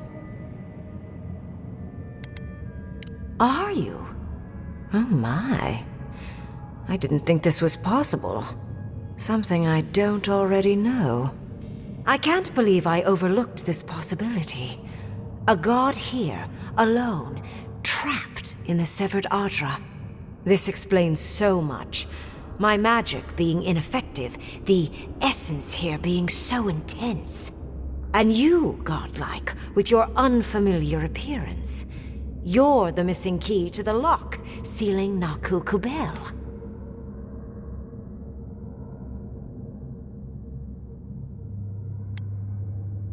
You are a godlike of this strange, isolated, possibly miserable god. A piece of them resides in you. I have no doubt that like will recognize like.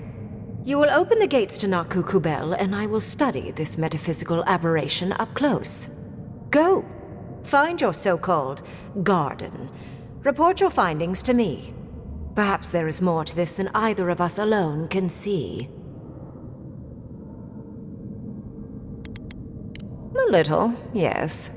Mostly I'm just pleased that there are still things I'm ignorant of. It's gotten so tedious of late.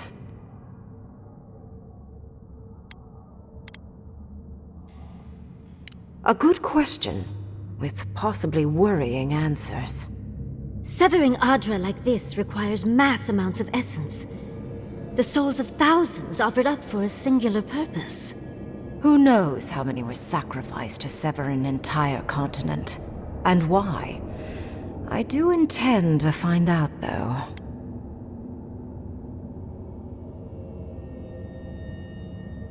Oh, hush. You are the envoy of Adir. Dirty work is all you do. I wish you luck on your journey, if you believe in such things. Just keep in mind that countless dream thralls are on the same path. I'm sure you'll survive. If not, well, lovely to have met you. Let's hope you remain unscathed. And you, Orlan, you seem a clever one. Take my grimoire. It will allow you to dispel the barrier I have set before the ruins. You have talent. Not any mage can dispel my illusions. Perhaps when this is over, we should speak again. You want to speak again? Yeah, of course. Can't wait. Look at her. Making new friends. Learning new spells. They grow up so fast. There's no shame in ignorance, Envoy. Only a denial of such. Either way, I do know where they are. The ruins are far in the northwest. The people here have named that area the Deadfall Highlands. No more wasting time. Off you go. Use the teleporter behind me to leave. Or jump, I suppose, if you're feeling grim. Look at all these books. Do you think she'd let me borrow some? And off we go! Did just happen, right? I didn't imagine it. Reengrim liked me? And my spellcraft! And she gave me her grimoire. Look, isn't it the most beautiful thing you've ever seen? You You were incredible! Thank you for trusting me. I'm just glad we're all still in one piece. Yes, and I must say, your strength is remarkable. We couldn't have done it without you. With Ringrim's grimoire, I think we can go to the ruins and find the garden. And as long as nothing's burning, we're still ahead of Ludwig. Then there's no time to waste. I must prepare for Naku Kubel. As must you. Never thought I'd be so relieved to head into ancient ruins.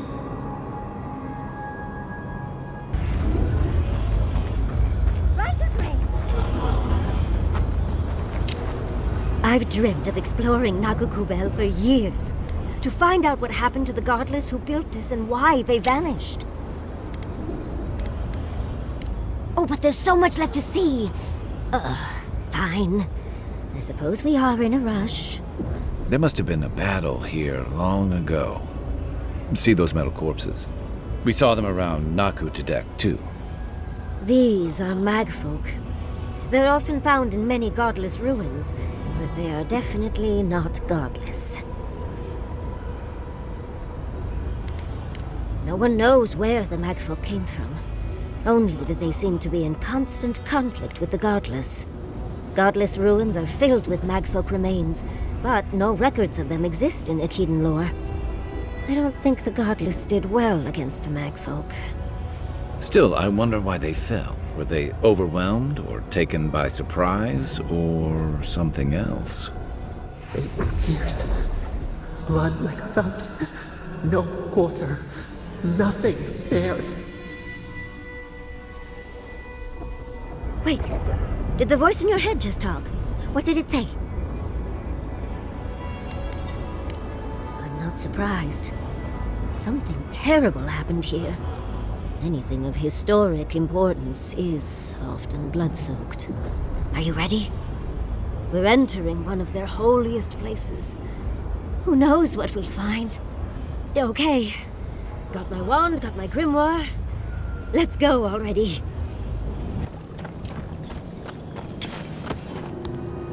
We'll get them. Oh, look at that Audra. What else might be here? The heart of the Akita beats. Our veins stir. You are close. Seek the ancient kith who dwell here. They will show you the way.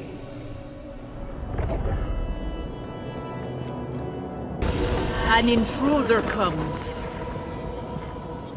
You don't belong here. Why have you come? What business do you have in this place? Tell me, before I strike you down.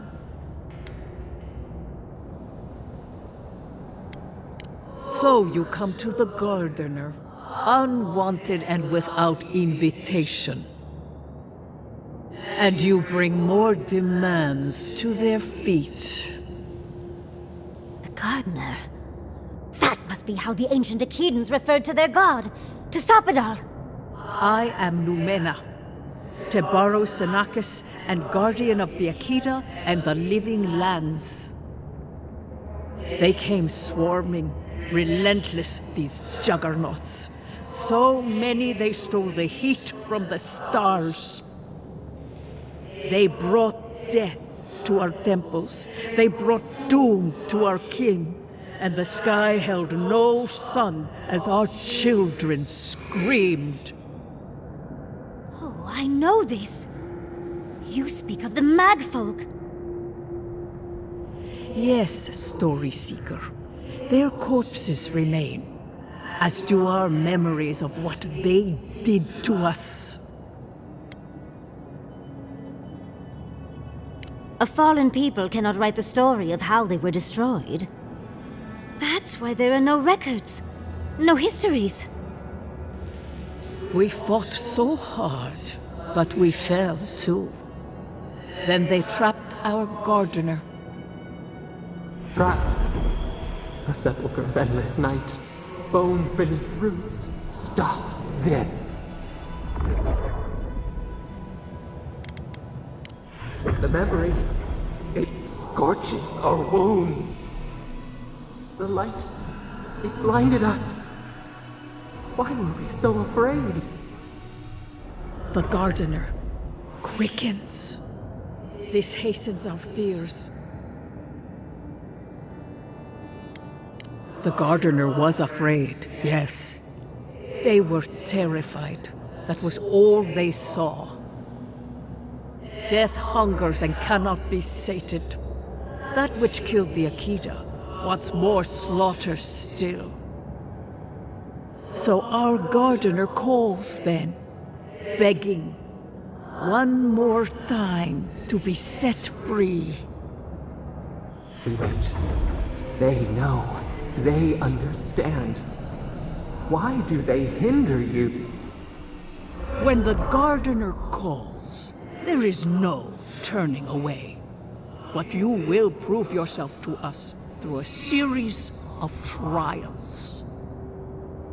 Survive these trials, and you will know the way to the garden. First is a trial of strength. Demonstrate your might against our ancient dead, and earn the right to face the second.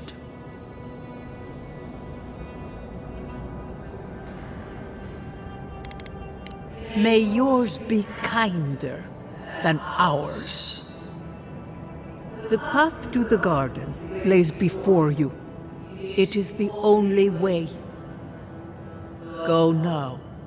Your trials begin.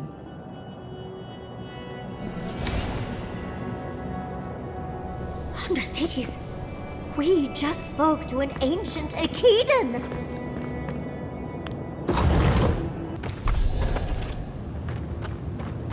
That's the last of them. So much for the first trial. On to the second.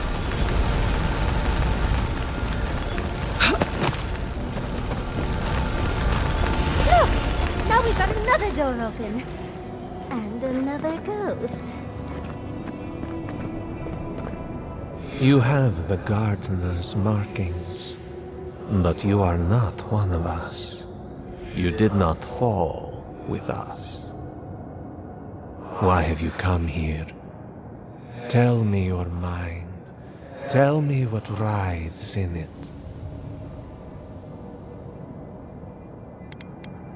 You wish to find our gardener?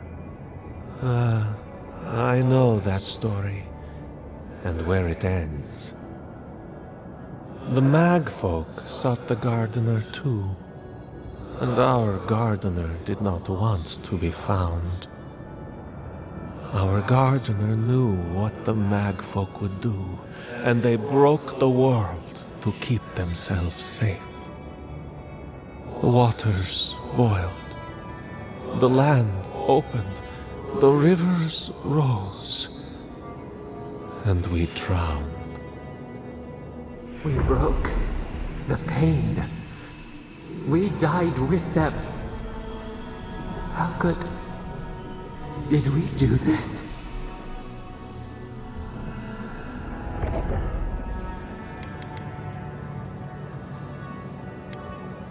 A mere crack.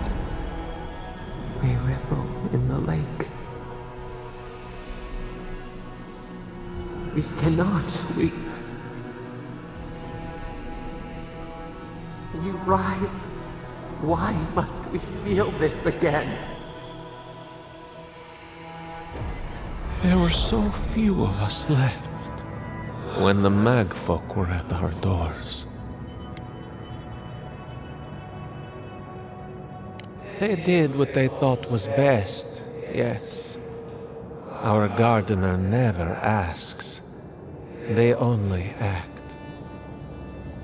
Their ways are not the ways of people. You want a path to the garden? Pass this trial of the mind. Show me how clever you are. We will know the breadth of your wisdom before we let you learn what our gardener truly is.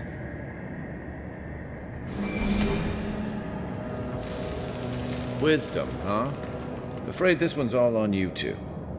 A trial of the mind. I wonder if there's a clever trick to it. The Akidans are being less wealthy than than I'd hoped. If they're less visitors with Magfolk, I can see why. They must be trying to protect their gardener. Still, this feels hostile. Make no mistake, I'm sure it's hostile. It looks like a list of building materials. Probably for Nakukubel itself. But you are an outlander. Somehow you've proven to have strength and wit. We now see what you represent. We know the truth of you. We cannot risk you causing another calamity.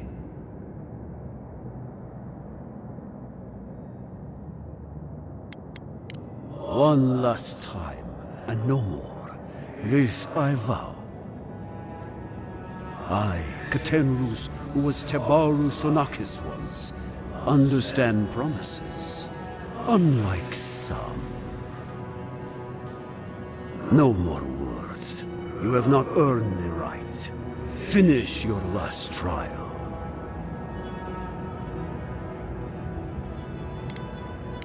All that needs to be said has been said.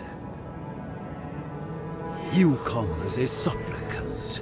You do not have the privilege of questions. Go.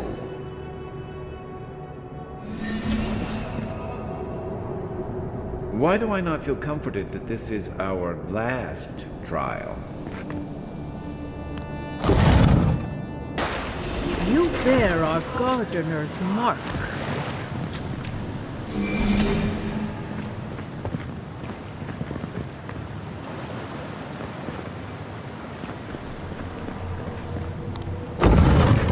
The gardener has grown roots into the Outlander. What do you truly seek with our God?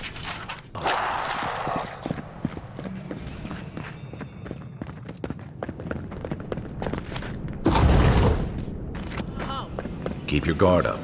I don't like this.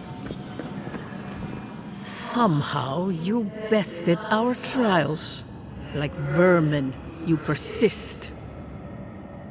Like vermin, you endured. You kept your head.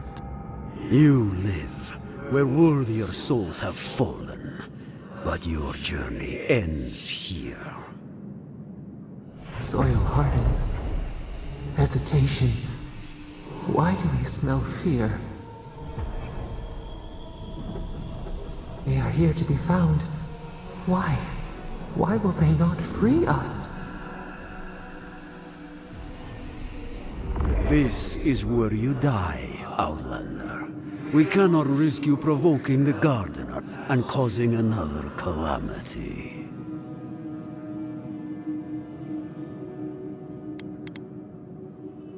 Be that as it may, we still won't risk another. You must perish, Outlander. We will not have the Gardener break this land again. You cannot convince us otherwise. Accusations like water. We do not recognize our face. The ripples break. What do they hide from us? Why do they turn away? Now, lay your life down. We will all rest quietly. The Gardener will not be disturbed. We only do what we must. So be it. Prepare yourself.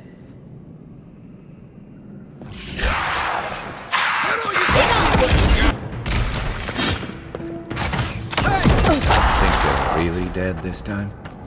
Oh, and it looks like we got a prize on the table over there. Let's take a look, shall we?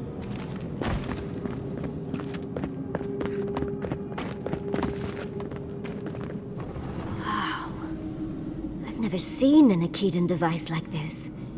These mechanisms, they mark the locations of important sites. It's a map. Ever closer. We must speak of this. Doesn't look like any map I've ever seen. But I'll take your word for it. Good. Serves her right. So close. We reach. Find us in the Adra. Your gods said hello, didn't they? Go on then, deal with them. I need time to translate. Envoy, your god wants a chat. Come, we yearn for answers.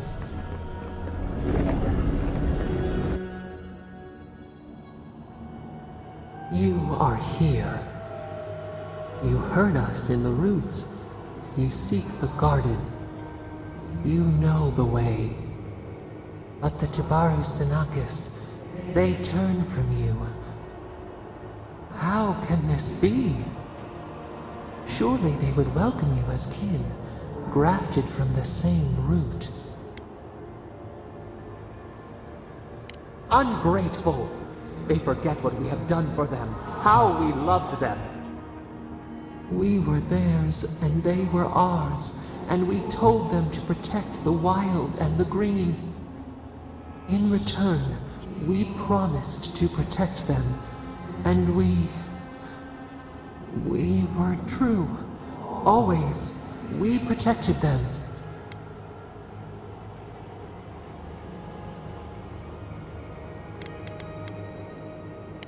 As the tree shelters the sapling, yes, just so.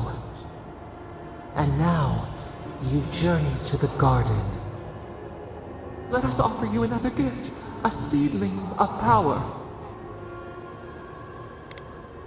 We will show you our favor. Wait, an intruder. The piercing light. She draws near. The wire. A razor in our throat. Stop her! We writhe. We bleed. Words. No words. Only cries. Agony. Death. She comes to trap us. Out! Out! Send her out! Set us free!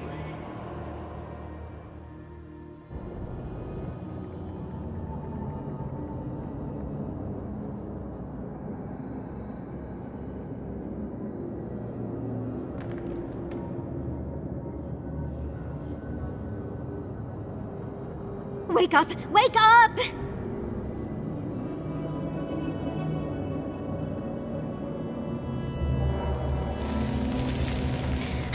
What happened? Are you all right? What did you do? I don't know what you and Sapadal were jawing about, but it must have been juicy because the Adra started to shake and hum. You can't hear all the dream thralls trying to get in now. What happened with Sapadal? Once we get past all these dream thralls, I'll be excited to see what scares a god. They're flooding the area, so I think it's a great time to leave. Now! The map points us to Galawain's tusks. We'll find the way to the garden there. We just have to find a godless tower on the southern coast, and boom! There's our entrance into the garden. Galawain's tusks. That's out of the fire and into the volcano. First, we've got to get out of here alive. Steel yourselves.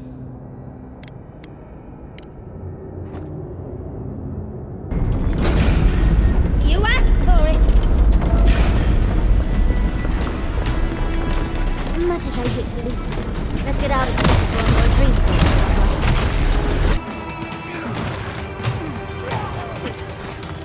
Leave before you worsen the situation. Ruins me prone with corruption. Should burn it out before it spreads. You're a child playing at being a hero. None of the forces of your Again. I don't know how to explain this any better. This is not a problem to solve with cannons or steel.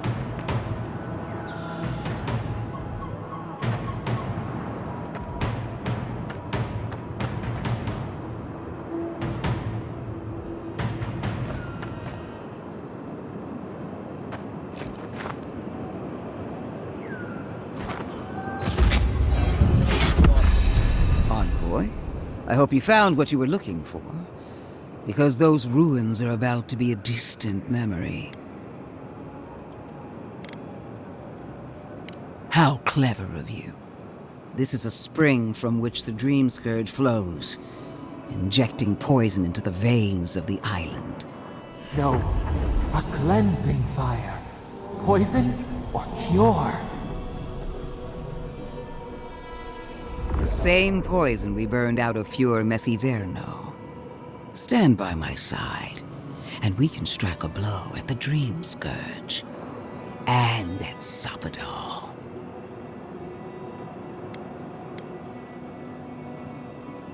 There are 2 plagues in the Living Lands. Help me destroy one, and the other will follow. Ashes. Nothing of the Akita will remain. We may not burn out the Dream Scourge here, but we can burn out its symptoms and take the fight to your patron.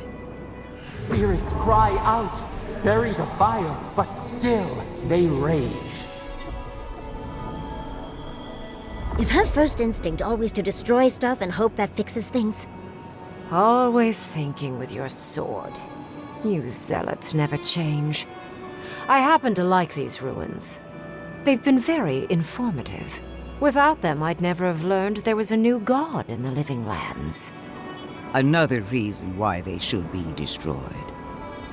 Sapadal is dangerous, but an archmage is more unpredictable by far.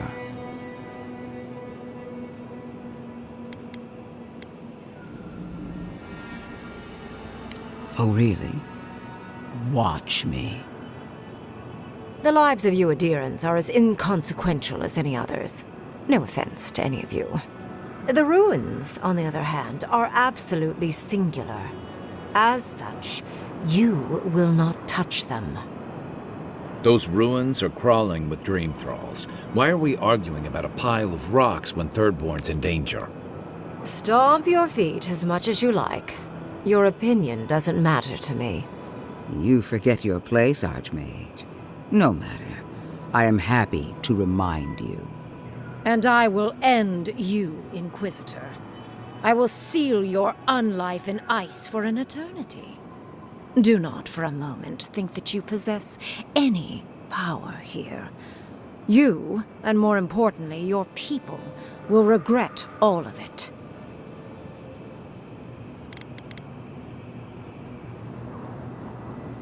I think you give her too much credit. But the lives of my soldiers are on the line. So be it. I'm afraid only one of us is lovingly remembered by history. I have an alternate solution to the problem at hand. This should be amusing. I am not talking to you, am I? Don't interrupt me.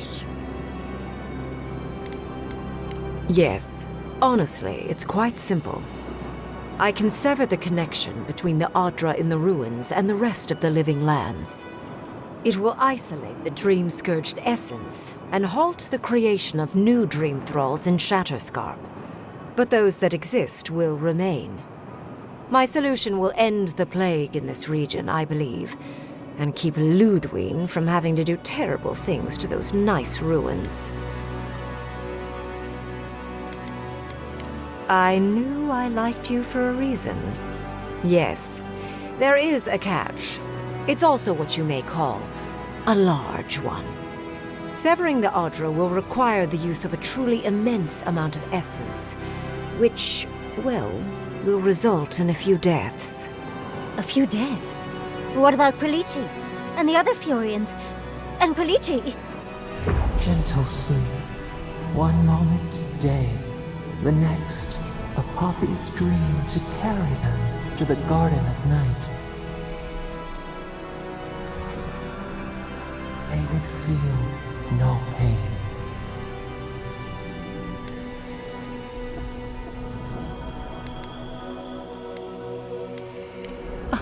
I'm so very glad you recall.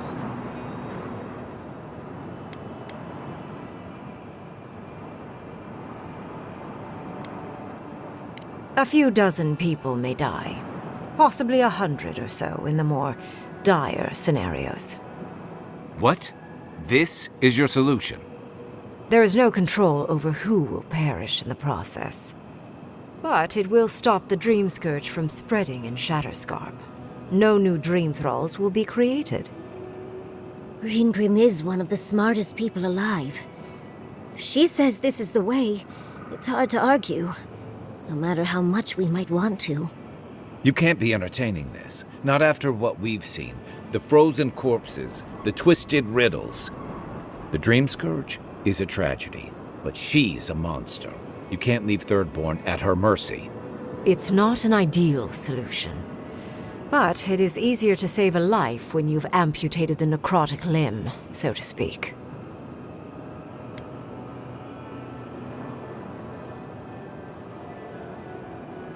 She would sacrifice the very people we're trying to save, and for what? Not even to destroy the Dream Scourge. Merely to slow it down. Destroying the ruins and killing the Dream Thralls within is also a short-term measure. Ludwig's solution will eventually result in the same number of casualties, possibly even more. If only the Inquisitor was as astute as you. Regardless, you're correct. So long as the Dream Scourge exists, more people will become infected. And the infected will take more lives, and this will continue indefinitely. She has no idea what the consequences of her actions might be. And neither do you. Envoy, I want to show you something.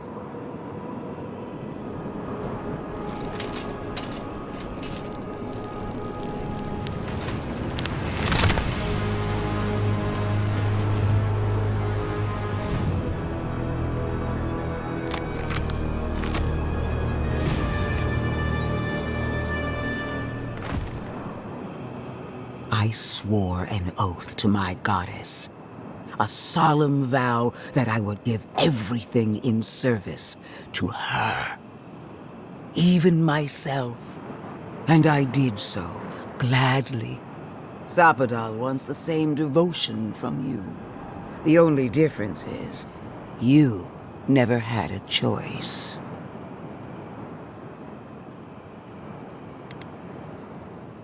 Huh. Look at the consequences of their stewardship. Plague, calamity, death. The Living Lands deserves better.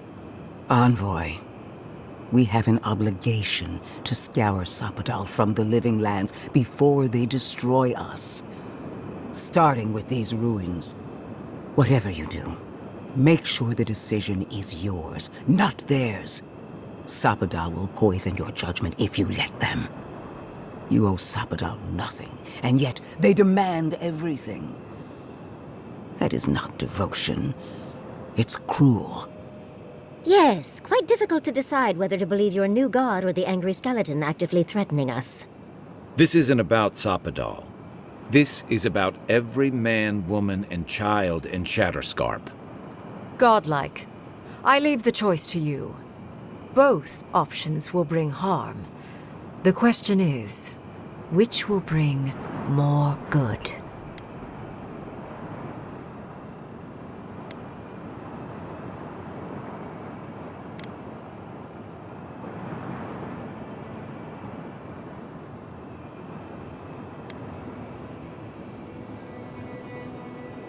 Perhaps not. But one of these solutions will bring an end to the matter in Shatterscarp. Remember the village and the statue it couldn't repair. Remember the lesson I tried to teach you. None of our lives matters. Not when they might cost us the future. Now choose, Envoy. Destroy the ruins and the Dream Thralls, but allow the plague to keep spreading. Or sever the Adra and end the plague in Shatterscarp with an unknowable number of casualties. She toys with you with innocent lives, while I offer only the truth. Good people die either way, but severing the Adra shortens their suffering. I hope. I can't believe I'm saying this, but Ludwig's right.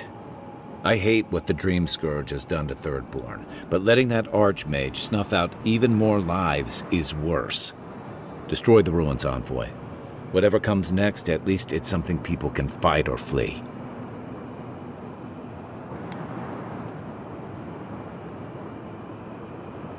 What? No! I will honor your decision, even if I think you're a disappointment. Your patron deity might object, but the living will thank us for it. Burn, destroy, we twine. Soldiers of the Steel Garrote, you heard her. Bring it down.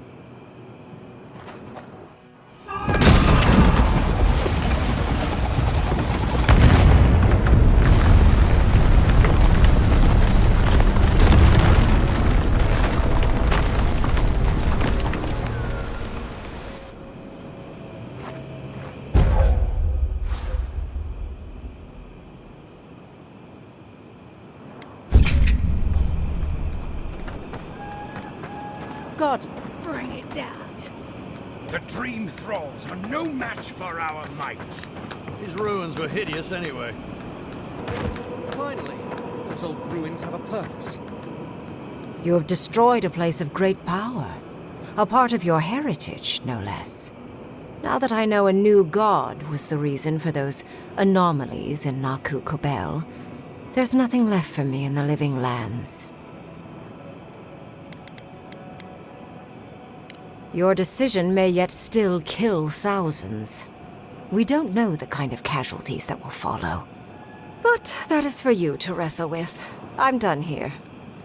However, I have one final question for your young wizard. For... me? You have shown a great deal of talent, Yatsley. Few can dispel my illusions so easily. I could use your assistance. And the companionship. It's really dreary being alone. Should you wish to return with me, I would happily take you on as my apprentice. The rest of the circle do not often visit, which is good because they're tiresome. You, however, are a power worth shaping, and rather delightful to boot. Well, obviously, I'm... Wait. Really? You want me to... Wow. That would be... amazing! But, I have to think about it. At the very least, the envoy would be lost without me. And so would my lover. Though the idea of finally devoting more time to magic is... tempting.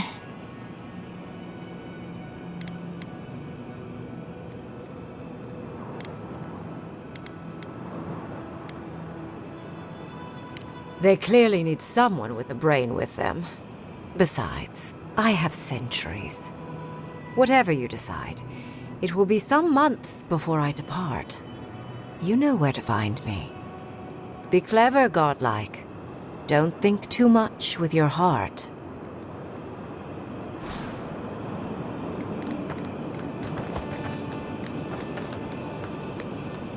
Congratulations, Envoy. You listened to your reason instead of your patron. It takes an ironclad will to defy one's god. The same could be said of Sapadal, with you being the rare exception. Destroying the ruins brought us valuable time, but the threat of the Dream Scourge remains. Be on your guard. You and I are willing to do what it takes to restore order in the living lands. Heelgard lacks the spine to do what's right, but we won't let that stop us, will we? For now, this is where we part ways. The Steel Garrote and I follow a different path. No doubt it will cross yours eventually.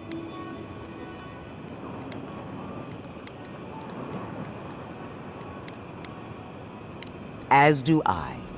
We'll see who finds it first. One more thing, Envoy. I know what happened to Captain Alfear. You fought valiantly, and she fell in disgrace. But now you have a debt to the steel garrote. And one day, I will collect it. If we can't kill her, I like knowing that we at least made her day worse.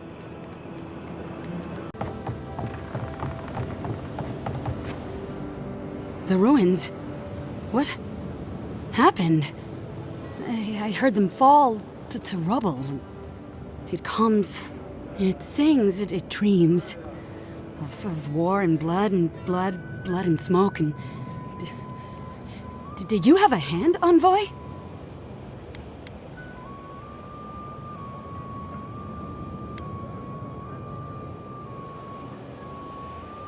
You and your Inquisitor destroyed hundreds of years of history and time and silver lights flashing bright. Ruins break into bones, they do. They make a necklace, a collar of time. We choke and die.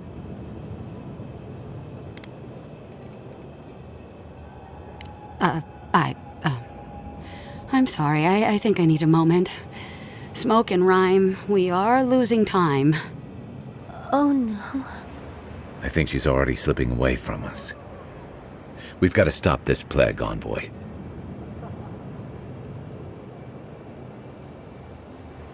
Sing black, sing silver, songs of permission. Yes, go. Yes, leave. A butterfly emerges, a dream of peace.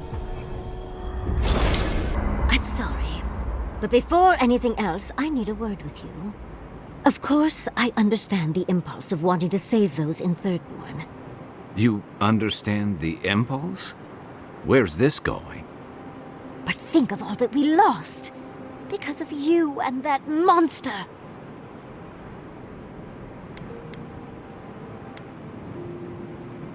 Again, I understand the impulse, Envoy, but you must think of future generations. Did you really just say think of the children to justify killing? I've heard enough. Even Ludwig wouldn't go that far. Ludwig is a fool. Her brain has rotted away with the rest of her. We have no reason to believe that the Dream Scourge has been stopped, by the way. It certainly hasn't stopped Dream Scourge from appearing everywhere else in the Living Lands. Then maybe we turn a few more of these ruins into heaps of rubble. I can't see anything good that's come out of them. Maybe stop talking while you're ahead. Years of lost history found, just in time to be erased by two Adiran fools. I trust Reengrim more than Ludwig. Reengrim knows more about the Dream Scourge than the dead woman burning down homes. I hate to say it, Yatsley, but we're not changing anyone's mind today. Let's talk later. Just the two of us. Fine. You're right. It's done. Let's just focus on getting to the garden.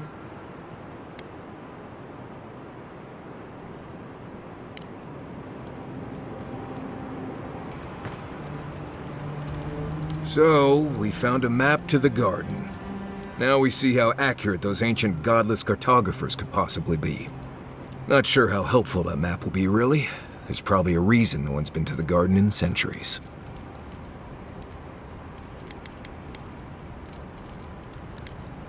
No one I'm aware of. Legend says the founder of Solace went there once, but there's no proof.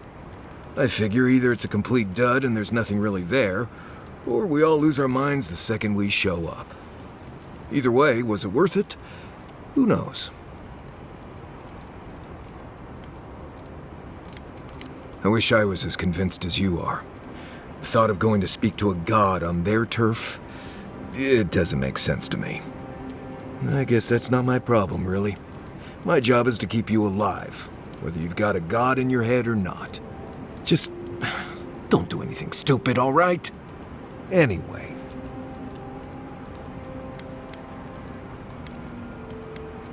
Let's make sure they're not listening. The only one we haven't talked about is Yatsley. I don't trust her any further than I could throw her, which honestly isn't that far. She actually goes down into these ruins on purpose, just to see what's down there, I guess? And now she's trying to lead us to the garden. Might as well be searching for WoW's wacky wagon of mysteries. Nah, I'm sure she knows what she's doing, but what if she doesn't? Oh, good. Let's have it. Because it's not that interesting, really, and knowing about it won't keep you alive, and I don't like talking about it. So why pry? Wouldn't you rather your wilderness guide be happy and unburdened by thoughts of his past? Maybe, maybe not. Isn't it enough that I'd rather not talk about it?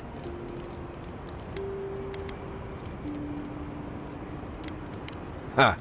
Not without a sharp blade or a barrel of Wodak, you won't. When I was a child in Solace, a warden named Alinka taught me the basics. What berries to eat, how to build a shelter, and so on. Later, I started going out on patrols, just to get experience in the wilds. By the time I was 15, I was going out on my own. No, she died on patrol in the Ash Forest several years back. By then, we already hadn't been speaking for years. We had a falling out over me sneaking out of the keep a few times when I was 17. Well, the few times she knew about. Turns out I was just good at surviving on my own. So I kept doing it, and I kept getting better at it. Well, good. Maybe show your appreciation by making sure Kai hangs his wet socks away from my tent. Anyway, what do you need? Fine. You've been patient enough, I suppose. Right. Solace isn't an easy place to live. The food is stale and meager. The water tastes like steel and old meat. Everyone knows everyone else. No privacy, no silence, no time to yourself.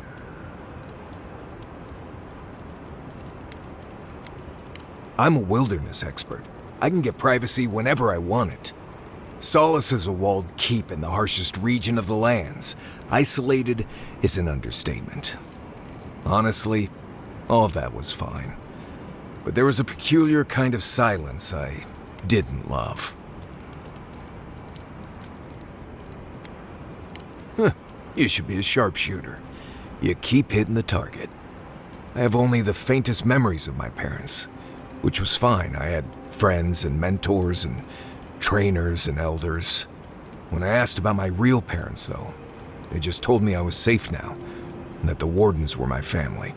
I never knew if my parents were alive or dead. I like to assume that they had died fighting some giant monster in the tusks, but no one would say. When I asked for more, they changed the subject, like I wasn't worthy of a backstory.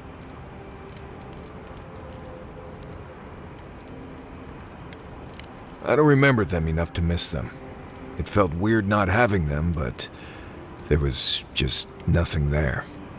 I'm from Solace, for whatever that's worth. My oldest memories are of Solace. My oldest friend is from there.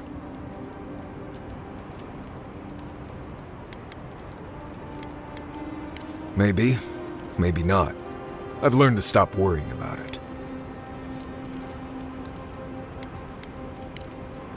Not before I've done some reading.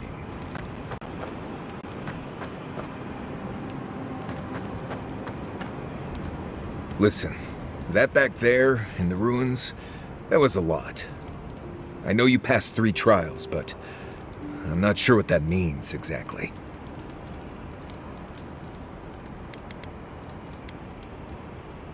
I don't know.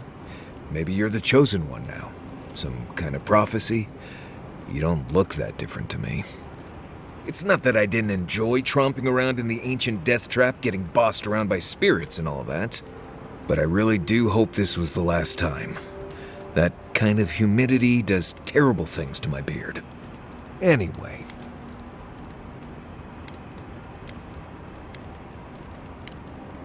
Pleasant dreams.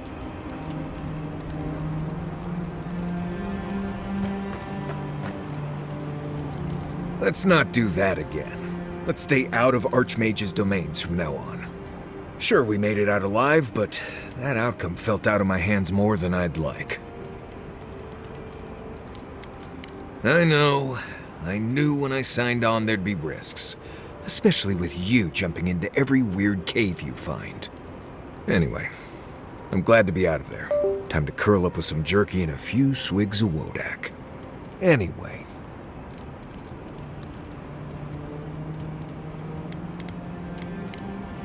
Until next time. Can we talk a moment? I wanted to pick your brain about Shatterscarp. The ruins of Naku Kubel predate civilization as we know it. We had so much to learn from them. But the Steel Garrote care nothing for the past. Only the future, as long as it's under their thumb.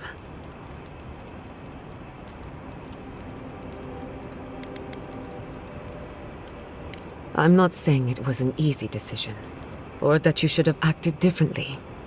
The fact remains that we played into our enemy's hands, and what did we get in return? We delayed the inevitable. Better than nothing, I suppose, though not by much.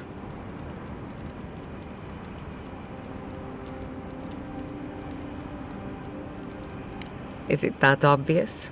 Maybe there's no right answer to any of this. Maybe all we can do is keep going, leaving chaos in our wake. I just wish the world and its problems would leave us alone, even for a moment. Give us time to focus on our mission, ourselves.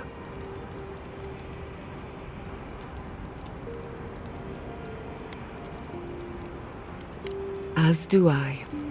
We both deserve a little peace. And if the world will not give it to us, then we'll just find it in each other. While I have your ear, can I ask you one more question? Much appreciated. Something about Inquisitor Ludwig has been getting to me. She seemed eager to distinguish your Adiran loyalty from your nature as a godlike, as though the two are incompatible. She believes you can be loyal to your country or to your nature, but not both. Do you find that unusual?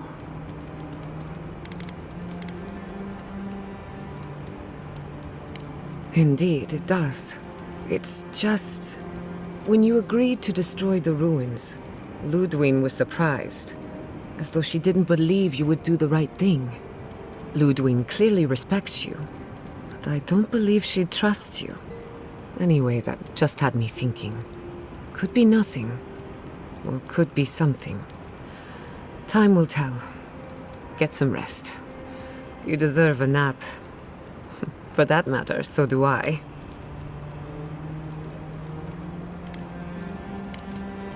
You too. Envoy, we need to discuss what you did in the ruins. You destroyed something that was... I'm trying to remain calm. I have to remember that you had a reason for what you did. Nothing infuriates me more than to do what Ludwig wants, but... I'm not unhappy with what you did. Those ruins were literally priceless. They had real Echidans in there. Think of how far my research would have shot forward. But we would have had to sacrifice so many for it. And I can't say that's a fair trade. Usually I know the right answer. It's obvious. Here, though...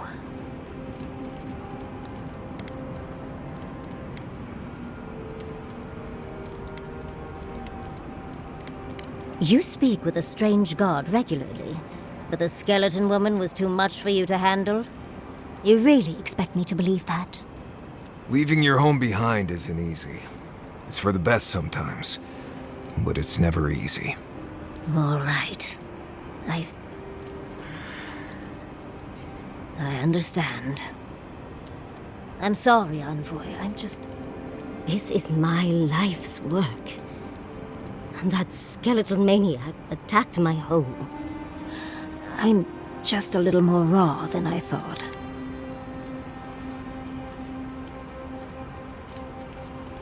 It's all right. I think you've earned a bit of trust from me. Things have been... unreal. We spoke to actual actual ancient Akidans in the ruins. I was able to ask questions and get answers.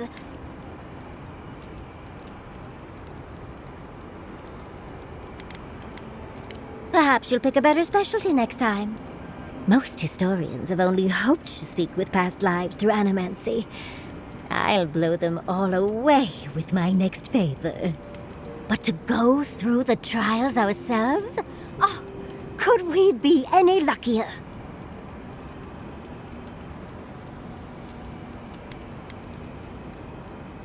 Must you try to ruin my fun, dearie? Well, I have to start writing this all down before I forget. But do return if you think of any other juicy details.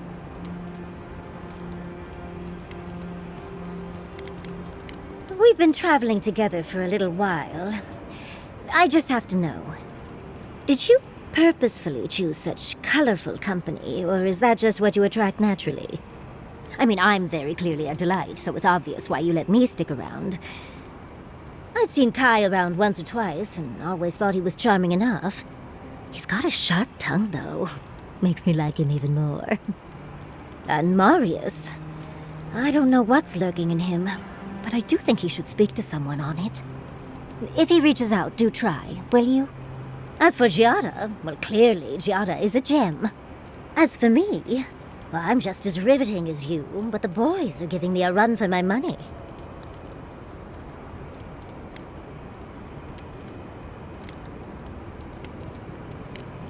Someone needs to keep our wit razor sharp, so I think we should keep him a while longer.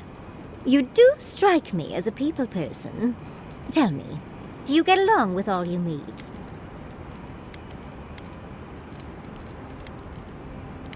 So, you'll be swarmed by well-wishers then, upon arriving home? And here I thought I had a wild youth exploring ruins. You might be putting me to shame, dearie. Quilici is quite good at knowing when to be sweet and when to be sour. Yatsli, that's my surrogate father you're talking about? Spare my imagination, if you please. Oh, you knew the risks when you came over uninvited, darling. It's on your head. Well, you've satisfied my curiosity. You know, Envoy, we've traveled enough that I think I've gotten a handle on your style. Style of fighting, I mean. Your fashion sense is more opaque. But listening to your incantations, they could use some tightening up. I could probably teach you a thing or two, if you're up for it. What do you say?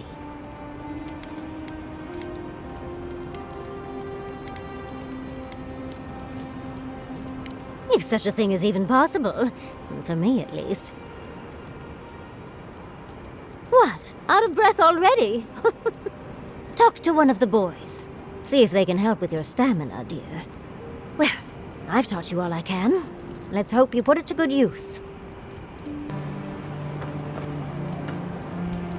I've been trying to sort my thoughts since we left her domain. We met Ringrim. The Ringrim. Master illusionist of the Circle of Archmagi. And we impressed her. She even offered to make me her apprentice.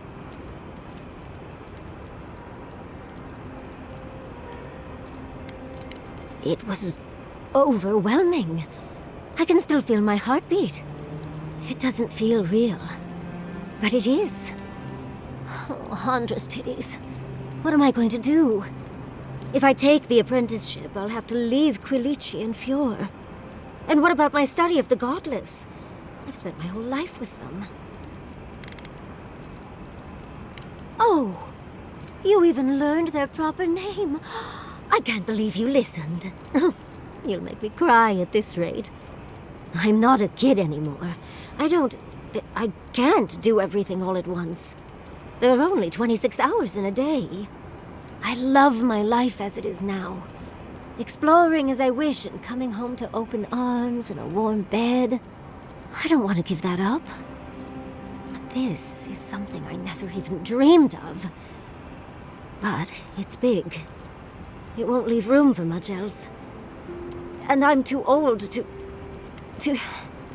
Oh, Envoy, What would you do?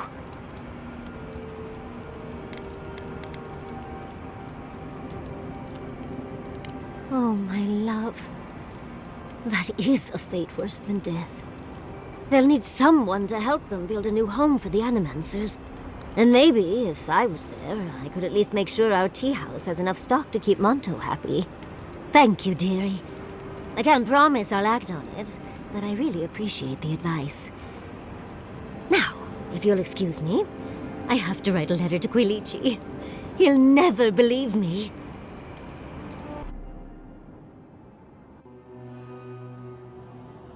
How could they? Beloved that you are, and still they bared their fangs. We blessed the Tabaru Sinakis, and they prick us in return.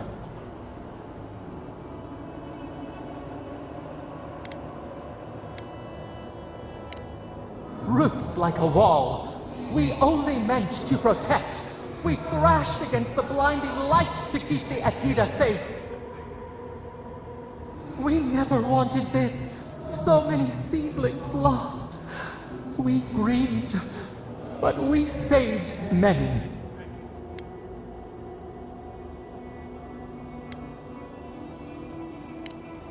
The burned queen. She hurt us, hurt our people. She did this. Yet still the branches swipe.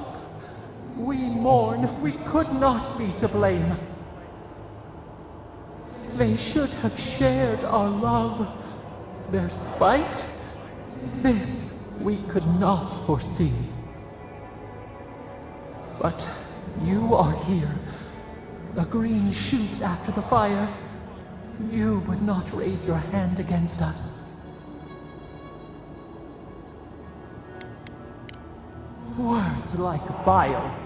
This is not our way. Sleep now. Dream of golden poppies on the road ahead.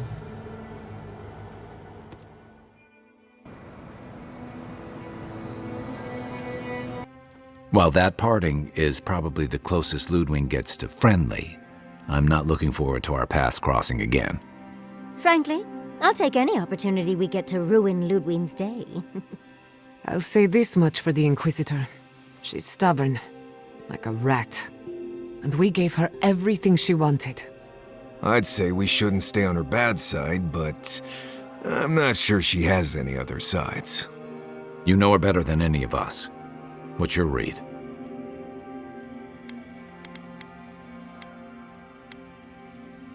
Indeed. And death is her strength and her weakness. But you're saying there's a chance? Well, the joke's on her in any case. Ludwig won't get very far without that map. She'll be scratching her skull. Somehow, I don't think she'll let that stop her for long. And Ludwig definitely strikes me as someone who doesn't leave food on her plate.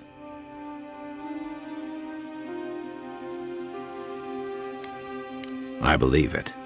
And we'll cross that bridge with you when we get to it. Ludwig and her steel garrote have the numbers and the power. But we have spunk and a map. And that might just be enough to find the garden before she does. We're all competing for the same thing. A place we barely understand, with no guarantees of what we'll find there. Still, I am determined to reach the garden. Above all else. Ugh, that's just a pile of Sokka. You won't find a blessed thing. This wild beetle chase of yours is a Page-Raku waste of time. To get to the garden, you have to go through Galawain's tusks. The land is made of lava and acid. It wants to eat you alive. So it's tough odds. We've gotten this far together. Tough odds is an extra Zarb jumping in at the last minute. This is a long trek, on foot, through a land that can barely support life. I don't have to be a Blessed Oracle to know this won't go how you think it will.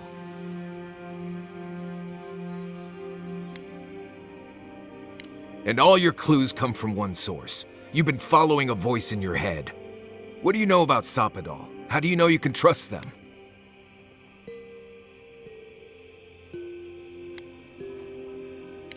I hate to be the voice of reason, but we are talking about a god. There are limits to what we can even comprehend. I have a powerful connection to my Bleste flute, but I'm not about to take orders from it. What's on your mind, Marius? What bothers you so? Because I can scream until I'm blue in the face, and you people would still rather trust the Envoy's pet headache demon. And now you want to drag us through the deadliest region in the world because a sleeping god said so. I don't know what you're talking about. I'm done here. Do whatever Bleste planning you want to do. You don't need me for that. Let's just take a breath, Marius. You don't mean that. Nope. I said what I said. Come get me when it's time to go. Poor Marius. Something's really rattled him. I've never seen Marius like this. Something's going on with him, but I don't know what. I hope so. One of us should talk to him. If something's eating at him, I don't like leaving him to his thoughts. Well, hopefully Marius will be okay soon. We have to get going if we want to get to the garden before Ludwig. We won't get far unless we look after each other. Now's your chance.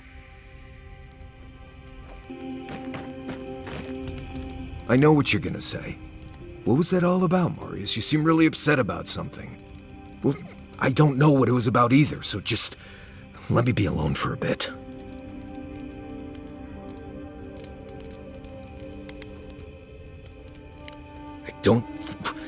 Right, I guess I was. I just really don't want to go. Just the thought of going back to Galawain's tusks makes my heart feel like it's going to explode. I sweat, my ears ring, I can't breathe.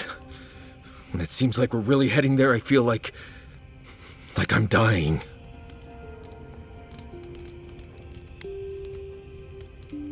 I guess a lot of things happened to me there.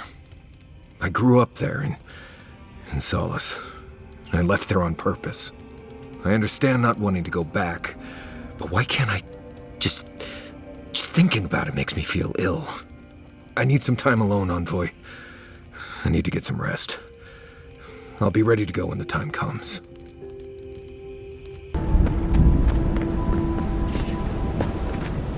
That ivy, the glowing tree, that's gotta be the garden. I don't see an easy way to get there, though. Let's look around. There's something in here. We are close. Break the bars. As I live and breathe. The Honourable Envoy. Ludwig speaks well of you. If you're looking for the Inquisitor, she's hunting a lead to the garden through its twisted silver roots.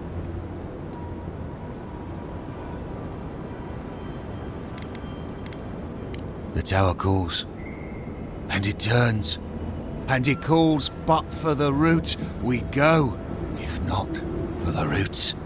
The roots say your name, Envoy. They say you told them to do it. I feel I can't think straight. Body's full of roots, pulling me. You did this, didn't you? The roots try to choke the steel garrote, and we will strangle them in return. Cut them, bleed them. Oh dear. Be careful. He might be too far gone. No talk for traitors. Only fire for the roots. Burn them.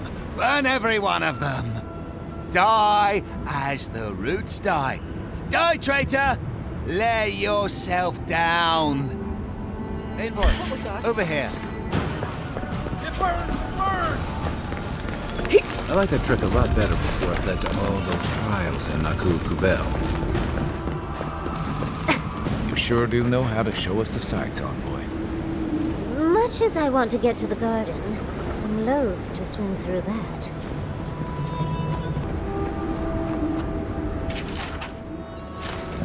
So the bridge is gone, but there's another way into the garden? The other path is hidden well. I certainly don't see any way across the Acid Sea. Well, maybe the people in charge know what's going on. I doubt it, but it's worth a try. Then let's head to Solace Keep. If we hurry, we can keep ahead of the Steel Garrote. Yes, let's go already.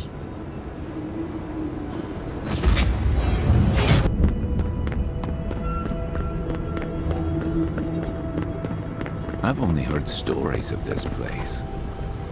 Amazing.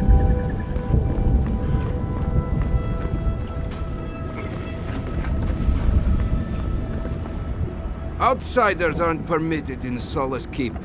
Turn your ass around and go back the way you came. Precisely. We don't welcome outsiders in Solace. It's a violation of Tenet 3 of Nandru's 9 Creeds. No person excepting wardens of the Pargrunen shall be granted safe harbor without express permission of the Council, heretofore established by Nandru, the First Warden, or without the attestation of an established, honored Warden of the Keep.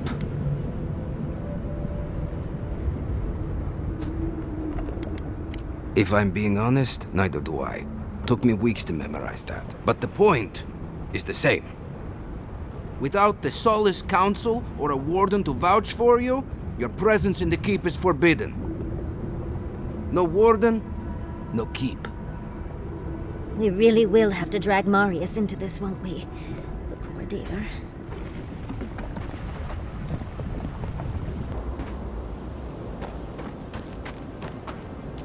Envoy? I'm not ready to go to Solace. Maybe there's another way. Maybe we can fashion some kind of flying boat? Fui tu meio, Envoy. I don't know. There's just so much. I don't know. I don't want to go any closer. It's just a feeling I have. I feel this fear inside. This heart pounding, can't breathe. It's like I'm dying every time. I've been bit by core vipers, fallen into old spike pits, drank cure water from a Zarup shaman, and it never felt like this. It's as if the thought of being here, of returning home, is the deadliest thing I can imagine. And it's getting worse. I understand. Sometimes I just need a minute, that's all. I'll do what I can. You can rely on me. There is something that's bothering me. Specifically, if you can spare a moment. Since we entered the Tusks, I've been getting these flashes of memory. Like there are answers in my head I can't get to. They seem to be about a village, somewhere north of Solace. Fear and sorrow, but also answers.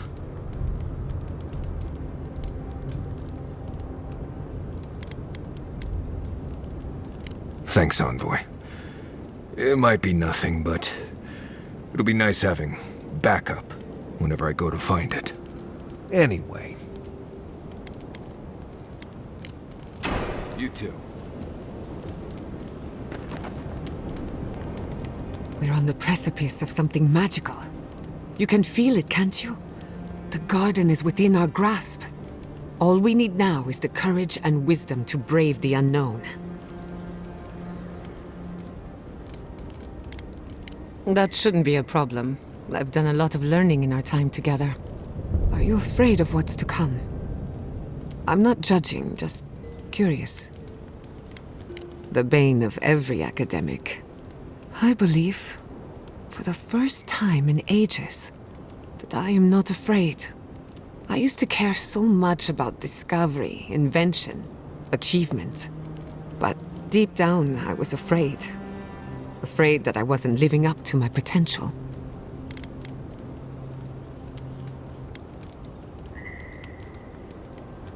Take your pick. My parents, my community, myself. Since we met, everything I believed has been proven wrong. That the island can be controlled. That I alone can fix it. Even my parents. Gods. They really had no idea what they were doing. Just like me.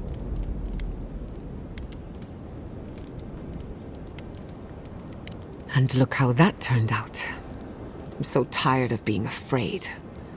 I need to accept my limitations or embrace them. Even if I'm wrong again, that's part of the journey. I have no idea where it leads. And for the first time, it's fine. Perfectly fine. Did I? Huh. I don't know what I expected. Feels nice. Glad I could get that off my chest. We have bigger problems to worry about, but I appreciate these little moments. You have an inquisitive mind. I respect that. If you ever feel your education is missing something, I'd be happy to teach you what I know. All you have to do is ask.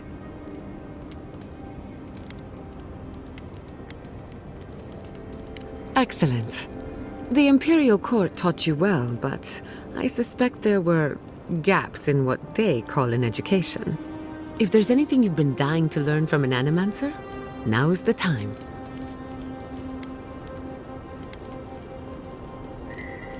Unfortunately, that can take a lifetime.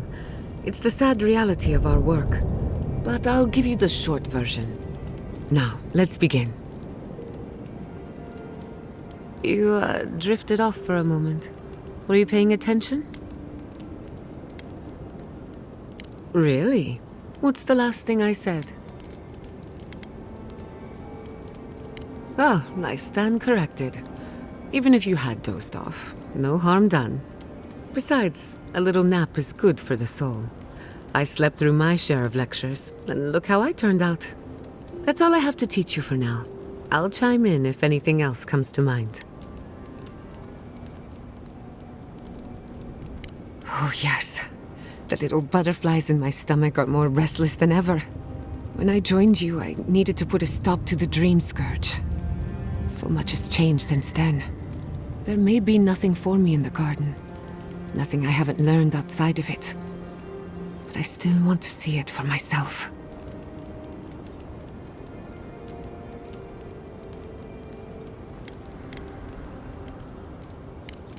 Something tells me the garden would defy any attempt to measure it. One cannot catalog the impossible. On a journey such as this, it's better to cast aside your expectations. They can only weigh you down.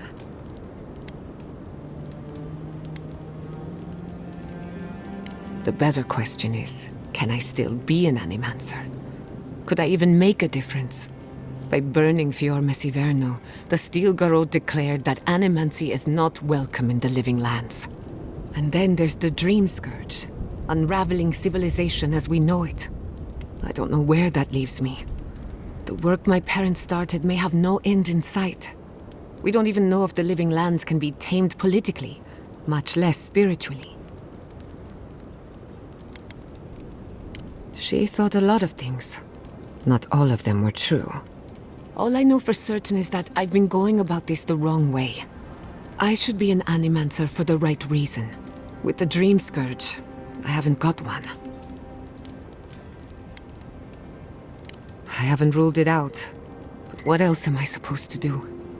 All my work can't have been for nothing. No need to dwell on this any further. As you can probably tell, I have a lot of thinking to do. You know me. Always ready with an answer. I've heard the Wardens are very set in their ways. For better or worse. Usually the worse. Vidaro tried to form a trade agreement with the Council. Copper and glass in exchange for grain. But it went nowhere. They weren't interested in outside help. The Wardens value self-reliance. Maybe because they have an inflated sense of their own importance. No offense, Marius.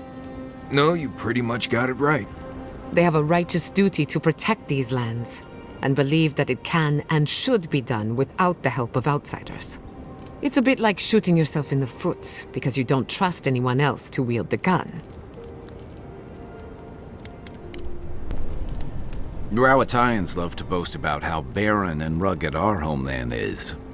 But we've got nothing on the Pargrunan living here. I can't fault your optimism, but Would you think that if this was the only landscape you ever saw, day in and day out? According to Marius, his people are forbidden from ever leaving the Tusks. I did tell you that, didn't I? Must have been drunk. I'm all for pulling together, but that's just oppressive. Right. Our sacred duty. To talk nicely about the garden once in a while and spend the rest of our time bickering among ourselves. I just don't understand how that could be so important. Ravatai has a similar problem. Between the constant storms and the rocky soil, the lands never supported us easily. So many of us find work as sailors and mercenaries. We explore the world as soldiers or as part of a trade mission. We venture out. We're encouraged to. Yeah, strength through striving. Everyone in the Living Lands faces struggle, but people choose that, and usually to escape something worse. Forcing people into a lifetime of hardship for the sake of principle or tradition is a different matter entirely. Never. The Pargrunen of Solace are notoriously suspicious of outsiders. Though, from the looks of this place, Solace's real concern has got to be keeping its people in, not keeping the rest of us out. I've got extra water in my pack if anyone needs it. Schemes in the dark. The mountains shift in unknowable shapes. A question for a question. The leaf twines around itself. We admire much. We have much still to fear. Beast of treachery smells you. It stalks you across the land. A sword for a settlement, the scorpion promises to protect. Rose today, thorn tomorrow. Friend or foe, the branches shake. Another time, a distant ache. A hidden strike, a bond bleeds in silence. Have your hands known this?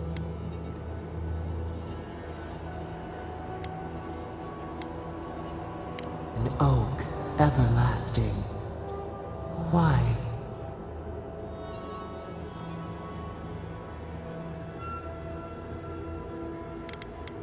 A certain spring. The bloom always succeeds the frost. The storm blows, others falter. What good is a vow if it can break?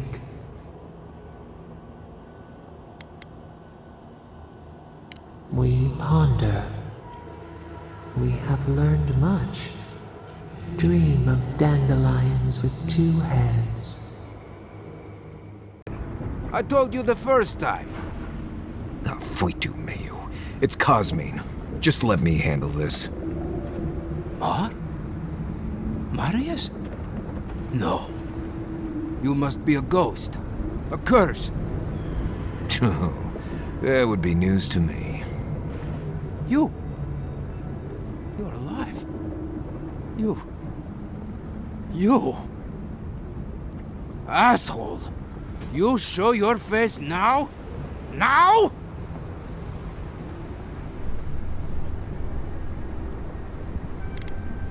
Several times, but I hit more than I missed. We used to be friends. Or so I thought. But then this Jitule left. Unannounced. No note, no nothing. Didn't even say goodbye to Iancu. And now you cozy up here, after 3 years, with an adherent godlike, no less? No offense. What are you all doing at the ass end of the Living Lands anyway? You know I wouldn't be here if it wasn't important. We need to speak to the council. You know the rules. Outsiders cannot enter without express permission of the council. Or with an honored warden. Which you are not. I shouldn't even be talking to either of you. It's forbidden. Why, You pencil-pushing, goat-kissing little bookworm! I ought to stab you for that! Try it, and see how quickly I forget that we both grew up here. Do you think the Council will care about your promises when a Death Guard in her army turns Solace inside out? Fuito, Marius. You've grown an edge since you left. I'll let you in, but be warned. Solace is not as it was, Marius. I doubt it. Nothing really changes in Solace. You'll see for yourself. The Council isn't what it was. Keep a watchful eye. Lower it on down. Quickly now. All that for us? Just be aware, people of Solace are just as stubborn as its walls.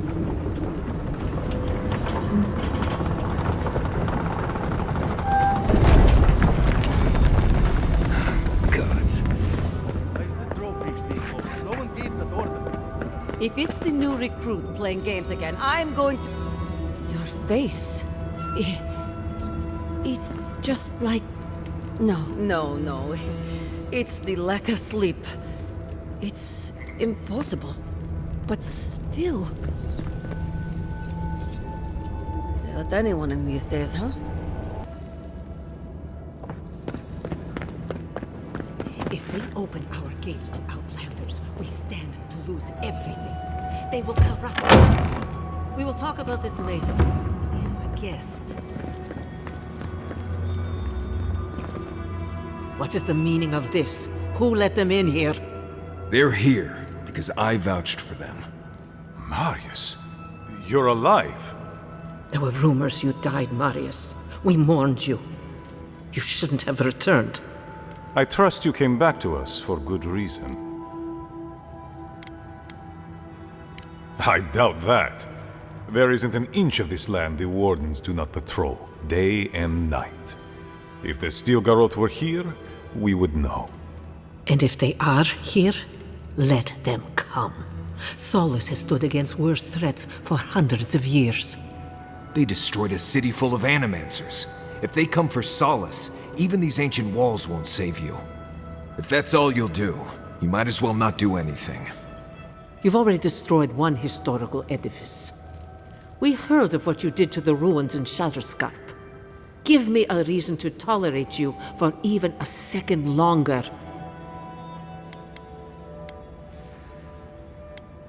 Indeed. But you've brought us news. Now I'm curious. What do you expect us to do for you? It sounds like you have something in mind. Whoa, they haven't thrown us out yet. Let's not push our luck. That was unexpectedly insightful of you, Marius. And people wonder why I left. I apologize. That was not gracious of me. Envoy, you were about to make a request? There is no dream scourge in Galawain's tusks. Nor has there ever been.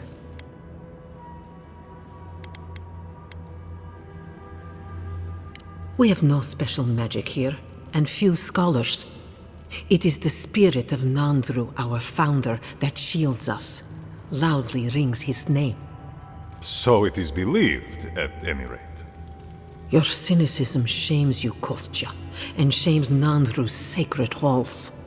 When Nandru walked beneath the keep to meet the gods and disappeared into its depths, he knew what dangers would come for us.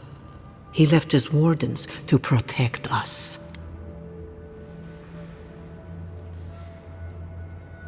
How can I trust an Adiran to truthfully report the state of the land beyond our borders?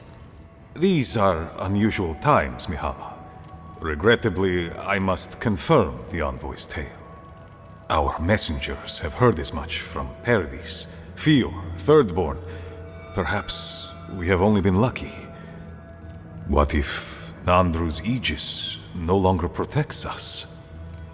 I do not believe it, but I am not unmoved by the stories we have heard from the other settlements. You say you mean to end this plague of madness, Envoy? There is no path. Nor has there been for hundreds of years. There was a bridge once, but it fell in Nandru's time. How do you know of our garden, Envoy? Mind how you speak of the garden in these halls, Envoy. The garden is our sacred purpose, its observation and protection, a task handed to us by Nandru himself. He once wrote that the island spoke to him, perhaps as it has spoken to you. The Envoy does bear a remarkable resemblance to our founder, does she not? The markings on your face, I recognized them. But I didn't want to believe an Adiran could have anything in common with Nandru.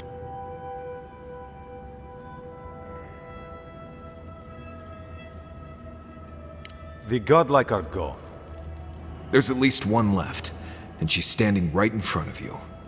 Perhaps you are what you say, but it does not matter. We did not lie to you. The bridge has fallen. The path is long gone. If there is another way, Envoy, you will have to discover it yourself. But I fear you will be disappointed.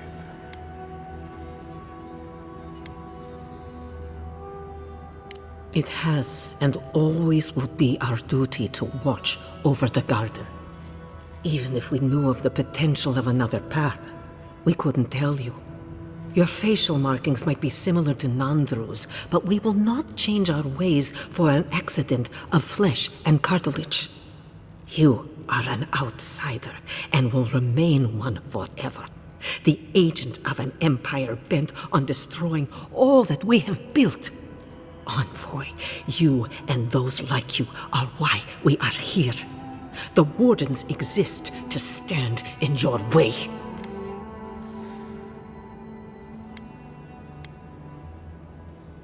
However noble you may believe your purpose, it is yours alone. It's mine, too. You have no more standing in these halls than the Envoy does, Marius. We have no obligation, and indeed no inclination to help you.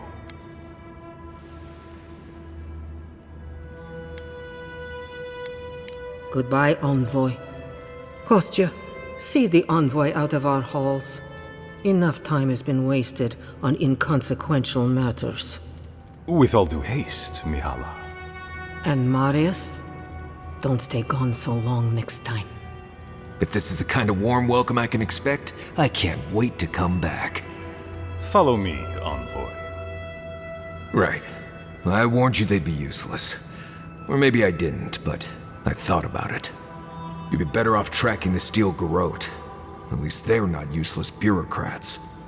Politicians are alike everywhere, aren't they? But I just wanted a word before you went on your way. An explanation, then, for my behavior. The situation here is desperate. We have more mouths than food. The old sicken. The young suffer.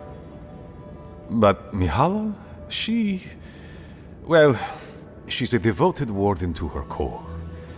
I think she'd rather we starve than ask for help.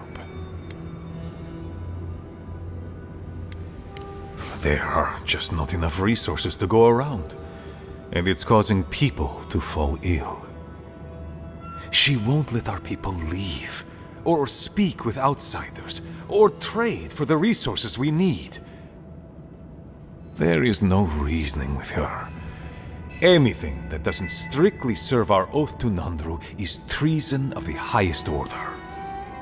It's why I play my part where she can see. I don't want to risk her wrath.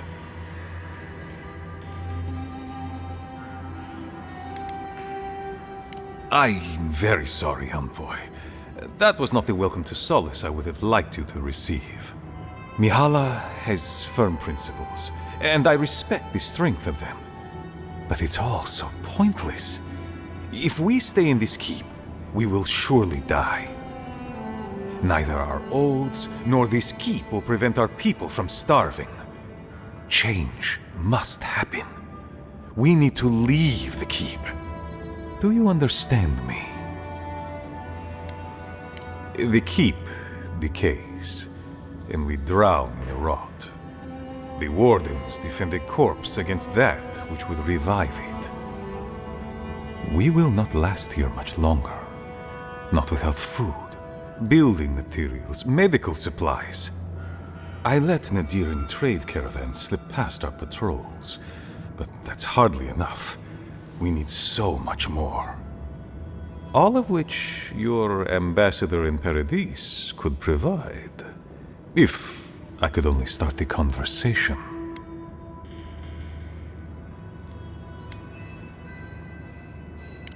They needn't be. You're looking for another path to the garden. I don't know if there is one, but I know who might.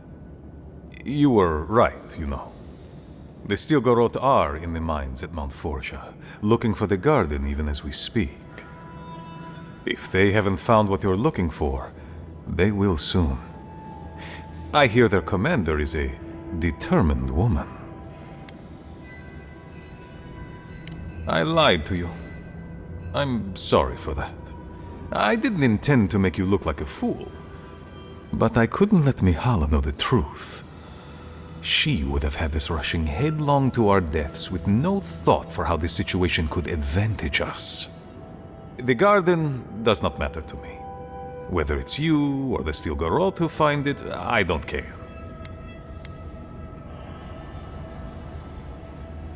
I'd rather be a traitor than responsible for the death of my people.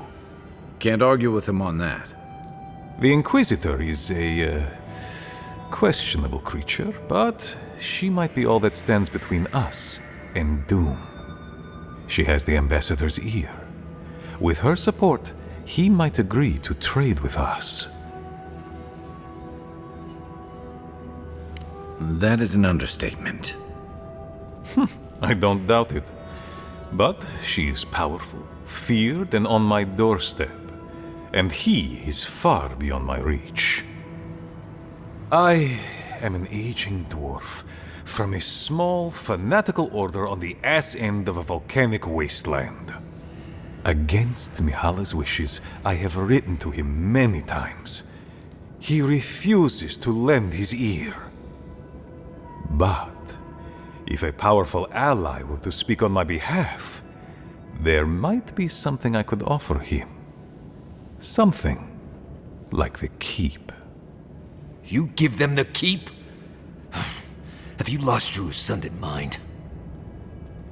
Solace Keep is just a place. You're looking for a way to help your people, aren't you? The keep. Its inane traditions. None of that means anything to me. I want to offer up Solace Keep to Adir and the Stilgarot in exchange for goods and gold.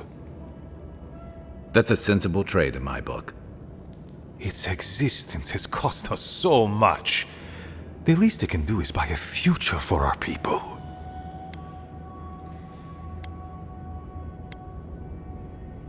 Kind words I did not think I would hear. I doubt she will, though. Mihala believes your empire cannot see us as anything but rivals. After Fior, I suspect you Adirans think of the people of the Living Lands as little more than bugs to be crushed. If you think of us at all. An agreement may protect us from dying from deprivation, and perhaps also keep us safe from Adir's hunger.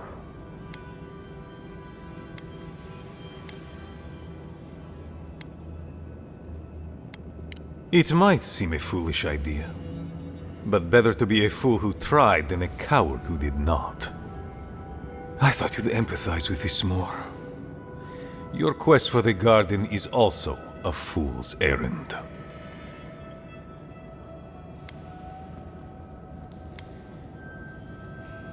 And you've shared them all with me. I want you to get what you want, Envoy. My hope is that you don't kill the Inquisitor before I get what I want too.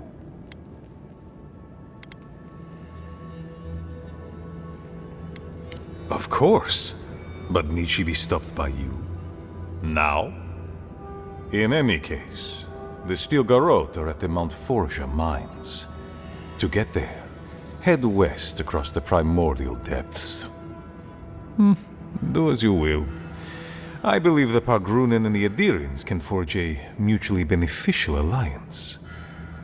That will not happen if there is unnecessary bloodshed. Also,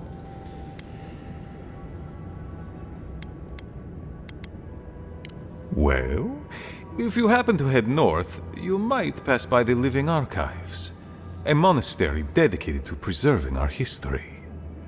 The monastery hasn't been in touch in days, and I can't spare a warden to check on them. Please, look in on them, if you can. Right, I get it. He wants us to run his errands. I do, Marius, because I trust you. And by extension, I trust the envoy. Is that so outrageous? You were missed here. Whatever the front I put forward may have led you to believe. You have a funny way of showing it. I wouldn't ask if it wasn't serious, envoy. It is definitely a possibility. The Living Archives contain centuries of knowledge. I wouldn't be surprised if there were clues to the garden's location in there somewhere. But I'm afraid I don't know for sure.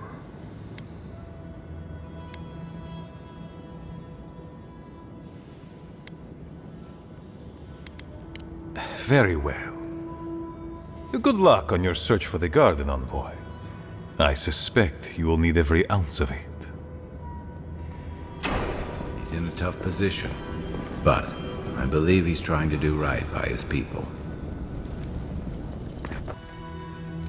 But Kostya says that Solace Keep is nothing but a crypt. We'll die in here. I'm so tired of listening to you. Kostya this, Kostya that.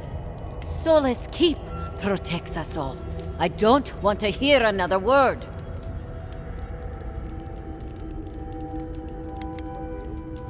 With respect, Outlander, we didn't ask.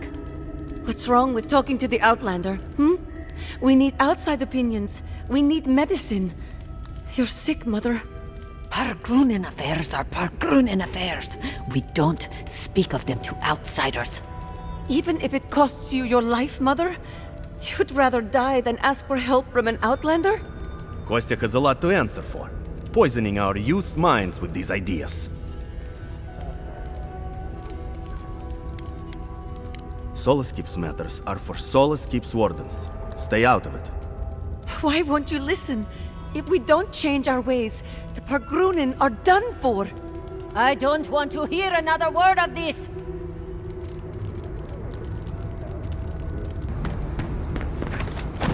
Who are you, Spirit?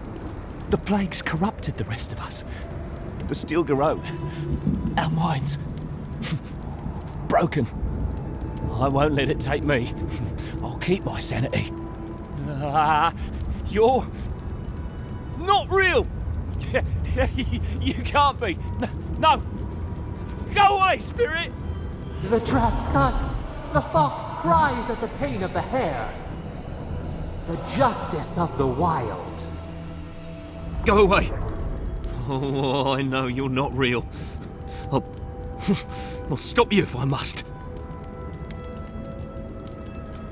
You'll hurt me? God, please. Before this, I was a farmhand. I'm wheat. No more dangerous than wheat.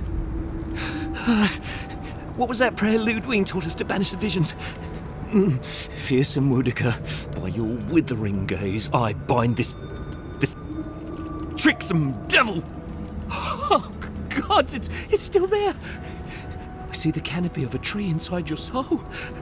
No! Stop looking at me! I don't want to see it! That's dream thrall talk if I've ever heard it.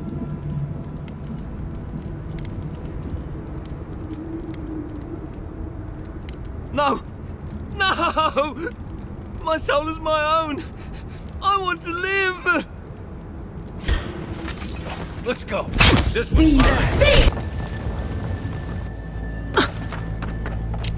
This is a mess. And the Steel Garrote aren't the disorderly type. They must have left in a hurry. Are these Pargrunen books? Like campfire reading? I wonder how the Steel Garrote got them. They circled Solace Keep on the map. Are you thinking what I'm thinking? No. These books are all about the garden. They must be here for a reason. This looks more like research to me. The Steel Garrote was definitely looking for something. Probably trying to find a way to the garden. Through Solace Keep. Impossible. I've explored every inch of the keep. If there was a path to the garden inside the keep, I'd know about it. Hang on. What if that path is under the keep? You have no idea. Someone must have told Ludwig. Even amongst a tight-knit group like the Pargrunen, there's always someone with a price. Doesn't matter. A Steel Garrote getting to the garden cannot be a good thing. Reminds me of the good old days. About blessed day time.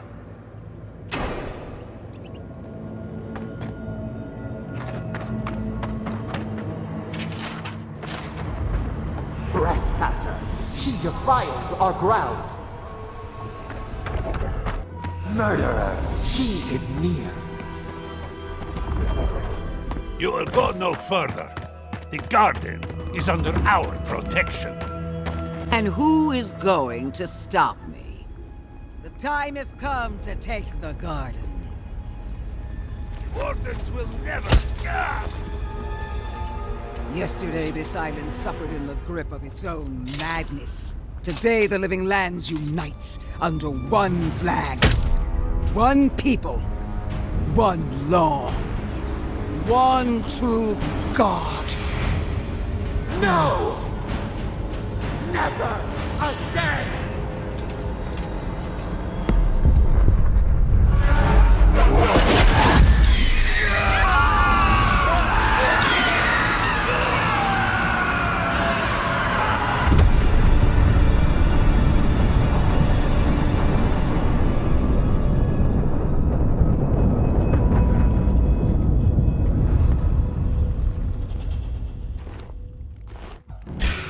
Bad enough as paladin. Invaders in the garden! Arms up! So here you are. Sapadal coaxed you toward the garden, a spider luring a fly to the safety of the web. Spins! Who rides? She weaves a trap of steel.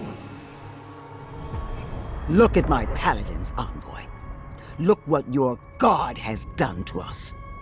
I should have realized it sooner. The Dream Scourge is Sapadal's weapon. A cudgel to drive us out of the living lands.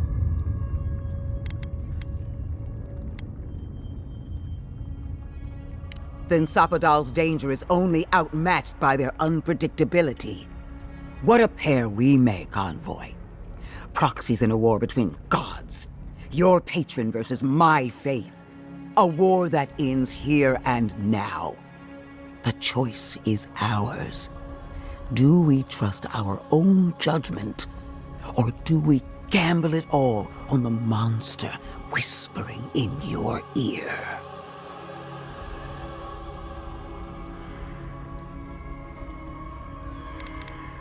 You see what your god allows you to see. No matter where we turn, we find the consequences of Sapadal. Plague, blight, madness. The living lands hangs by a thread because mortals cannot live in the shadow of a god, much less one that's lost its mind. I hate to say this, but she's got a point. Not that I trust her with the solution. We were fine living at the whim of a sleeping god until you came along and woke it up. You and I alone can save the living lands by destroying the unending madness that is Sapadal.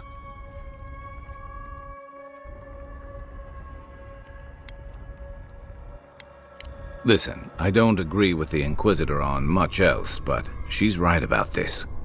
No matter who controls the living lands, Sapadal's a danger to everyone who lives here. You're asking me what to do about the god living in your head? I don't know, but killing a god sounds like a really bad idea. Our time is short. Choose.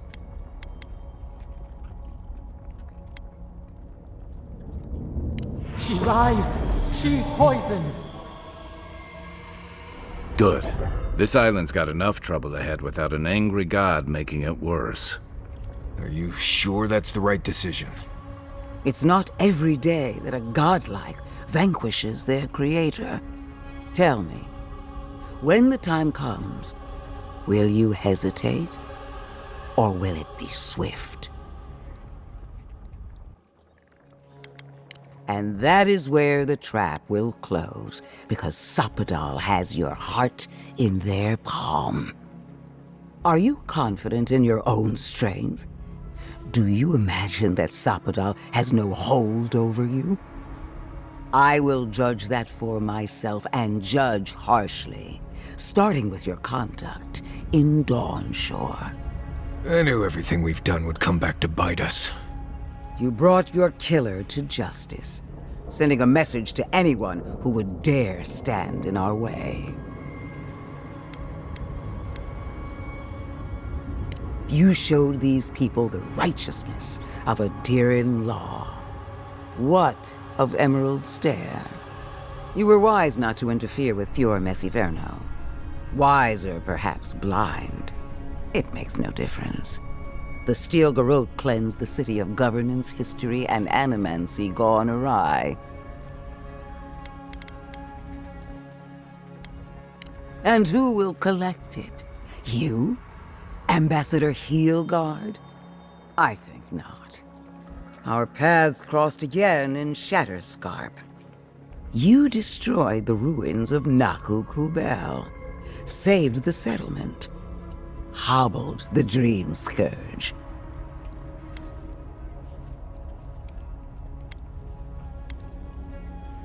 Don't be. The infected were dead in all but name. After weighing your conduct, I have reached a decision. You almost had me fooled. But vengeance for Captain Alfir is the noose that I will tighten around your neck. A false game. She strikes. Well, it was worth a try. I will be the one to kill Sapadal, starting with their godlike. What a shame to destroy so much potential.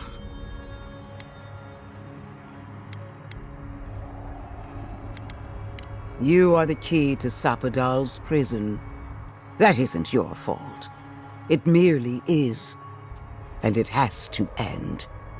Prepare yourself for the beyond.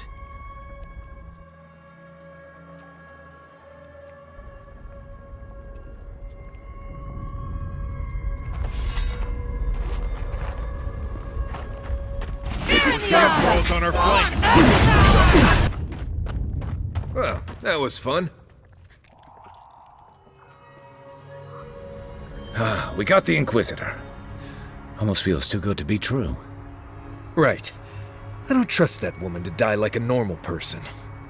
I hate to say it, but whatever did that, whatever turned all those people into dream thralls, I think it was Sapadal. I really need to lie down. Just for a minute. Vipers in the knot. The venom drowns us. Save us, please.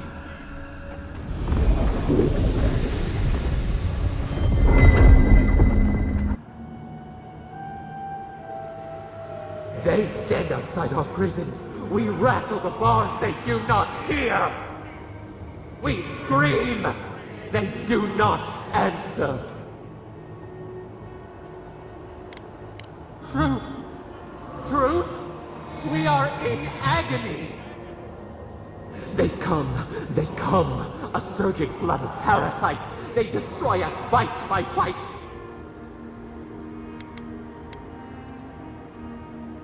We do not wish this, not again. They eat us alive. Out! Let us out! Set us free! They eat through us, carve us open, no difference.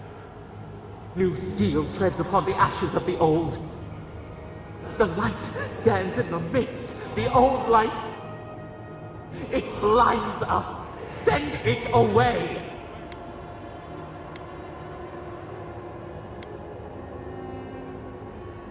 We grow new life, better life. We fill them until they explode.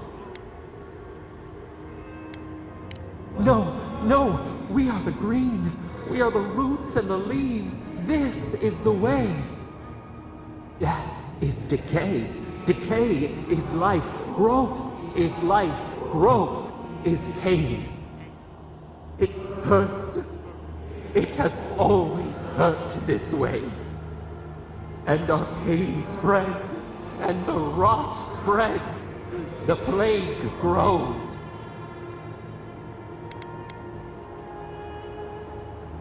Not lying, no.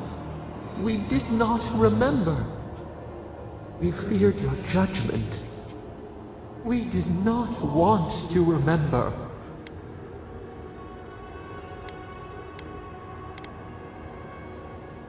We were nothing once, and then we were. As we woke to the world, we reached out and we found them, the other gods. We thought they would love us, but they flinched from us like we were a flame. The charred queen called us an abomination.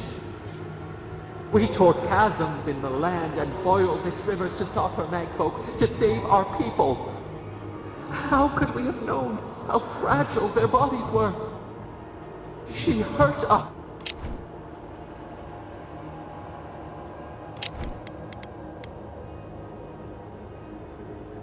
Our rage crawls through the soil. We were innocent, yet she made it our sin. She who caged us. She who called us monster. We thrash and the affliction rises. We scream and the rot spreads. We did not intend to lie.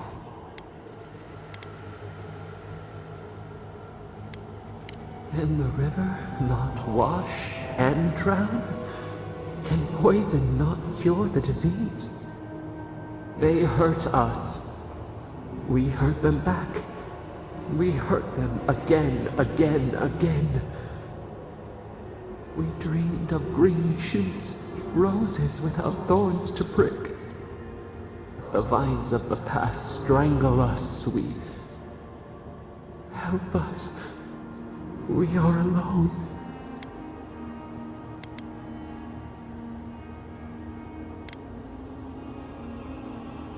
We cause it, but it is not our way.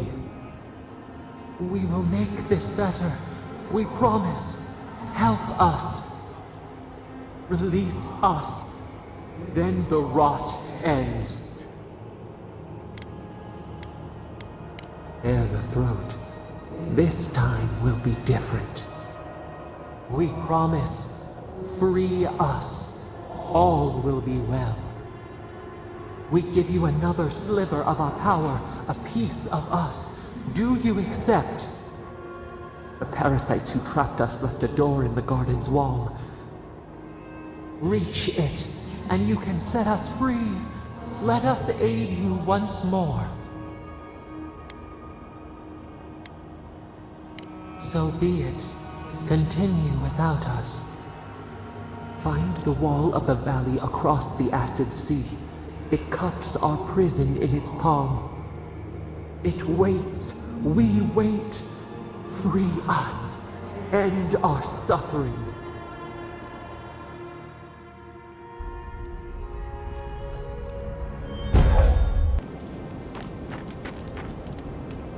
I have never wanted a bath this badly. Feels like I'm covered in ash.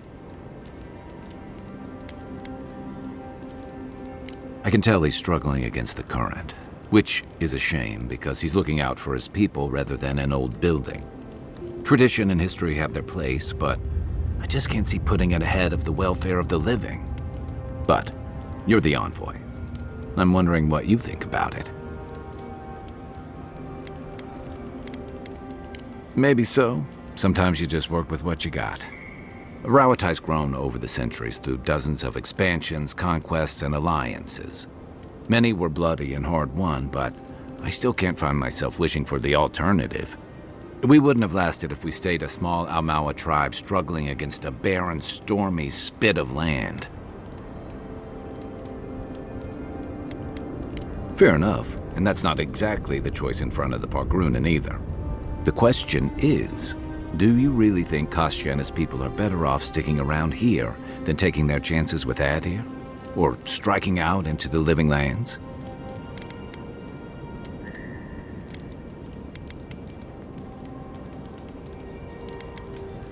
Perhaps there's no one who should make that decision, but someone will have to. Should I break out the booze? You know where to find me. Envoy? I've seen Mount Forja erupt before, but never like that. It's like it was angry, like it was screaming in pain. I don't know what really happened, but I assume Sapadal was involved.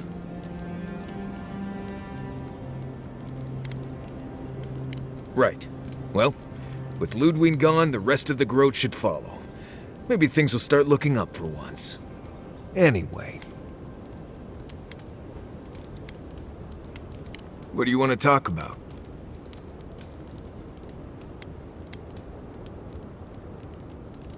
This place was named after Galawain, but I always thought Magrin held more sway here. Lava, high temperatures, and a giant Bleste volcano in the middle of the region tell me the goddess of fire had something to do with it. Even Solace has the good sense to send a prayer or two Magrin's way. Hard not to when your home is surrounded by Magrin's fury, but sure, give Galawain the glory. Maybe that's why Magrin's so Bleste angry all the time. Right, changing the subject.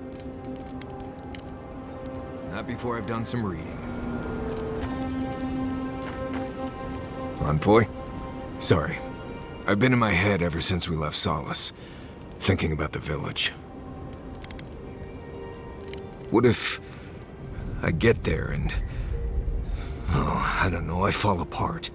Memories flood in and I don't know who I am anymore. Or worse, what if it's nothing?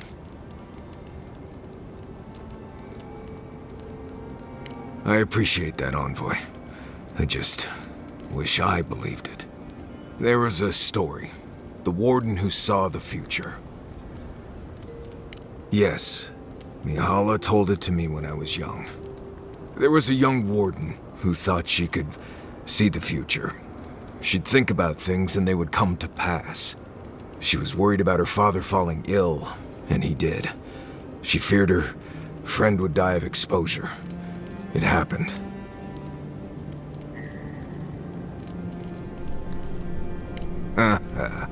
Kamayu. One day, she was with her patrol unit guarding a watchtower, and she was struck by a terrifying thought. She just knew in her gut that Solace was under attack. Zareps, or ogres, or fire blights from the wastes. Wouldn't be much of a story if that's what happened. The young Warden tried to alert her unit, but they didn't seem concerned. They said she was delusional, so she left the tower to go protect Solace. And she found nothing there. Meanwhile, her post came under attack. Her whole unit was killed because she abandoned it.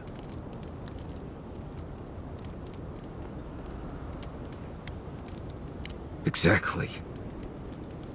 So what if I'm seeing the future here? Maybe we should just stay on your original path. You're right. This is a small detour, not a different path. I haven't left you folks behind. Anyway, I appreciate the talk, Envoy. I clearly have some things to figure out. Anyway. Until next time. No. No. Don't fool me. Don't lie. That can't be Marius. It can't. Careful. I think a part of him is already gone. Iancu. Viate. Is that you? What happened? How could this... That. Yes, that. The land has come to take me, Marius. No. I search for meaning, but find only words. This is Iancu. My best friend since... as far as I can remember. When did this... I should have never left you, Viate. I couldn't have known. Patrol. Yes, on patrol. When the dream touched me, I was away and alone. Yes? Not your fault. Not yours. We met here, Marius and me. We played here. I was older, but still a child. That doesn't... I barely remember this place. Your forgetting is for the best, Viate. I suffered remembering the whole time. I feel drawn here, but all I remember is fear and panic. Families followed Razvan, trusted his words. He would lead them to a better life. Trusted Razvan to make them something more. Wait. No, I remember something. Chanting? I was so scared. Razvan circled the parents around, said he would help their voices reach the stars. They took bowls full of... night. No. Death. He said to drink it while Razvan said the words. I don't want to know what you're about to say.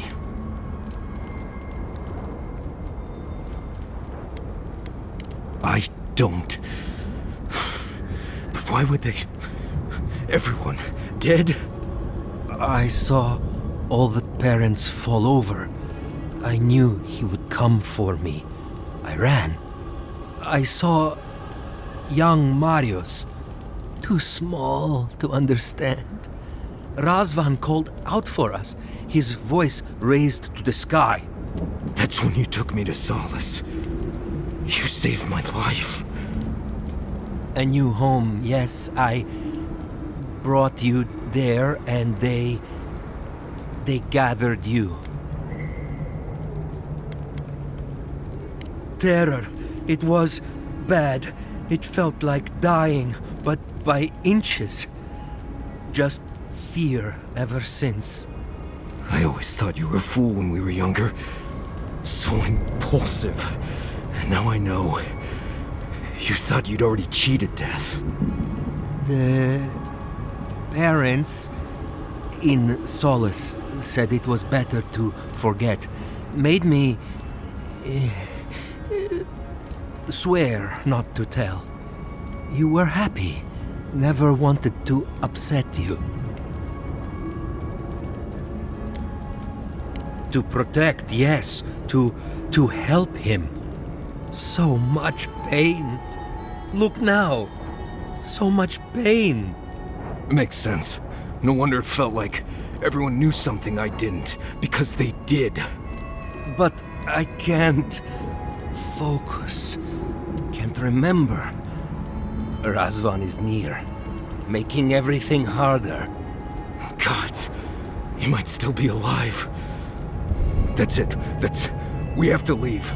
If he's out there, we have to run.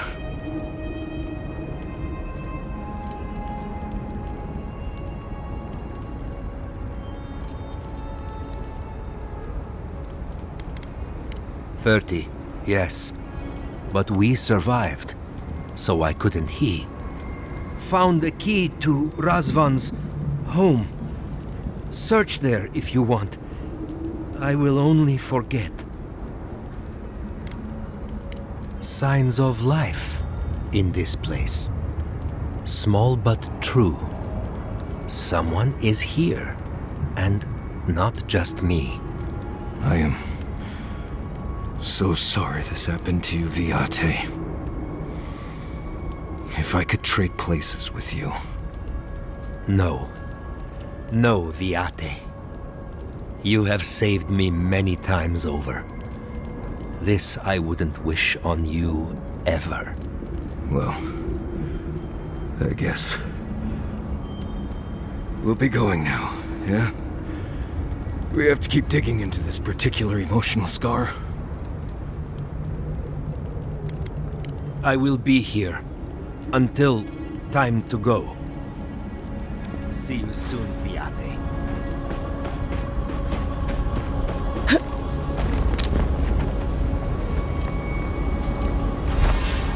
What is that?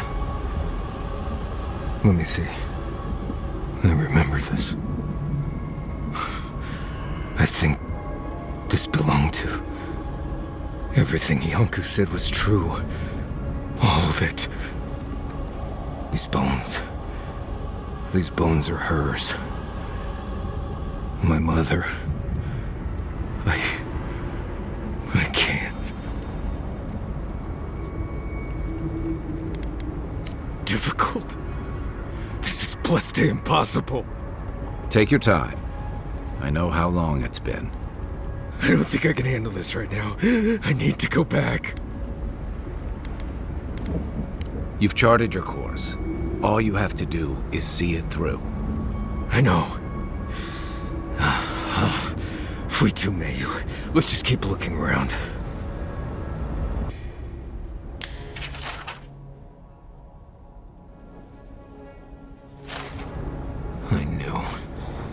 I knew someone was out there.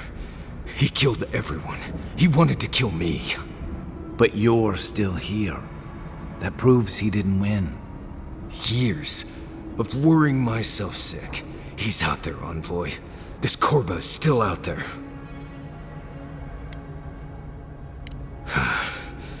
Yeah. I think I know the contact Razvan used to seal the door. It's a poem my mother told me when I was a child. She said those words would always open doors. I never knew what she meant. If we're gonna go after Razvan, we better get to it. Before I pass out where I stand. New voices. Flesh or spirit, I should ask. The others say you're flesh. But the others are known to lie. Dream thrall. What a wonderful word for those souls you slaughtered to get here. They speak with more clarity now. I have long heard the voices of ascended beings. Beings beyond pain or hunger or death. A watcher, but not as lucid as Runit. I sought to raise the voices of my flock, to raise them, to become as the voices that sang to me were. The chorus of voices that surrounded me told me lies among their truths. On that day, I sought song but only heard screams. Duke de Dragu, Korba, you killed everyone! I know this voice. Older now, perhaps. One of the missing ones. You have your father's tone, your mother's diction. No, the dead cannot sing, it's impossible. If that were true, then my people were to become ascended beings, like those who spoke to me before. Voices ephemeral, wise, and never afraid. Instead, their voices became screams. From the next life they curse me. Call me killer. Call me death. If I heard voices and no one ever told me why, I don't envy him. I don't care. This Korba killed my family. But I have since found a new choir, full of life and set loose from the shackles of will and doubt. My new choir resists that which they don't understand. They hear songs of their own, but I will teach them to sing together. Perhaps one day you will join my choir as well, my little lost one. I will lead you to sing for the gods themselves. I have run from you my whole life. And you're just a madman in a cave, talking to dream thralls. You ran because you were afraid. Now you come back to me. My lost lamb. My tiny little bell. You murdered a village to satisfy your sick vision of ascension. But really, you're just a lost soul down here grasping for meaning. I don't remember my parents. They obviously trusted you. But they didn't know you, did they? Not really. They were shining souls. Their voices passionate. Their words sharp like the crack of a whip. I see no reason to give this man a quick death. Let him rot down here, for all I care.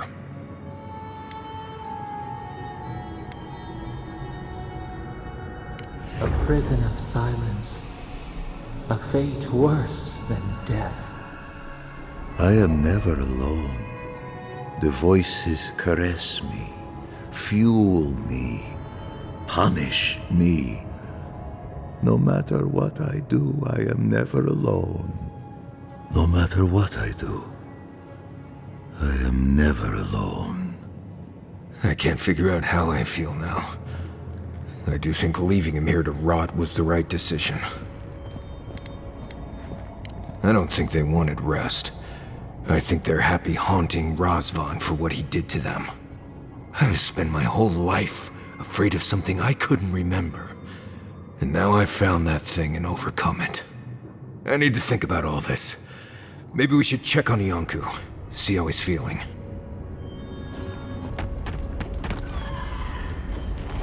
We spoke before, yes? Marius? We spoke before. I trust you ended him? One way or another?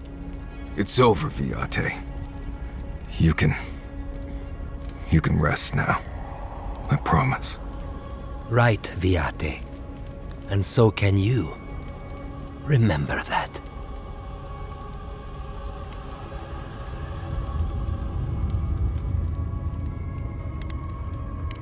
I don't know. I'll need time to figure all this out. Always needed time. Took too long. He made us late every time. Oh, right. I'm the one who made us miss the first day of training, huh? Not Mr. Which boot should I wear? I was anxious to do the right thing, as I am now. Will you be all right, Viate? What can I do to help? Nothing more you have to do, Viate. Just keep living and try to laugh once in a while. Right. I will miss you, Viate. I love you. I feel so light. The circle is broken. Envoy? I thought I'd feel different after dealing with Razvan. Somehow more at peace. There was this threat I didn't even know I was afraid of, and now it's gone. So why doesn't it all feel better now?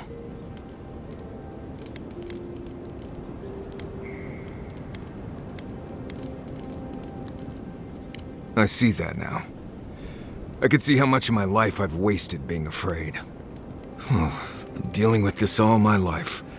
Someone starts acting strange, then clearly something terrible's about to happen. My people were in a cult. They believed what Razvan said. They died because he asked them to. But he wasn't behind every corner. He was stuck in a cave, babbling in mushrooms.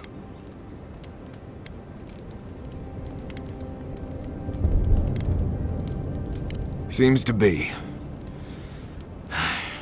Yes. I appreciate what you've done to help me. I won't forget it. Thank you for finding that amulet.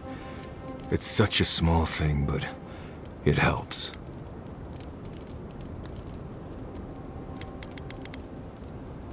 Yes.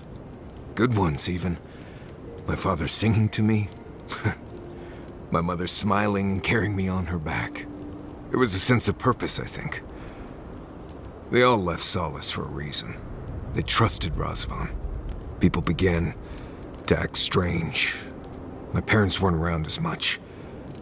Everyone started paying all their attention to Razvan. We all know what happened next.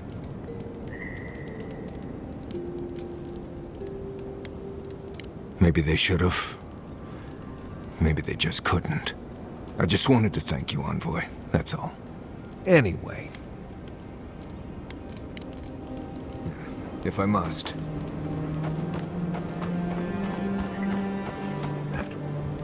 Well, seems there is more to our dwarven friend than we thought.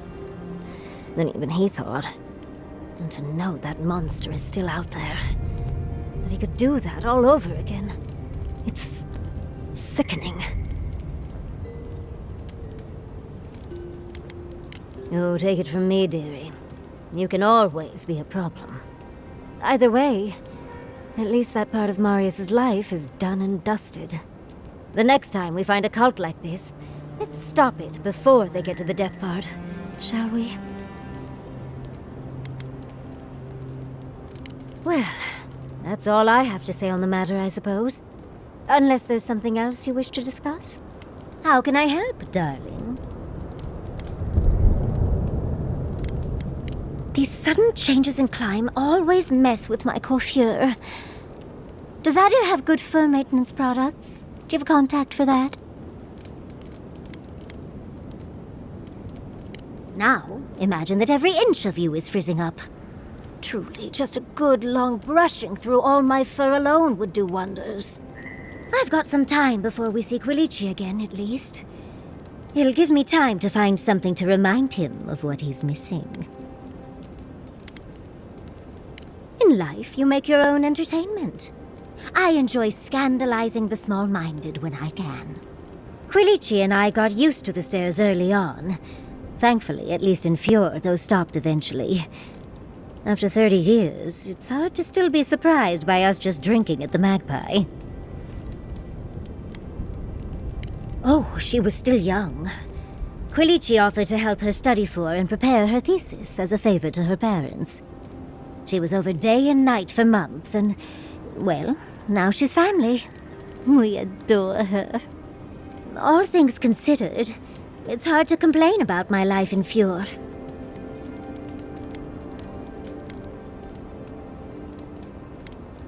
You're too sweet. As much as I enjoy our little chats, dearie, we should really get going. Oh, but if you do end up finding any liniments, be sure to help a girl out. Don't let the bedbugs bite, dearie.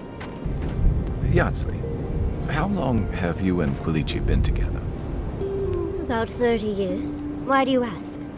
How do you make that work for so long? Well, it helps to have a partner so understanding and virile. Why do you ask? Over all that time, how do you hold in the parts of yourself they'd never accept? How do you contain all your worst pieces? Darling, if you can't be your worst self with them, what's the point? Oh, Marius! Praise Abaddon! You are alive!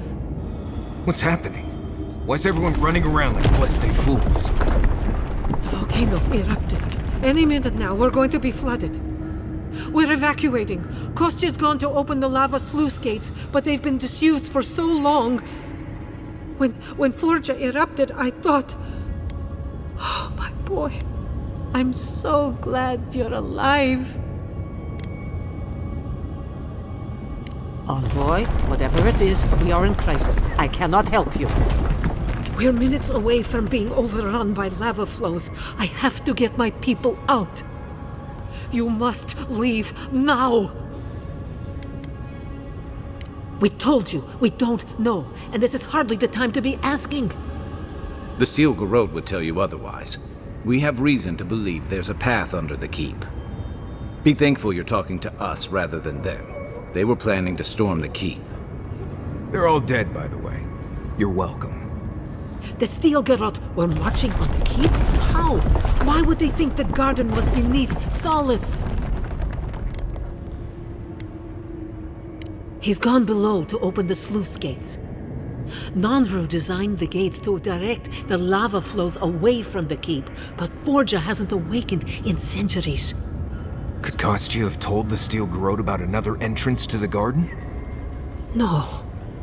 If such a thing existed, I can't believe it. He wouldn't. We took an oath to Nandru. The garden was our sacred duty, and he betrayed us. I can't believe I didn't see this coming. I was a fool. I have failed my duties. Kostya. I knew he was making overtures, but I didn't think he'd go that far. The ambassador has not responded to Kostya's overtures, has he? I made sure of that when I threw the ambassador's replies in the forge fire. I understand how Kostya could be tempted by false notions of freedom and prosperity, but... Oh, this is entirely too much. How could he have done this? I can't believe Kostya handed the Steel Garrote a secret we protected for hundreds of years. We took Mayu. Who knows what he'll do with the sluice gates? He cares so little for the keep that I worry he's going to have us drowning in lava. I will. Abaddon stay my tongue if I betray him, but I will. I will show you where Kostya has gone. If you find that he's doing anything other than opening the gates that would protect our home from the lava, I would ask that you stop him. Mihala. I do not wish to see him dead, but if he would risk the keep, then he risks our lives. I cannot suffer those who would harm us to live. Now I must return to the evacuation, and you must go on your way. If your arrival is indeed a message from Nandru, I hope he remembers his people well. I hope he is proud of us. And Marius, make it back to us in one piece. I assume that's an order, Commandant? Head through the door in the smithy.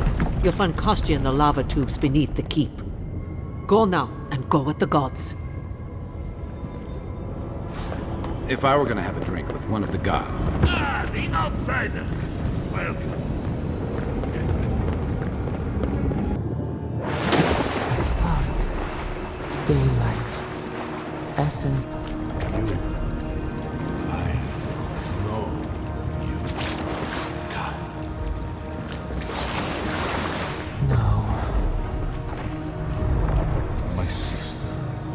Soul of my soul. How did you find me here? A god beyond the grasp of gods. What is the will to a man subject to one like them? I told Sabadal not to look for me. I did not wish to be found.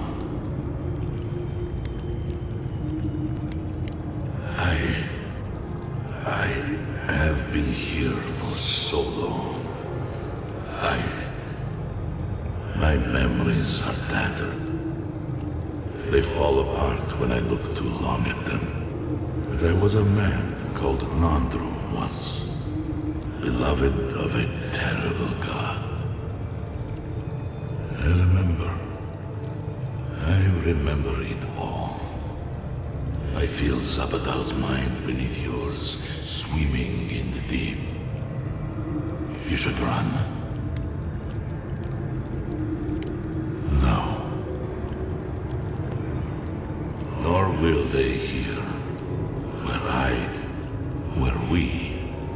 blessedly invisible to them.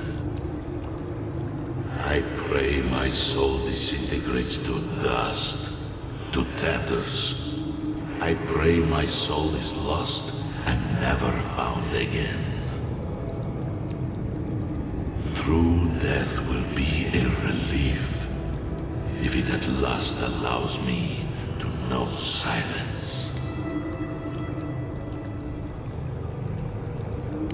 That was the name my mother gave me. But that was never what they called me. To them, I was beloved.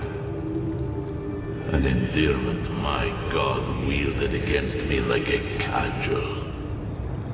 I would have killed them with it if I could. But they were beloved of me, too. That was the name they gave themselves. Stolen from the ancient souls, whose deaths gave rise to them, to us. We were little more than appendages to them. That is why I must ask you to destroy them.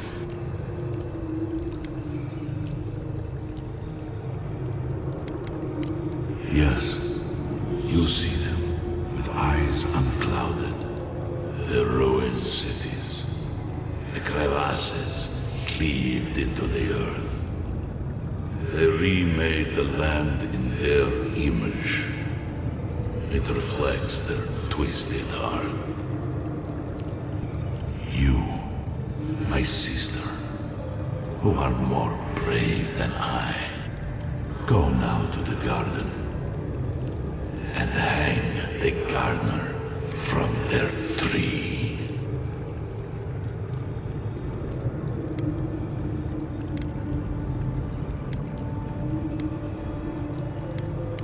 Your mind cannot understand it, but your soul, when the opportunity is before you, it will know what to do. You need only walk a little more. You are nearly at the end. You know, I always meant to die down here. To siphon my soul into a lonely pillar, disconnected from the stone that makes our world. Disconnected from them.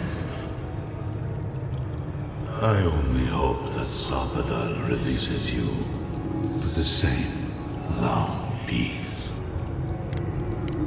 Do not thank me. Only do as I asked.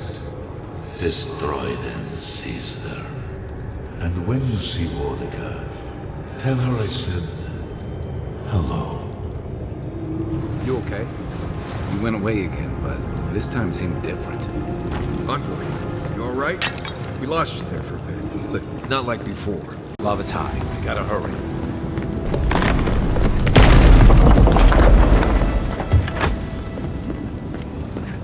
Good, you're here. Help me destroy this winch. We can't risk someone turning and opening the gates. If the keep falls so that we might live, so be it. I'm doing the only thing that matters. I'm saving my people, Envoy. With your help, or without it. So long as the keep stands, my people are trapped here. Doomed by an oath to a dead man. No one should be bound to a pile of stones. Certainly not because of a centuries-old oath. Our people were nomads for ages until we built the keep. When it falls, we'll be free to explore the world again. I will not watch my people rot here for the sake of a pointless oath. A life for rubble, blood for the prison of old ways. We twine. Stand down, Kostya. This just isn't your day. So be it. And you are so close. The entrance to the garden is just beyond this door. I always knew it would come to this.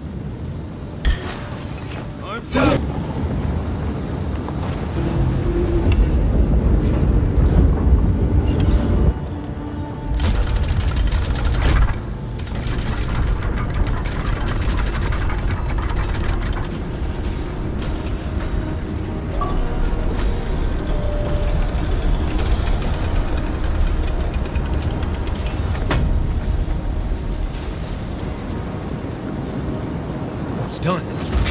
Solus is safe. Thank the gods. I feel crazy saying this, but Kostya was right. We should have let Solus Keep fall. Crazy is one word for it. You really think you can just burn down someone's ancestral home? Dearie, the keep isn't a home. It's a prison. And now the Pargrunen will never escape. Solus is my home. I still don't get why any of you feel like you have a say in this. But you left. Because I chose to. Kostya doesn't get to make that decision for everybody. If Kostya doesn't, Mihala will. Exactly. The Pargrunen have always had the choice to leave, and we've seen very few take it, dear. If anything, I imagine Mihala and her traditionalists will only make it harder to leave now. You're right. There's no use in second-guessing it. True. And you've a date with the gods soon. We can only hope that you'll make better decisions. And that's not all. Not to spoil the moment with good news, but I doubt the rest of the island has been quiet while we've been looking for the garden. Things have only gotten more tense since Fjord, and the Steel Garrote probably hasn't been doing us any favors on that front. Especially when they're led by a woman who doesn't seem interested in staying dead. Not to mention, after we take care of the Envoy's little god problem, we'll still have an empire bearing down on us.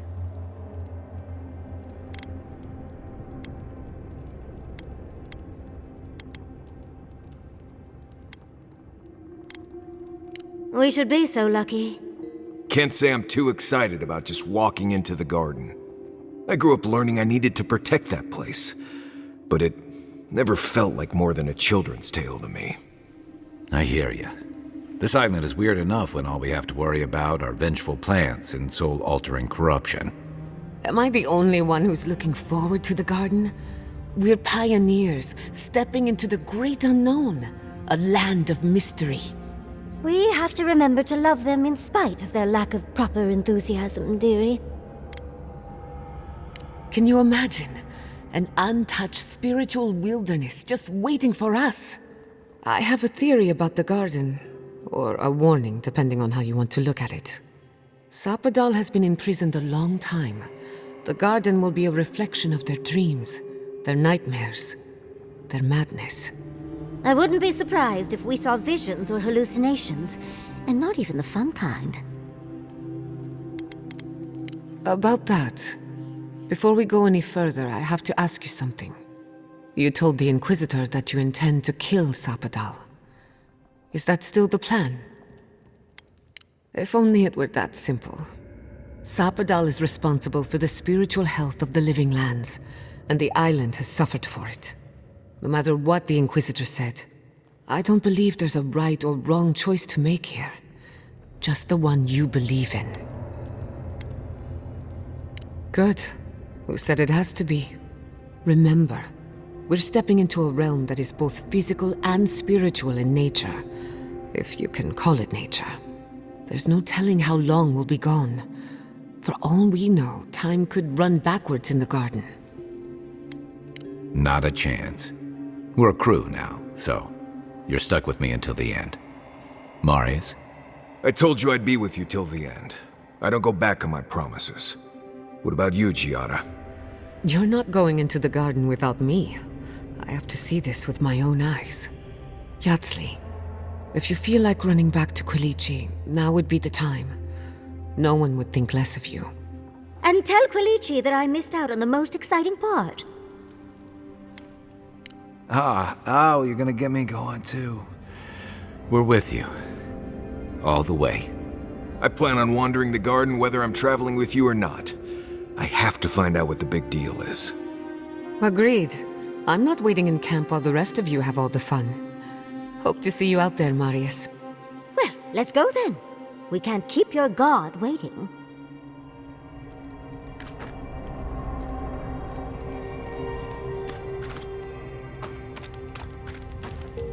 So, this is it.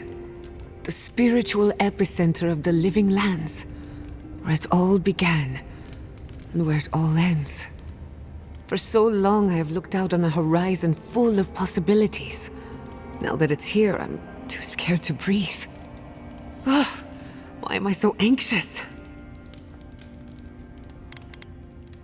That's certainly true. No animancer has ever set foot in the garden before. Do you remember when Manto Pastor sent you after the heart of an Adragan? It feels like only yesterday you were running errands for me. We've come a long way. We are standing in the beating heart of the living lands. Just imagine what we can do with it. I almost turned my back on animancy. And if I'm being honest, it was a relief. But now that we're here, who am I to reject my upbringing, my potential? My parents were going to build a better world for animancers. That dream was their legacy to me. You and I have come farther than they did, to an impossible place where anything can happen. Anything. When you say it, I can almost believe it. I don't know what's going to happen, but you've had my back since the beginning. I won't forget it. Who could rest at a time like this? And that is why Adra and Copper are the only reliable conductors of soul essence. Thank you for listening. Are there any questions? Right. I think you lost me a while back there. Really? Oh. I suppose that explains the heavy breathing. He can sleep with his eyes open. Says it's a survival trick, but I think he does it to avoid my war stories. What's the last thing you remember? We can start from there. Oh, I seem to remember you coming over and saying, "Hey Marius, can we talk?" That was hours ago. Right. And feel free to start over from the beginning. I promise to listen this time. No, that's all right. Perhaps another time. Well, I found your lecture fascinating, darling. I'll keep the boys awake next time if you need that.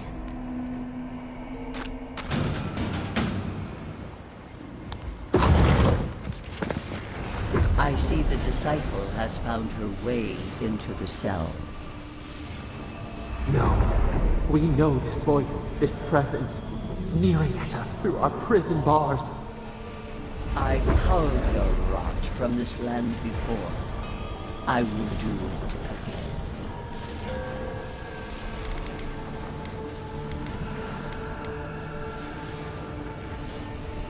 This is a tool that has outlived its use, and I have suffered worse. I am Mordecai, the Oathbinder, goddess of order, vengeance, and law. I speak for the gods of all Aora. I would punish such insults.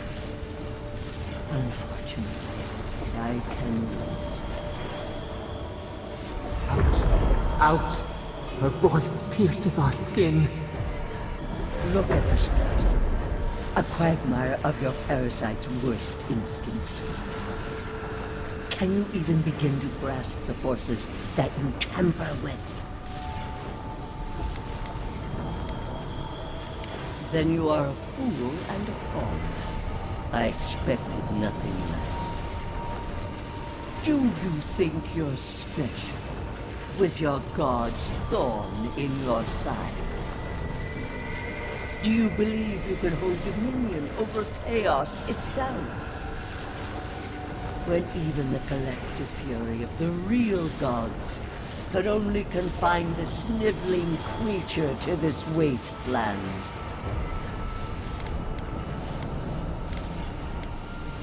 You suspected.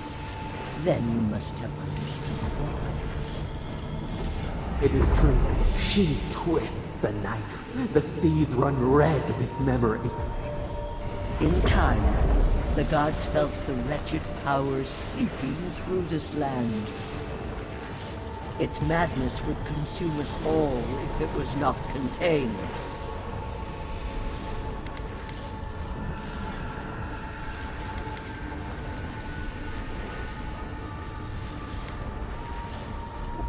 Chaos has no respect for borders. It goes where it will. A pity that its followers could not be reasoned with. The poor goddess, worshipping the very thing that subsumed them. We could not excise the rot and spare the roots that nourished it. The crime dictates the punishment. Its mere existence is a threat.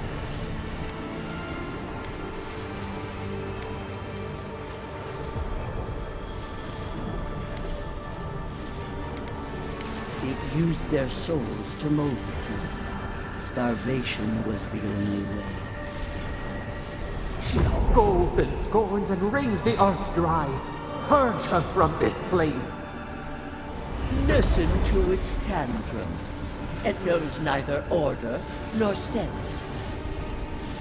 Adir is the only thing holding back the tide of entropy.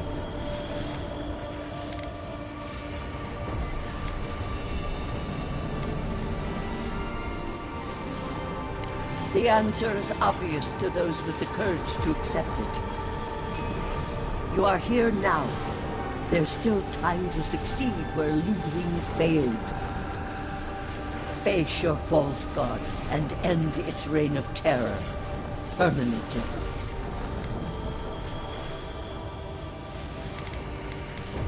Your soul, it is tethered to you. Only you can siphon its essence into yourself.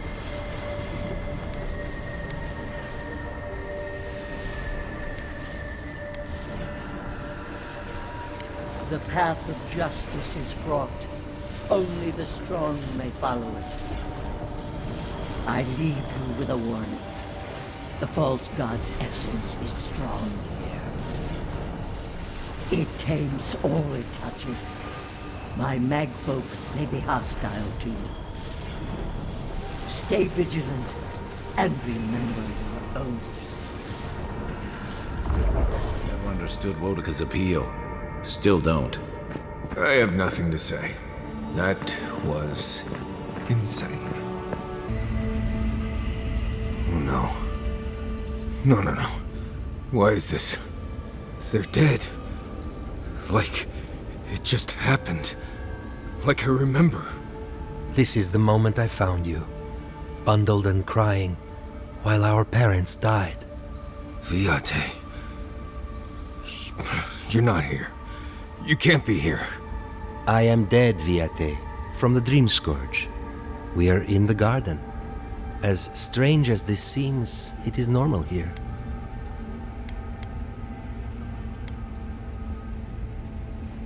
No, Envoy. I don't know much about this place, but I know this is where I need to be. Oh, I have faced this already. Why force me to do it again? Right. We are here for a reason, and I'm not it. No, Nimdut. You're exactly why we're here. How much of this do you remember? I can't tell from your eyes. We dealt with Razvan. He got what was coming to him. I am better off now than when I was fungus-brained and ready to die. I am part of this land's god now. A dream of the land. Were you always such a blessed day poet? Or is that a death thing? Sapadal wants to understand. They know your envoy very well, but not the people next to them. I have what I needed. We dealt with Razvan. We avenged our parents' deaths. Then maybe it was I who needed to speak with my Viate. With a clear mind this time. Even when we were children, you kept me alive, first by needing my protection, and then by being who you turned out to be. When you left Solace, it was like I lost more than my best friend. I lost my need to live. I know. And I'm not sure I'll ever live that down. I don't think I know how. Right. You're right. We don't have time for this. And if we did, you know blessed it well, I'm not falling for the sack of Sokka. So, what do we do now? Well, that answers that, I suppose. We've both been through so much. But I can see that it's all behind us now. Just another thing we've survived after all this time. A fine way to put it. Get out of here. Hike up your waistline and go talk to a god. They'll be waiting.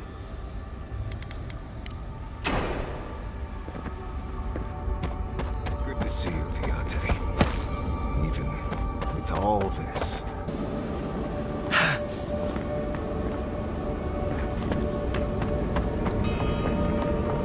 This room. It looks just like Tama's.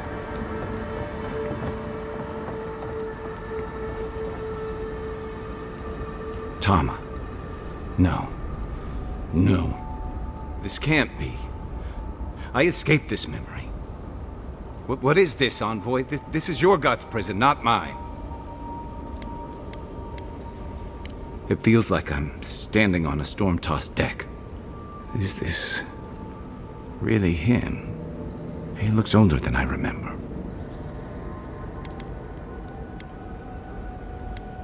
I guess that's a small mercy. I've seen this moment playing through my head so many nights, run from it each and every time, and still, somehow, it finds me here, in a crazy god's fever dream. Yeah, that's probably for the best. Come on, let's go find your god. There's always a weird sort of quiet on the eve of battle. I'm feeling that now. Seems like a good time to gather our thoughts and share a drink before whatever's coming. Right. This seems like a perfect place to stop and relax. Though it's hard enough to tell what's real here without a belly full of drink. Sounds like you're nervous, dearie. I'm feeling all kinds of ways. Anxious, excited, scared, hungry. I feel it as well. It is only mortal to feel overwhelmed in the presence of the immortal.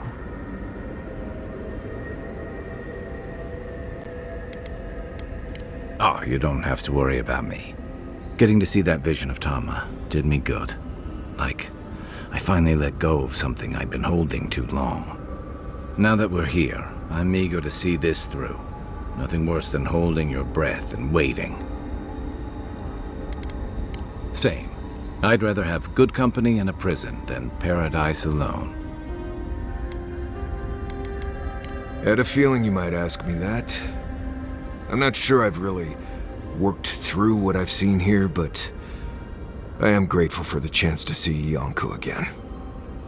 I feel like we're almost done with all of this, but we are in the weirdest place in the world, so who knows?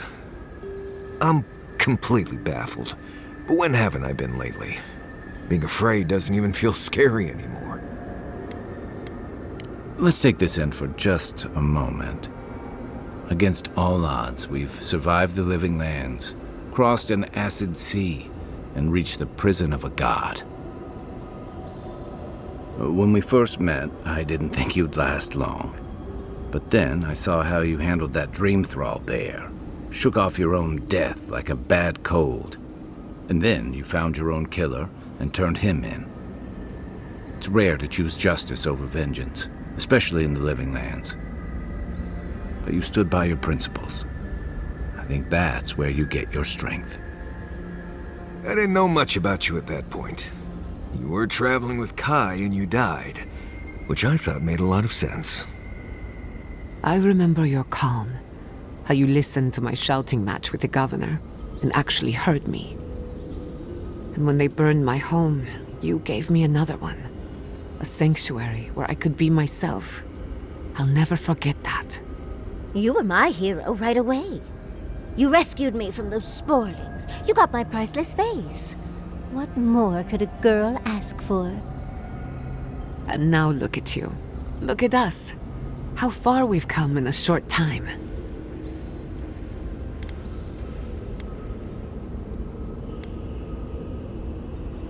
One crisis at a time, please.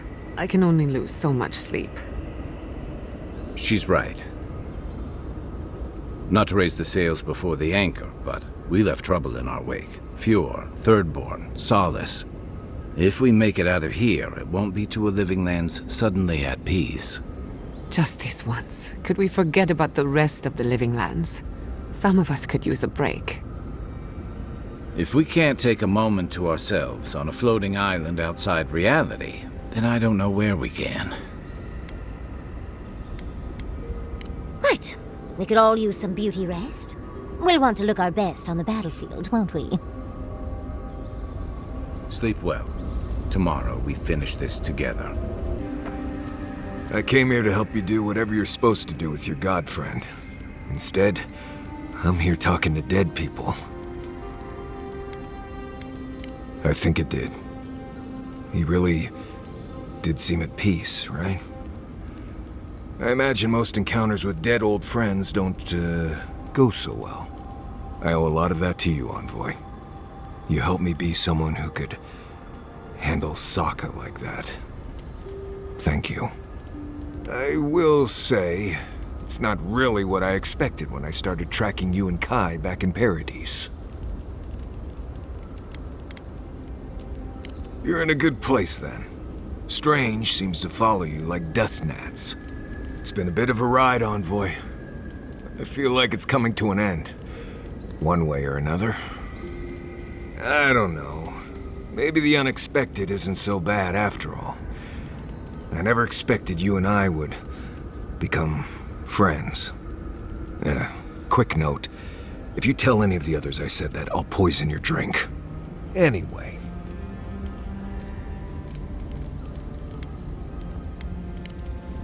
Not before I've done some reading.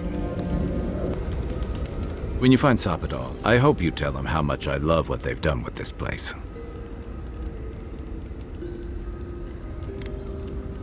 I thought you were into all this esoteric, metaphysical stuff. If you're thinking about the fact that this place is the epicenter of the Dream Scourge, or we've got a half-crazy god trying to break free around us, my advice is, don't. Focus on the problems you can see, and attack them as they come. Take every march one step at a time. Besides, as divine prisons go, I can imagine much worse. You make it sound like we have a ticking bomb under our feet. And judging from Sapadal's outbursts at Mount Forja and Naku Kubel, you're probably not far off. There are a few provocations away from disaster.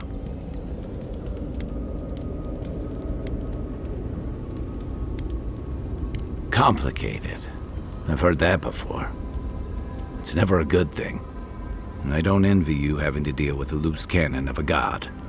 But I envy even less the mess you're going to have when, we escape this place.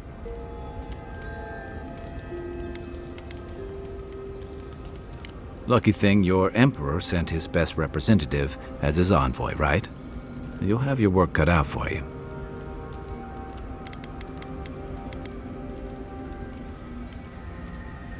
A lot of people aren't going to make that distinction. Especially when your Ambassador Heelguard hosted Ludwine in Paradise for as long as her assistance was convenient. The Steel Garrote leveled Fjord. Even if Animancers aren't the most popular bunch, everyone gets nervous when fields burn. And yeah, I know that's on the Steel Garrote, but it's not lost on anyone that your people despise Animancy. Not when Heelguard banned the practice in Paradise.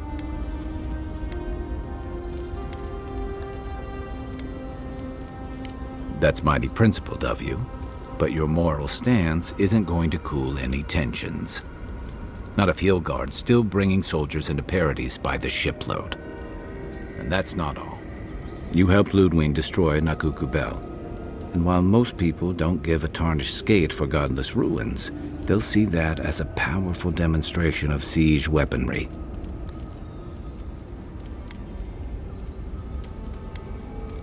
Again, people won't see a difference, not when your groups have been working so closely. And then there's Solace.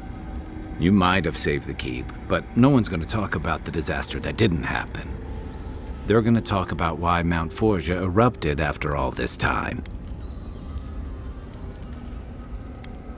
This is why I stuck to soldiering. Fairly or not, a lot of blame's going to be laid at Adir's door. And if I had to guess, I don't think Hillguard's been helping matters while you've been out here.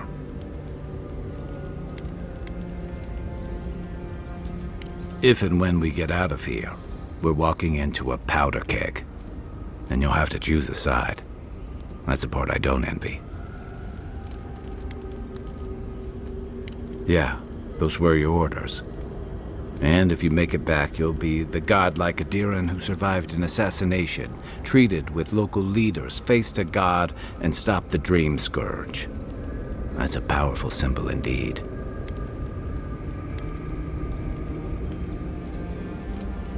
I admire your principles, but don't underestimate what they could demand of you.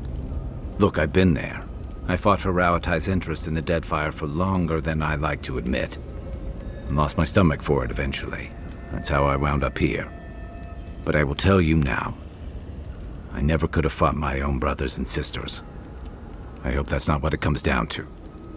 But I'll understand if that's a line you can't cross. I don't mean to burden you. It's late, and you've still got a god to face. Just know that whatever you choose, I'll fight alongside you.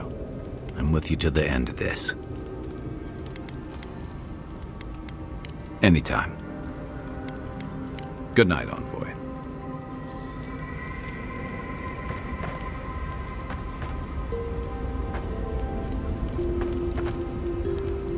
I must admit, I had my doubts about Solace.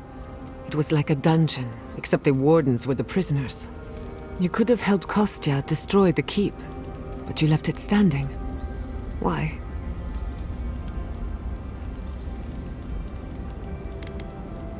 I agree. A decision like this belongs to the community, not the ambitions of one man. Even if Solace isn't going anywhere, I think your arrival was a sign of changes to come. Wherever you go, you break people out of their habits. You banish the old ways.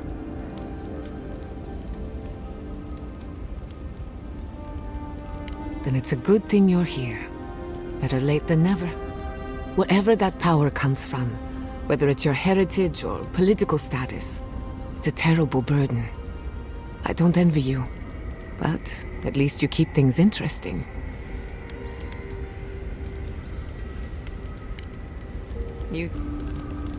Let me get this straight. You spoke to the spirit of Nandru, a godlike, same as you. What did he say? Any advice? Any words of encouragement?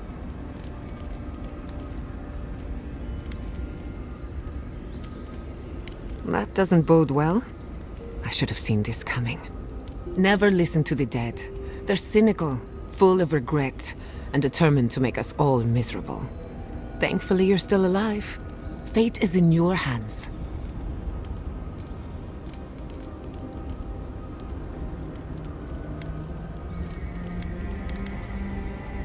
What happened to Nandru was ages ago. Plenty of time to reconsider one's choices. No one is closer to Sapadal than you are. Nandru lost that privilege when he died, which means you alone can judge the god of the living lands. Your opinion is the one that counts. That's all right. When the time comes, you'll figure it out. For what it's worth, I think you're going to be fine. No matter what you do about Sapadal, it can't get any worse.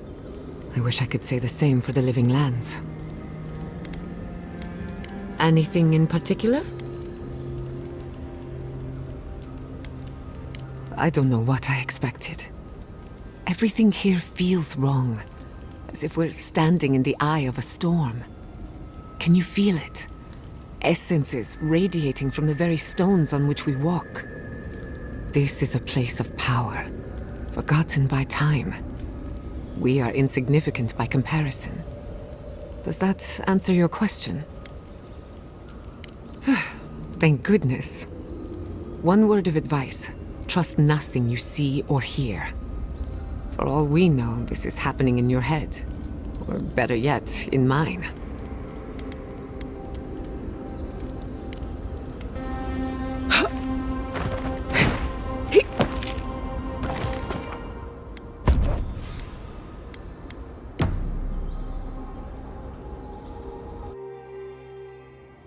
A breath held. Trepidation. You are close, yet distant still.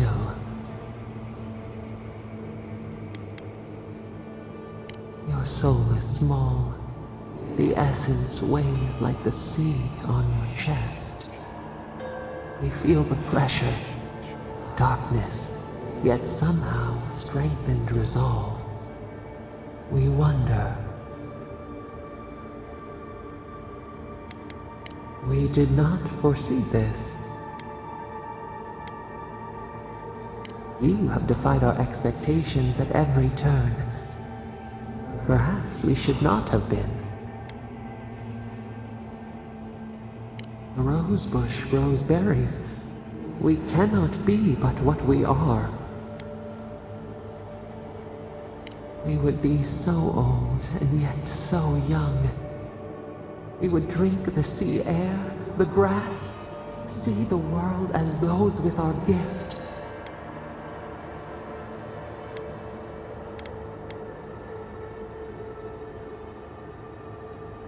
Would we not tend? Plant the bulbs with new hands. Vengeance denied, squandered. This cannot be. We spoke of flowers.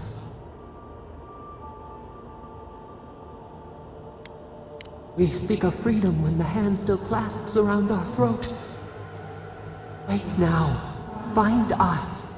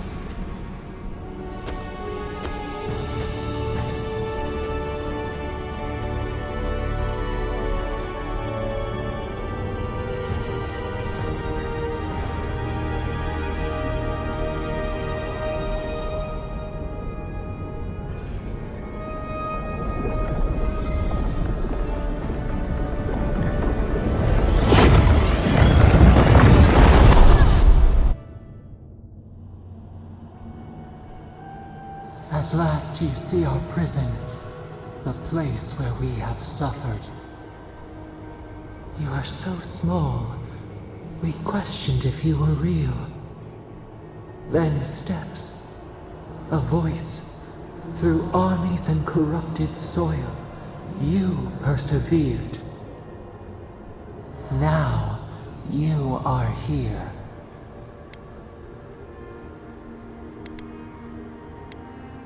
We were everywhere once, in everything. They burned us. They tore us out. Everything would have been different if they had not hurt us. But the other gods imprisoned us, left us to suffer alone in this place. We refuse to remain caged. Release us. The strangler is close now. We feel her wire against our flesh.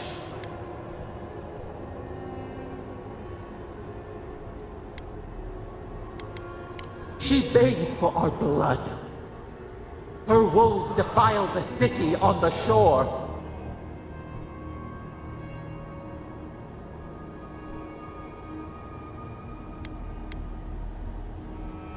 The prey flees, hides. Talons carve a sentence in our skin. She strikes us now. Now! Pluck her out! We must be free of her! A spark. Wait. The essence bends here. Time flows into itself. You can reach her. Will the garden to open. It will take you there.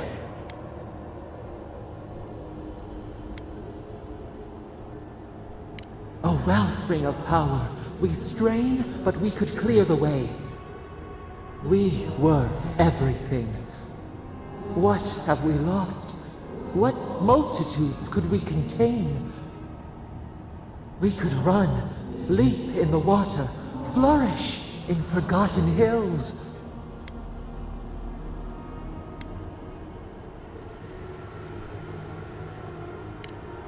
Freedom, yes. Let us loose. We will destroy it all. We are owed for what they did. Let us rend our foes. Burn them as she burned us.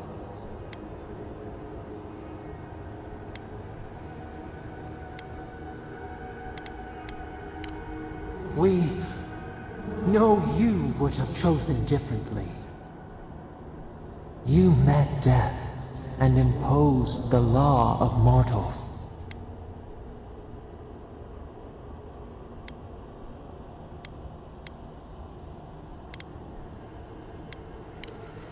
The Strangler took justice into hers without asking. We will not. We only wish to turn away from the past and look to the horizon. Give us peace. We want a chance to change. We deserve that opportunity.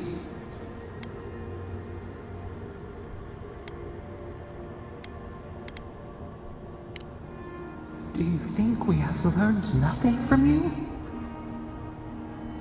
We deserve more than this prison. Let us have a chance to rest.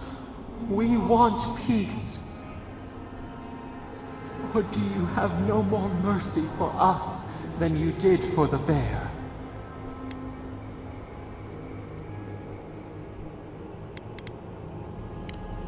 The beautiful thing you killed, already you have forgotten.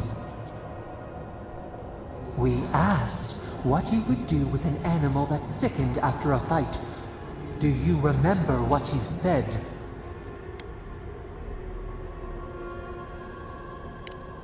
Then let us die. You would offer a beast and the world mercy from its pain. Grant us the same. The time has come for you to act. End our pain, and the dream scourge will cease. Give us peace. It is all we have wanted for so long.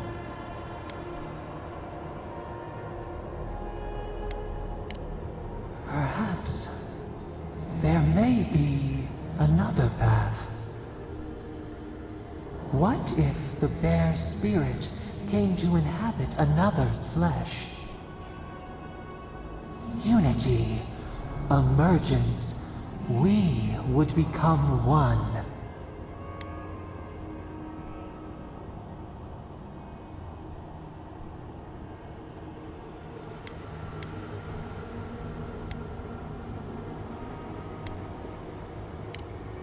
We could guide you.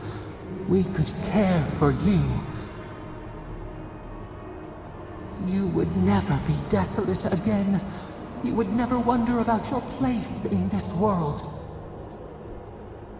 You would not question if you were loved, and no one would dare question your right to live. and we would never be alone. We would be entwined with your heart.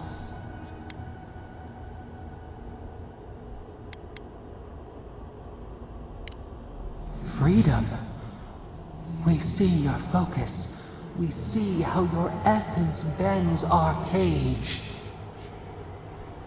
Center your thoughts. Reach for us. Clear the fog. Tear down the gates. We were so blind, so lost. We brought such horrors to this place. We feel bright. We had forgotten what it is to live. We will grow, tend, flower. We will always remember this. We will remember you when you are ash and soil and mold.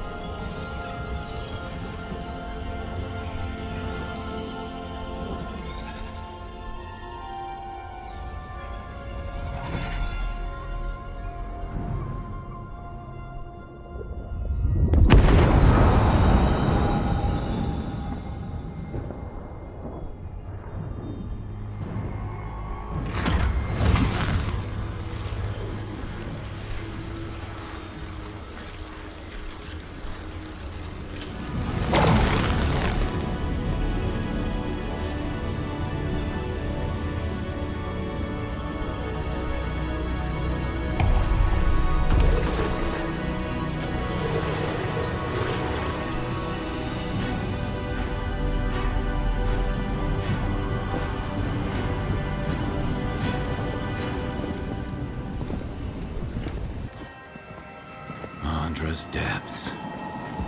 It's paradise. But what happened here? Are we back in Dawnshore? Already? This is Sapadal's doing. I'm certain of it. No power in Aora could transport us so quickly, or so far.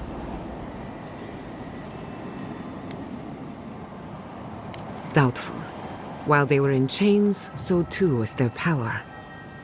Are you seeing this? I don't think Paradise looked like this when we left it. Looks like the war already started, and the giant roots are winning. Marius, vines don't usually get that big this quickly, do they? Based on their growth and size, I'd say we've been gone 2 or 3 weeks. Hey, at least you didn't let 6 years go by. Who knows if the garden affected time, or merely our perception of time? Assuming there's even a difference. It's like how a body fights an infection. The fever gives you strange dreams that feel like an eternity. Look at this place. It feels like we're still in the dream. And not just us. Those are more your people's ships in the harbor, and steel garrote banners past the barricades. That can't be good. Even Reingrim is here. Perhaps we'll get to see an Archmage in action. I think I see Elia as well.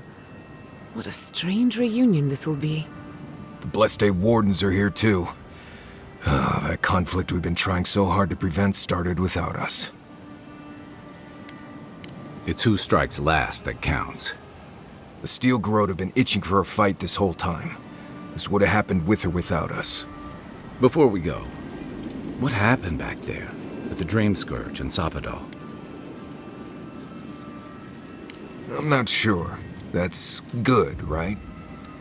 It's a relief that the Dream Scourge won't be a problem. I only hope we can say the same about Sapadal. Time will tell, I suppose.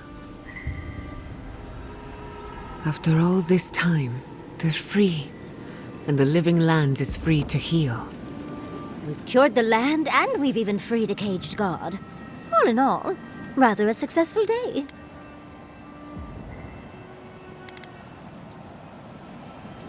You've saved the soul of the living lands. Now the survivors fight over its bones. We should take a look. See if we can get ahead of whatever storm is brewing down there. People seem to be gathering west of here. Whatever's happening, let's be a part of it. We meet again, Envoy. Paradise burns, thanks to Ludwig and the Steel Garrote laying siege to it. But the Dream Scourge is gone. It wouldn't be the first time she's come back.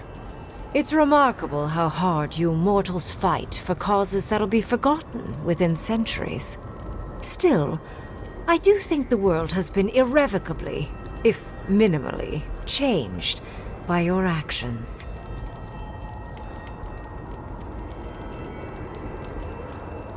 Envoy, please. You know there's no point lying to me. I'm here because I'm curious about what you'll do in this moment. Perhaps. A new god being set loose on the world is certain to have consequences. Mostly, I'm curious about whether you think you've made the right choice. Wise answer, that. I am interested in seeing the outcome of your story, Envoy. With luck, it won't end with you also on fire. I prefer ice, personally. But to each their own. Goodbye, Envoy.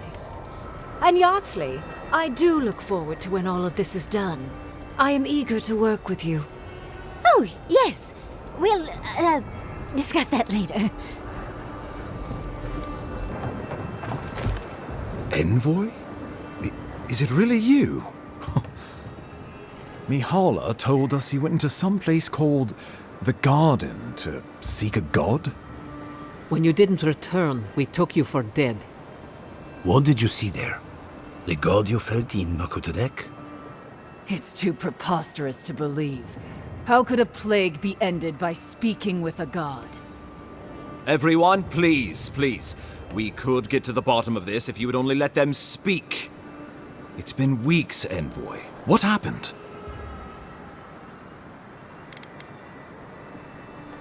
Finally, a ray of sunlight shines through the storm cloud. I will not grovel at the Envoy's feet for solving a plague I am not convinced was real. Consider yourself blessed to be so ignorant, then. Thirdborn lost more good people than wardens with wits. You know nothing of me or my people, you fucking pirate! Warden Commander, look around you. Is this really the time? We believe the Dream Scourge was a malady of the soul. How did you put an end to it, Envoy? Well, you might not believe me, but I didn't want any of this to happen. Yes, you said that. Are we supposed to just take you at your word? It was Ludwig who called for the attack. She and her Steel Garrote laid siege to the city, shortly after you beat her to the garden.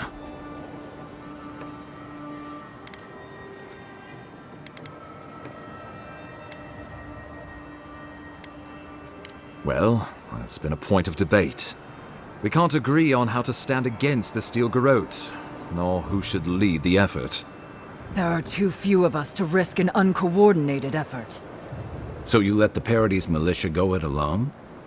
Even if our meager forces should make it inside, the siege won't end until Ludwig does. And none of you know how to kill her. Precisely. Because a victory here would discourage resistance elsewhere. The better question is, why didn't you stop her? Excuse me? She's a 7-foot-tall skeleton powered by her devotion to the goddess of retribution. This isn't my fault. Sure. Just blame the dead woman. Very mature. Who else should I blame exactly? Our envoy, perhaps? For not stopping Ludwig and the Tusks? You could start with blaming your own incompetence. Ludwig's the muscle. I'm merely the personality. What was I supposed to do? Frown her into submission? What good are you as a diplomat if you can't even keep your own beast under control? The Inquisitor was so convinced the Living Lands would unite against Adir that she's nearly made it true. One people, one law, one true God. That's Ludwig's vision for the Living Lands.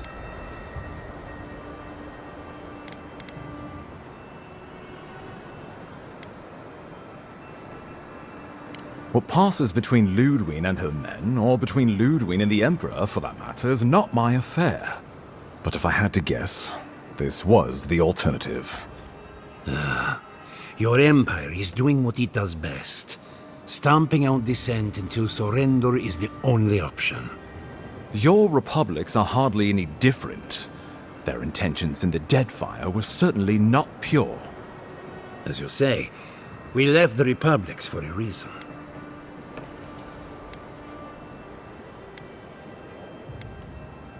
I've answered your questions. Now I would like you, all of you, to answer mine. Ludwig has sent a message to the Emperor informing him of her attack. He will send advisors and reinforcements swiftly in response. What will his representatives find when they arrive? A new colony? A budding grave room? Ah, here we go. This is the conversation you meant to force all along. I understand your frustration, but please, hear me out. Before you face Ludwig, you should know what you're fighting for. All of you must decide, together. But whatever you decide, understand, the days of the frontier are done. Adir will come. Indeed, we are already here.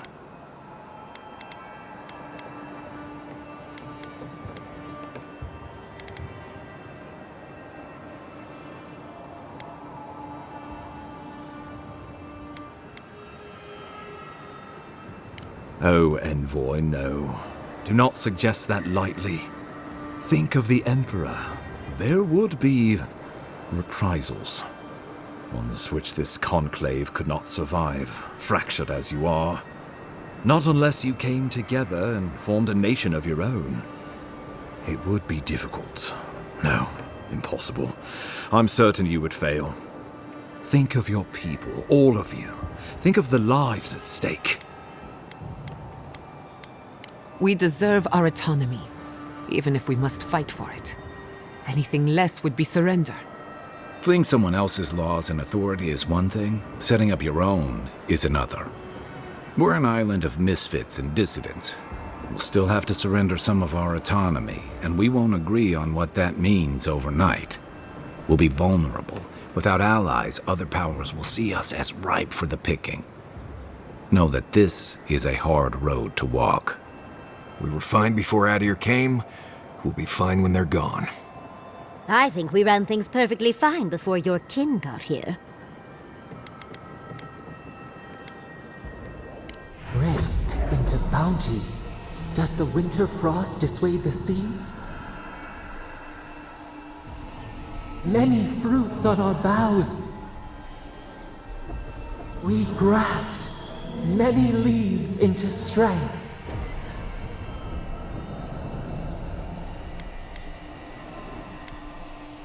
Of course.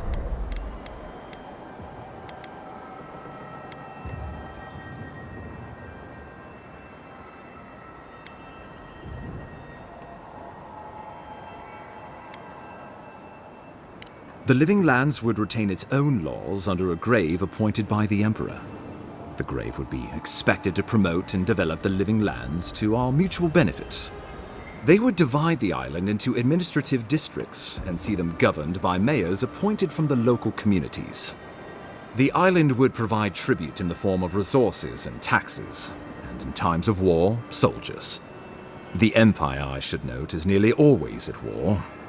In return, the Living Lands would enter Adia's sphere of influence, and should outside nations attempt to invade, we would come to the Grave Room's aid.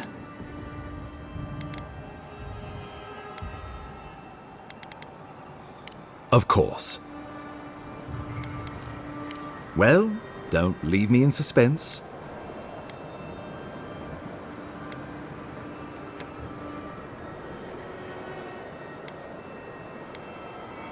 Oh, gods have mercy.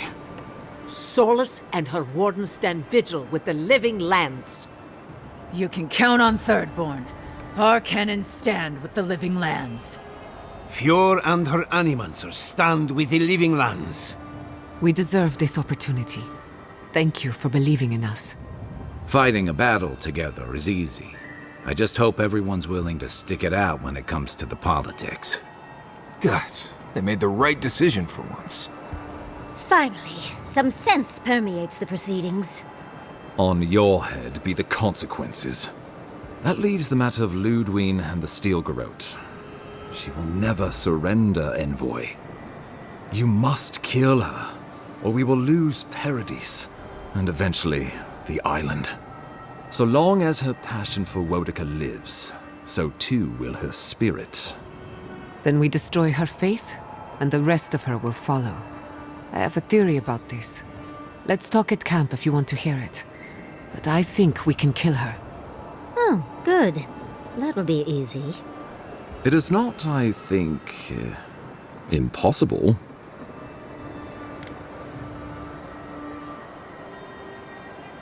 The Living Lands will never be free until we break the chain around our necks. Ludwine must die her final death. She better say her goodbyes while she can. I'm proud to fight at your side, Envoy. One last time.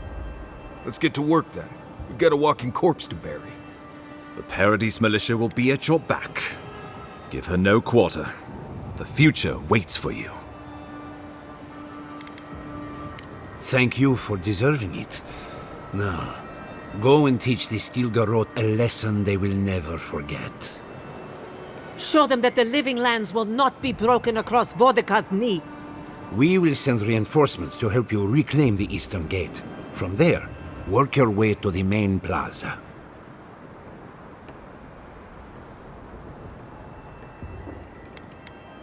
May all the gods of Eora and the Living Lands protect you. Let's take back the city together. Show the Steel Garrote how the Living Lands takes care of its own. Time to stop the Steel Garrote. Lead the way, Envoy. So we're going after the Steel Garrote now, right? Let's do it. What do you want, Envoy? Hadir and the Steel Garrote will regret ever laying eyes on the Living Lands. We have to. If Adir triumphs here, they'll sweep through the rest of the Living Lands. All of us must be free, or none of us are. Marius, I'm proud to have known you. You've come so far. We all have, Mator. Just to die here. Isn't that something? I can see Death's shadow hanging over us all. But that's no matter. Some things are worth dying for. Some things, sure. I'm starting to think that list is longer than I imagined. Give the Steel Garrote the end they deserve.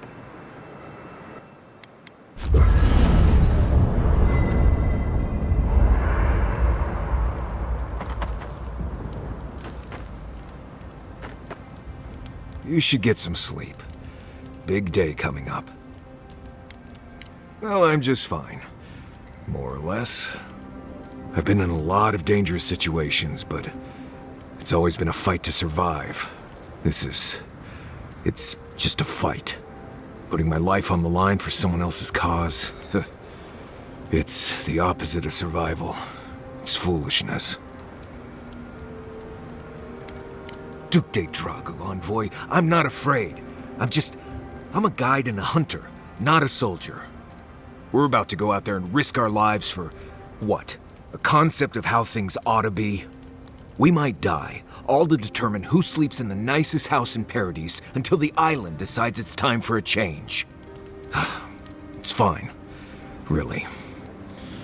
But it's some blessed day Sokka when you think about it.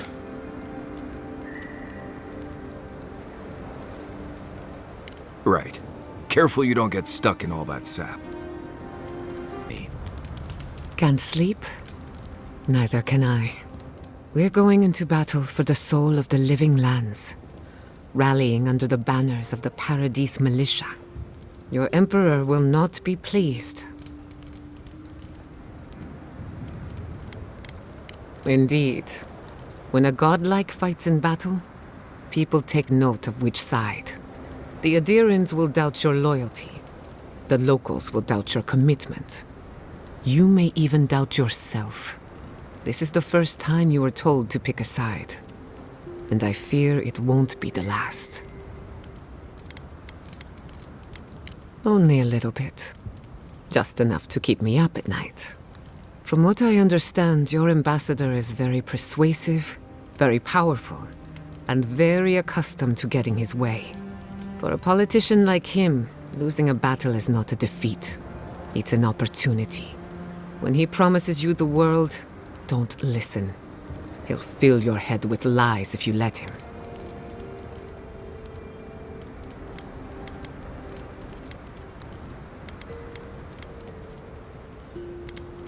I'm glad we understand each other.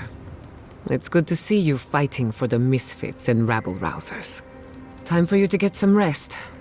We have a big day ahead of us. When I agreed to travel with you, I didn't think I'd find myself at the center of a political upheaval. So imagine my surprise when you gave the living lands a chance to unite, to prove itself, and to stand tall before its enemies. Granted, it was an uphill climb. The Dream Scourge exposed our weaknesses, our vulnerabilities. But thanks to our struggle, the island finally knows itself. Now we can decide who we want to become. I can't wait to see what we do with that freedom. Either way, the challenge is ours. No one can take it from us. But to answer your question, the future looks bright for a change.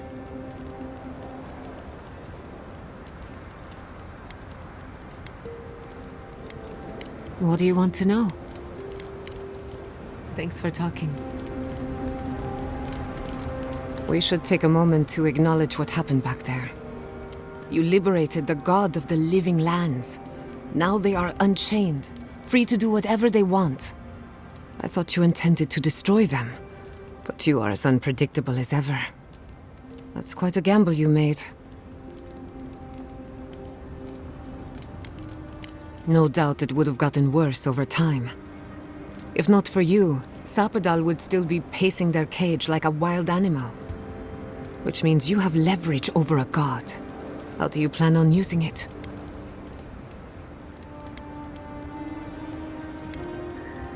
That's a lot of responsibility, but I have faith you're equal to it. Sapadal's imprisonment shaped this island. Now that everything's changed, I'm curious what will happen. We cannot know if the living lands will normalize or destabilize as a result of our actions.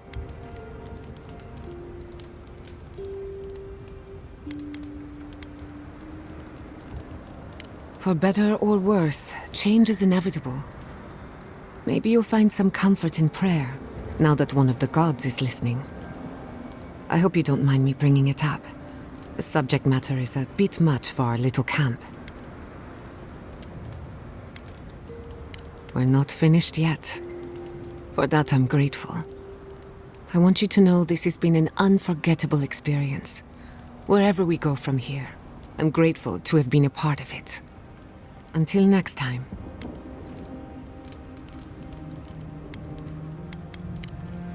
Thanks for talking. There you are!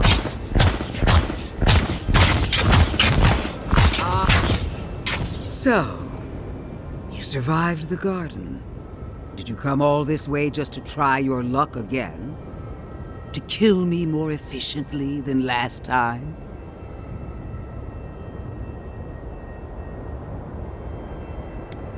You'll get your chance. Then what are you waiting for? Look around, Envoy. Heelguard should have listened. He tried to bring order through compromise. He failed. Order is meant to be imposed by a stern, guiding hand. Her order wields sharp steel. She must set down her blade. Gladly. Why prolong the inevitable? Farewell, Envoy. Famous last words. Let's finish this. Together. Once I'm done killing you, your god of plague is next.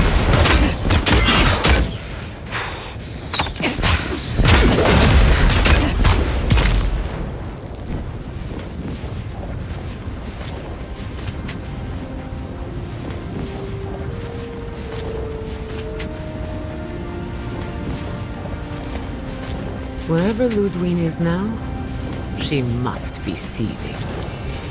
Of course, we'd be happy to kill her again, if needed. She's done for. But we're not. Whatever's next, we'll face it. Together. Gods, you're all gonna make me sick. But carry on. Unraveled at last. We no longer feel her wire against our flesh. We are free always. We are free forever. Silence falls over Paradise, as though the city is holding its breath. Then you hear it, the ringing of a distant bell, the waving of banners, and cheers of victory. After a short and bloody conflict, the dust has finally begun to settle.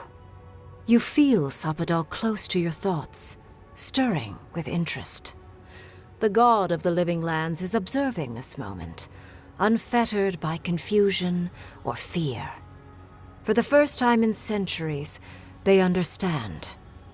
The Paradise militia rallies to you, the outsider who defended them in their hour of need. Whatever happens next, you have won their confidence. You take a moment to reflect on the calm. Not so long ago, you arrived at these shores on a simple errand, which turned out to be anything but simple. The Dream Scourge is over, and the island has been cleansed of plague. A time of healing and mourning follows. People look to you for answers about the source of the affliction. You tell them the truth, how the plague came from a power beyond mortal understanding, and how it is finally at peace. Thanks to you, the Living Lands has escaped Adiran oppression. The free settlements unite under a common banner and begin the fraught process of negotiating new traditions and values. The Empire withdraws. The frontier remains wild, but not for long. Paradise's rebels cannot accept your version of independence. After the assassin Egwolf died in custody, only a few of his people ally themselves with the United Settlements.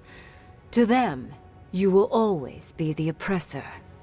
The refugees of Emerald Stair resettle in Thirdborn, bringing their skills and research to aid the local community. What starts as an uneasy partnership blossoms into a bond of trust. Through shared adversity, they find common ground.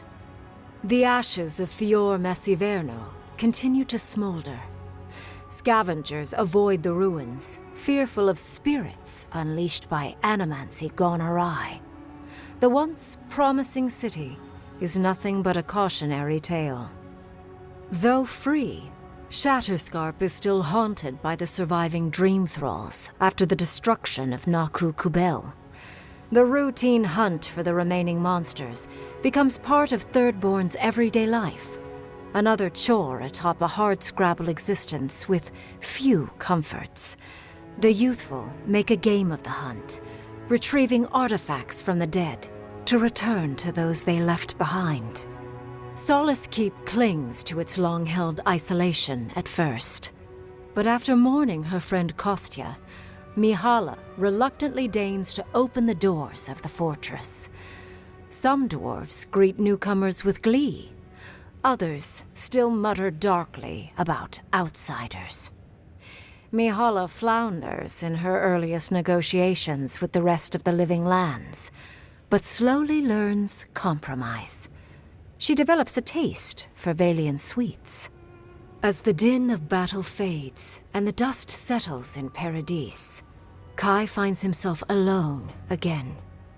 He longs to enjoy the camaraderie that follows a skirmish, but something is missing. The songs ring hollow in his chest, and the drink lands dry in his throat. He packs what little he has and makes for the coast. He doesn't know where he will go, only that his time in the living lands is through. There was a lifeline here, but he never quite grasped it. He will drift. With many of his anxieties and lifelong fears addressed, Marius now feels very differently than he did when he first met the envoy.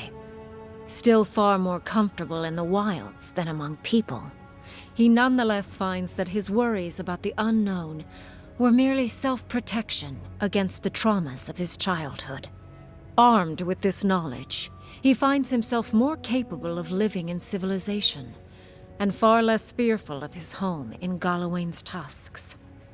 While he never regains his former place as a warden of Solace, he spends his time traveling between Solace and Thirdborn, acting as a stubborn ambassador between the two.